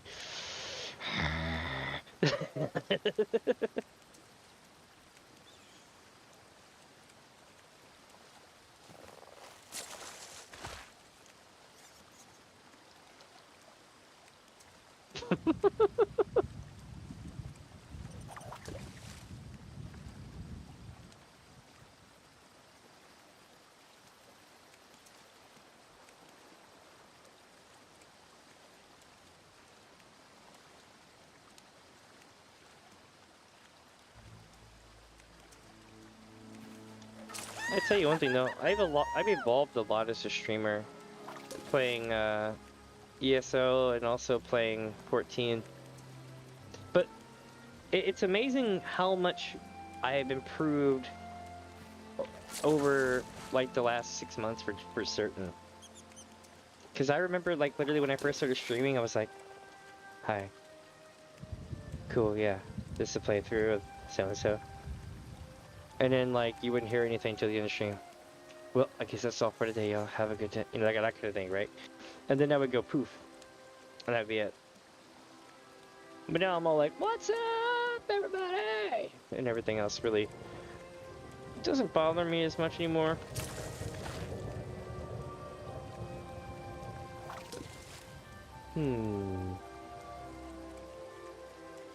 Honestly, learning to do different types of stuff too, like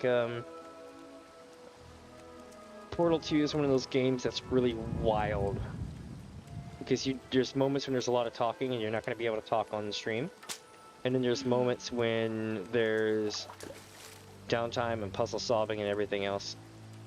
Those are good exercises in streaming. What's another good one? MMOs. People get stuck with dead air a lot. So if you're gonna have a moment where there's a lot of dead air, it's good to have music turned up and stuff like that, which is why I've got the music up so loud in this. But also because I usually do narrative playthroughs, so if someone's talking and stuff, I'll usually like read out the stuff that's on the screen. But even when I first started that, it's like my first couple episodes here at ESO, I was like, yeah, cool, they're saying I need to do this. They're saying I need to do that. And then by the end of it, it was just like, I would act it out. So I feel like I'm kind of like, quote-unquote, ready to go back to 14, Final Fantasy 14, and do a MSQ playthrough. Because A Realm Reborn, I'm going to have to read the entire thing. It's only like 200 MSQ. For those wondering, MSQ is very much like the story quest in the later expansions of Elder Scrolls Online, right? So each main story quest may go on and on and on and on with like 10 different stats before you complete that quest, right? It's especially the first quest in every chain for every expansion takes forever, right? Like 10 different steps because it's introducing you to the area. Same thing with pretty much every single one of those quests. There's 800 or 900 MSQ. It's absolutely terrifying. Like, absolutely terrifying. So, I'm looking forward to it, but it's quite intimidating. I've already played through the game myself for multiple characters, so it's not like I don't know what I'm getting into. But I dare say that if I was to start playing Final Fantasy XIV just fresh, it would be honestly pretty crappy to watch, because I had to learn a lot of cool tricks to be able to even do it. Like, old hardware doesn't stream Final Fantasy XIV well unless you send it off to YouTube and VP9. Or I forget if it's InBank or HEVC, one of those. But the problem is, if you can get your live stream to code in VP9, then it looks smooth as shit. Which is going to be like, 1440 and up. Like if you're streaming, like for the viewer, they'll be looking at like 1440p, 60 FPS. The stuff that if you can get it to that level, then when you move, it won't be as mosaic. It won't quite ever hit that threshold of what it's supposed to be, though. But I guess the best way to think of it is you're punching downward a resolution. So if you hit 1440, your 1080p will look good. And so on and so forth. Or it'll look like 1080p in motion. That's not actually how it works, but you'll get the idea. So if you have 1080p, it'll look like 720p when you're in motion. If you're in 720p, it'll look like whatever in your motion. But you get rid of all that just by swapping one, like literally there's a 1 bitrate difference that turns the encoder on and off, right? And if you hit that bitrate, or if you have it at that bitrate, everything in your stream will be super smooth in Final Fantasy XIV. But if you have it under, it just goes to ass. It looks like you're watching old Warcraft videos from like launch. But like stuff like that, I took a month and a half, at least 2 months maybe, to figure out how to do that, how to fix that. Because you can look up every guide in the book and they say you should be doing everything correctly, you shouldn't be having this problem. And then I saw some random person's video that said, hey, you should totally do this. And I was like, that sounds so stupid. It was basically like jack your bitrate up above, like into or close to the 1440 threshold, right? Or basically jack your bitrate into the 1440 threshold, but then only send 1080p, right? And then what it does is it forces this high bitrate 1080p to go out, and it encodes it as VP9 because it's expecting 1440. and it was genius. And I was like, that's like a freaking life hack from hell. So one simple trick that made no sense at all absolutely changed everything for streaming Final Fantasy XIV for a lot of people.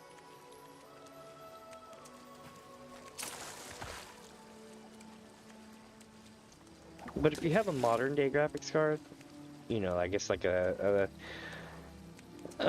like a 30 series or higher, you probably don't have that problem anymore because you're encoding it in a completely different way.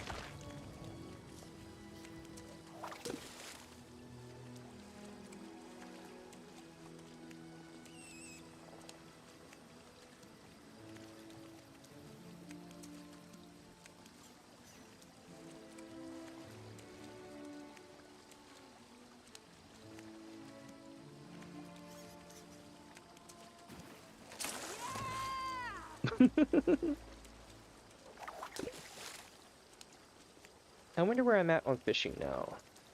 I'll have to take a look here in a second and see. Hey, welcome my friends, you were just joining in. We are fishing in Necrom. I'm in a big ass valley right now. Necrom's got everything. It's even got its own little mini solitude arch. That's some crazy shit. What's even crazier is that it looks like part of the arch is held up by fungus growing through the arch. Can't quite see it from here, but it does kind of look like that. So we got one here to go to next, one over here to go to next. Nice, nice. This must be where all the good spots are.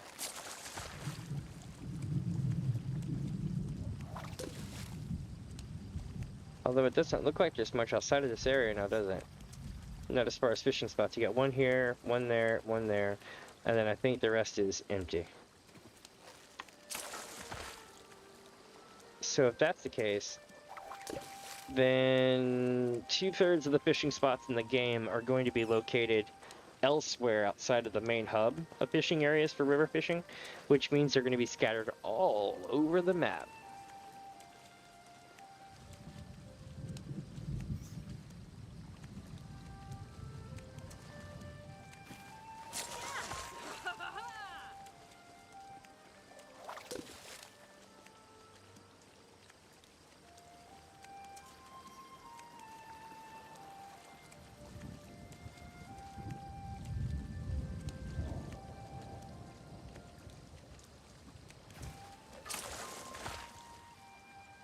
Okay, that's one down. Let's go this way.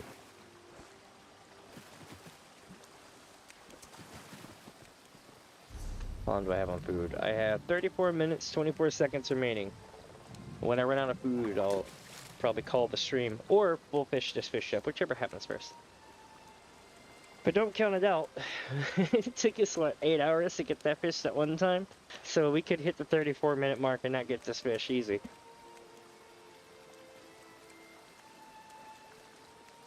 The good part is that we're that much closer to being done and current with everything in the game that I set out to do. Like, I didn't do trials, and I didn't do the storyline of Cyrodiil. I didn't do a lot of that, and I didn't do Imperial City. But when you're talking like a very small amount of content versus the amount of content we actually did do, which was every single quest, every fetch quest, everything that we could get our hands on, all the way up to Necrom. And just getting through the base part of the game doing that took months. I know that I was in... I mean, I was burning through shit. We were doing like a zone every day and a half for a while. I was doing 10-hour streams at one point. A couple of them are even longer.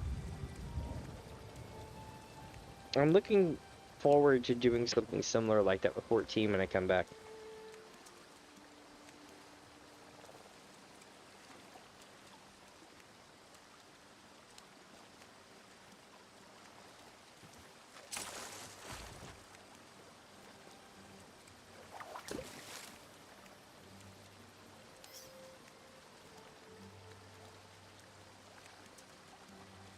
Oh, and just giving you guys a heads up, tomorrow, the next day, something like that, we're supposed to have a significant weather event where we get a lot of snow. Possibly. It's either going to be a wash or it's going to be bad. Okay? And I figured I'd mention it because I may not be here in case the power goes out.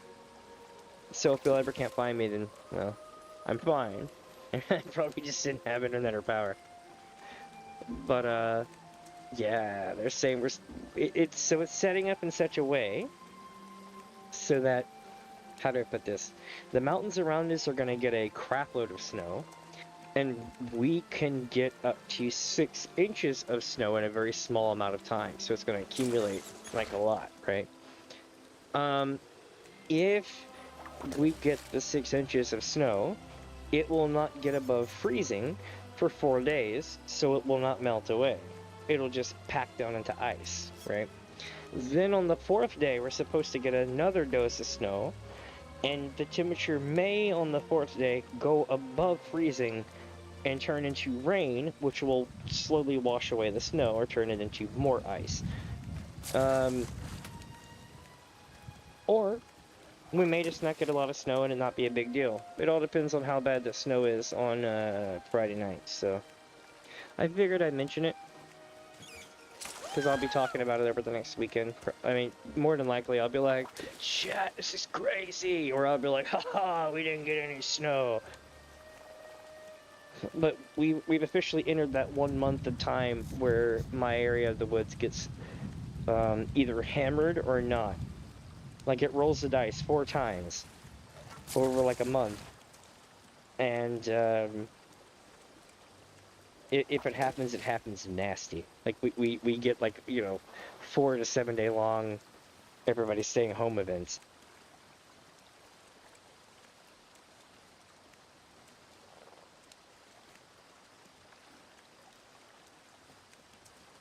Other than that, it's pretty chill.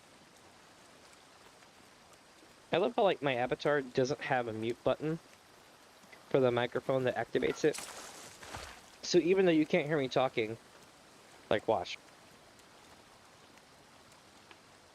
I literally just said "what's up," but you couldn't hear it, but it's still triggered on the avatar. Also, any loud noises in the room will do it too. It's silly, because it doesn't have a mute function. I really wish it did. I guess they think that you're just going to hand mute over and over and over again, but I'd rather hand unmute than hand mute. At least on my headset mic.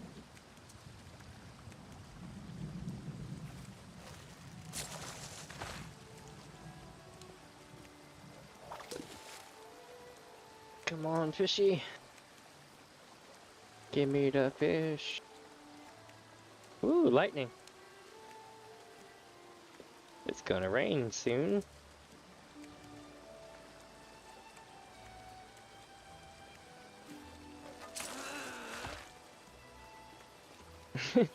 What was it? What was that movie? Was it Cabin Boy? Where it's like, purple lightning. That's not good.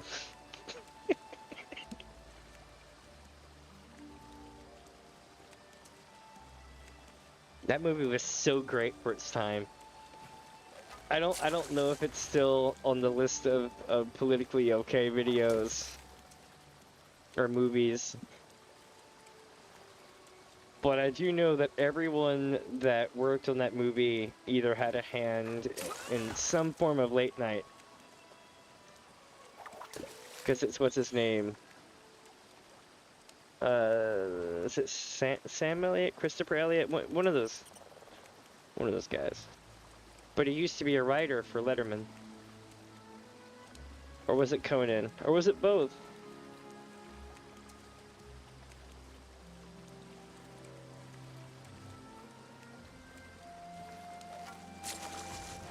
Holy shit, we got it. Nice. Okay, I'll do one more scrying thing.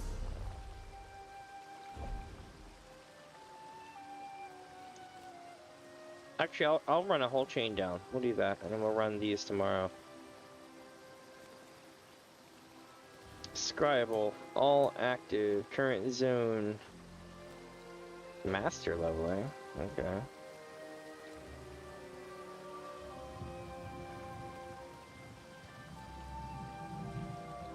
I'll run this one. Why not?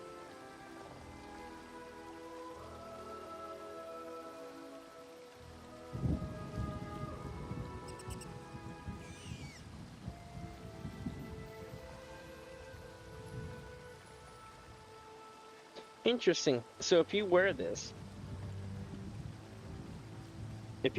right, you lose the ability to use ultimate abilities. That would be such a predicament. I wouldn't know what to do with myself, to be honest. Let us work on these instead. We'll start small and work our way up through one, so that way you guys get to see what it's like. That way I'm not leaving you hanging.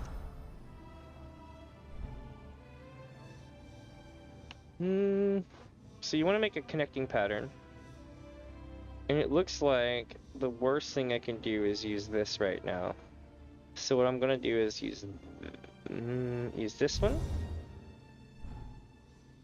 I need to make these connect somehow. If not, I make the swap patterns. You'll see.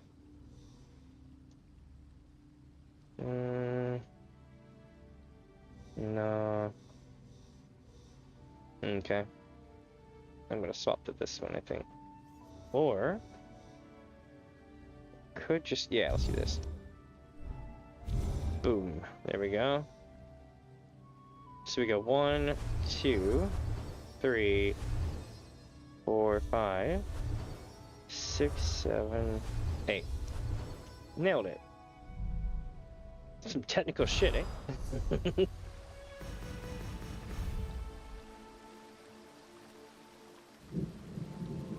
Okay.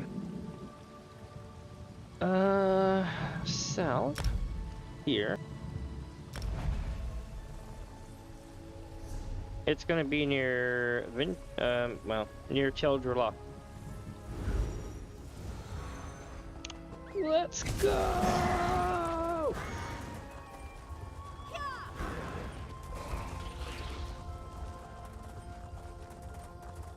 But tomorrow I might do a two stream day. We'll see.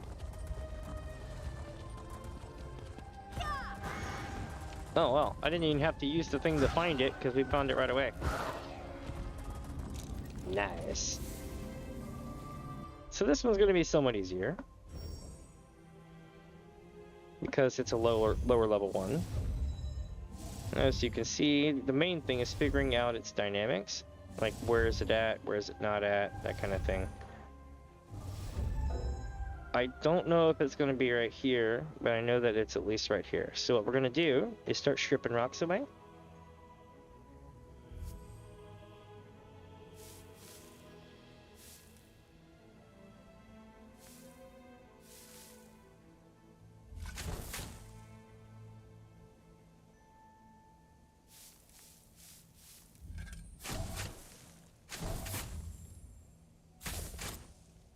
Nailed it.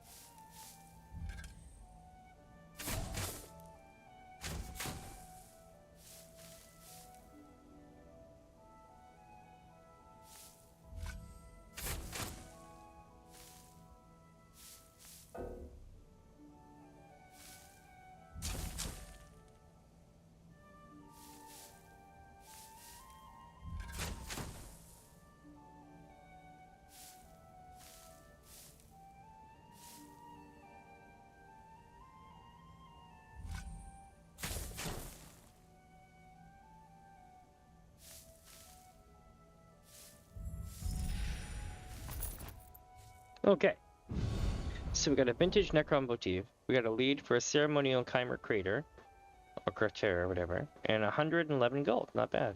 Let's see what they say about the antiquity, eh? Welcome, Warren, welcome, welcome. Obviously a candle. Probably made of yellow beeswax, set in a glass container, used as an offering to the dead.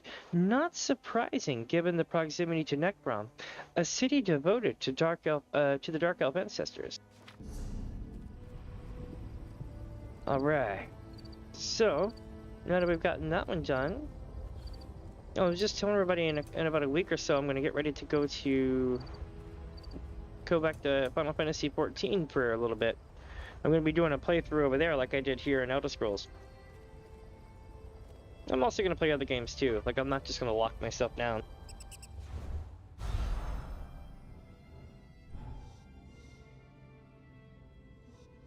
Here's this one.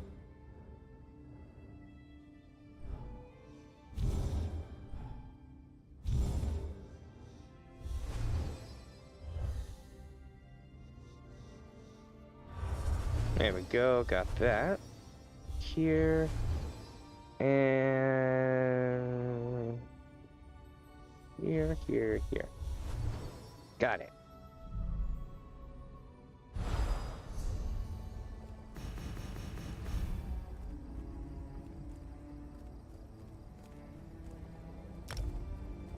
Okay, so we're going this way.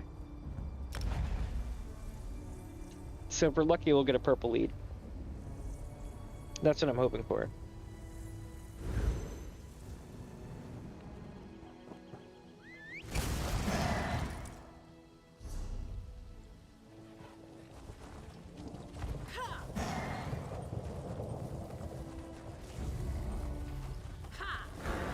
Okay, so we're heading this way.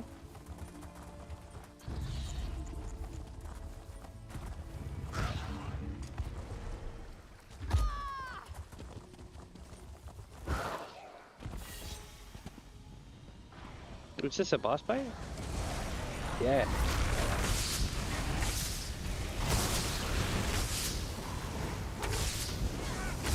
Big fight.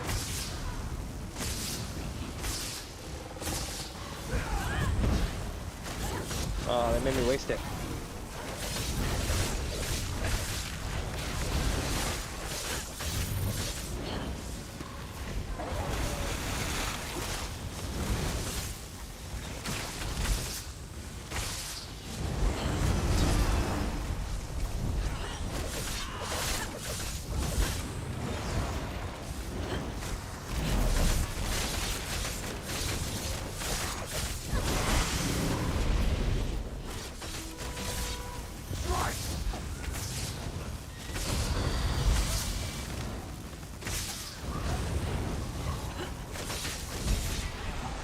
Got him.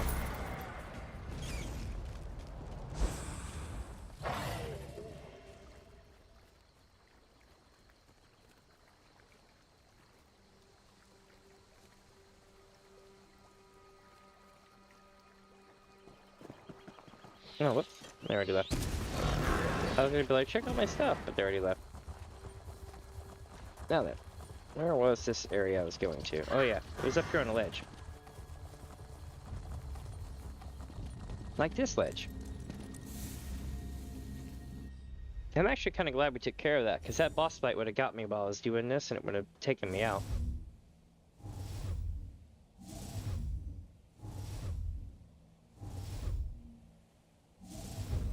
Nailed it. Nailed it again. Okay.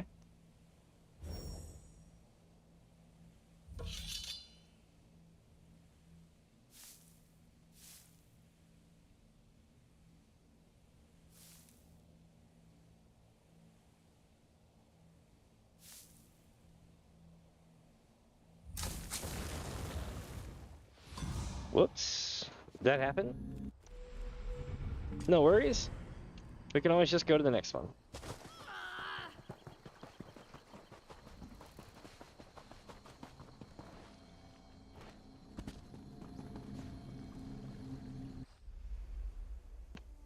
Usually when I blow this things up, it's not that big of a deal. But they've since leveled up their capabilities, it would appear.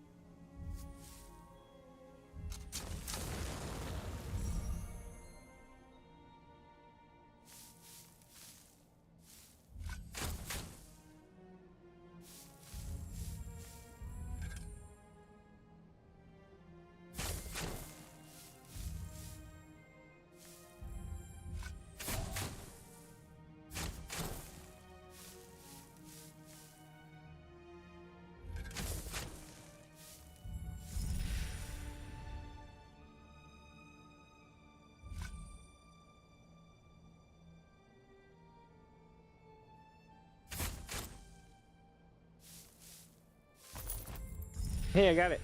Nice. So we got the ceremonial Chimer Couture, we got the lead on the Holy Velopi Chasuble, we got the funerary wrappings, the ball peen hammer, and 99 gold. Rock. Let's see what they say about the antiquity, yeah? Ha! This vase was definitely used as a mixing vessel for water and wine. This figure portrays Veloth the Pilgrim, who led the Chimer out of Somerset, either in the Dawn era or late Middle Merthic. Good find.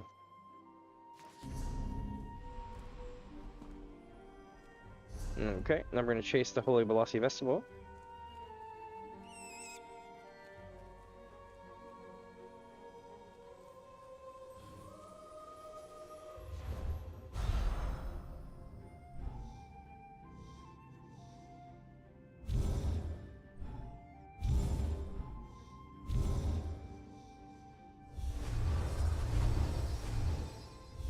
Nice.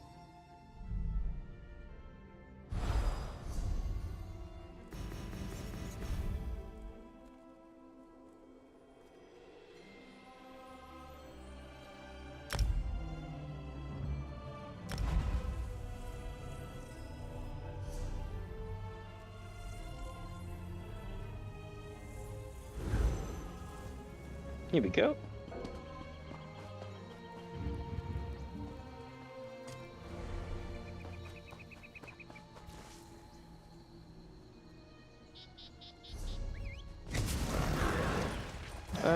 Oh, here we are. Easy enough. Let's go digging. This is going to be even harder than the last one.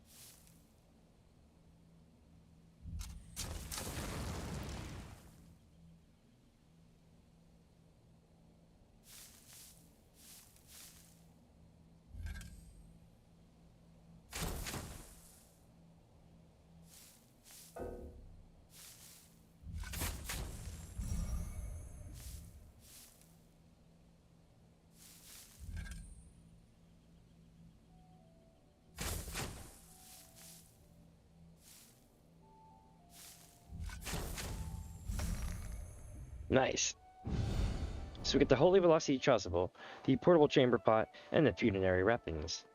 Let's see what they say about the thing here. They say, an excellent find. This vestment consists of a cloth undercoat covered with unique silks reinforced with ornamental beads. Probably the ceremonial robe used by a pre-tribunal priest. Did this belong to traveling clergy? Or, as was so common in the past, was it something robbed from a tomb and was used as a trade good? Either way, a fascinating look into early Dark Elf religious iconography. That's pretty cool. Well, we did not get a lead to go anywhere else, so I will do the rest of these probably tomorrow. Yeah, I'll work on the rest of these probably tomorrow. But well, my friends, I feel like we've had a pretty productive day. We fished up half Necrom, as well as got that fish that took forever. Ooh, a Donato Rune and Conatong and 5 Bajiras. Not bad, not bad.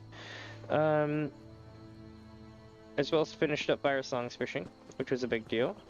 I got a 300 and something K drop out of a portal as soon as I got here, just by clicking it.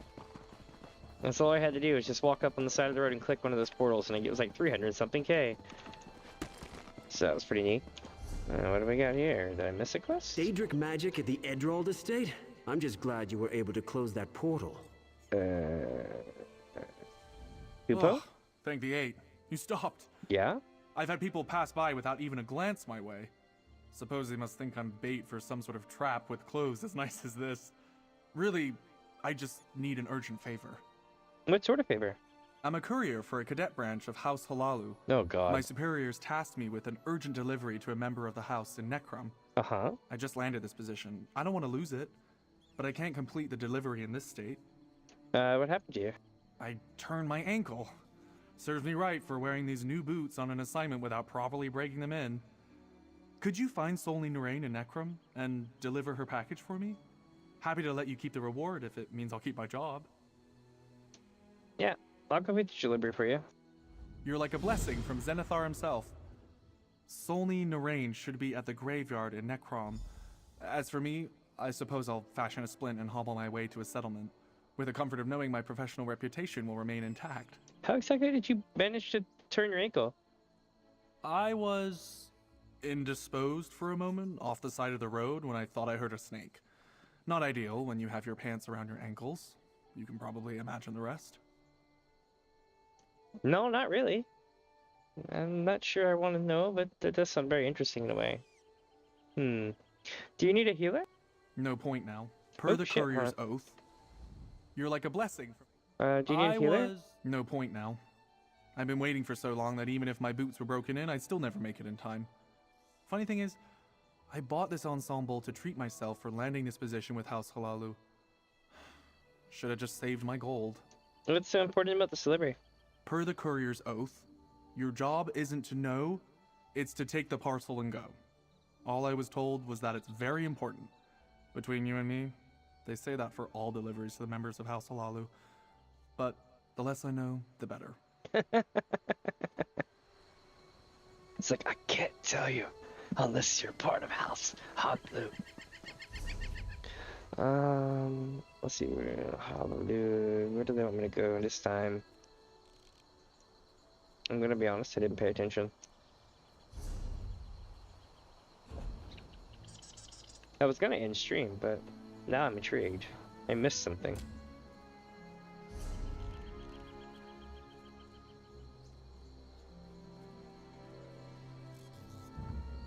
Oh well. I'll finish this probably in a day or so. Because I don't want it to pick up into some other thing, like a big long drawn out thing.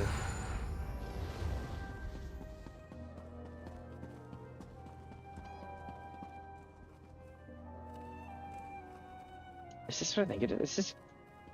Oh, it's like... It's those bell plants. I forget the name of them. They're like bell traps. They're carnivorous. And poisonous, I think. But anyway, my friends, I am going to call it here for the day. Again, I am Damien. Just this guy's trying to get my attention. What's up? Genjo. Lots of folks have little tricks for dice throwing. A certain wrist flick, or maybe a favorite surface. But me, I wait until my tail tells me to throw. I can't much explain it, but a tail has a mind of its own, and I like to listen real close to it. Is this guy wearing a skull of like another... He is. He's wearing a skull of another Argonian, and he's playing dice. He was trying to get my attention to play dice. For reals? Alright, my friends. With that, I'm gonna go ahead and call it for the day. I am Damien. This has been Damien's Adventure. And tomorrow we're going to be back in Portal 2. I may, if it doesn't take me long to beat Portal 2, it all depends. If it takes a very short amount of time or something like that to beat Portal 2, we'll come back here and we'll do more stuff here. And then I'll set up for something else. I know that I'm going to have probably Quake 2 coming up at some point in the next few days over the weekend. Maybe some people to play with on that. That'd be kind of cool. What else? What else? What else? I've got Fallout 3 to play, and I'm probably gonna play that either over the next 90 days or after the next 90 days, like immediately thereafter. I'm still trying to plot everything down for this next like 4 to 6 months fully and iron it all out, but I've got a plan, and the plan matters. So, but with that, my dudes, I hope y'all have a wonderful evening, and I will see y'all tomorrow. Bye!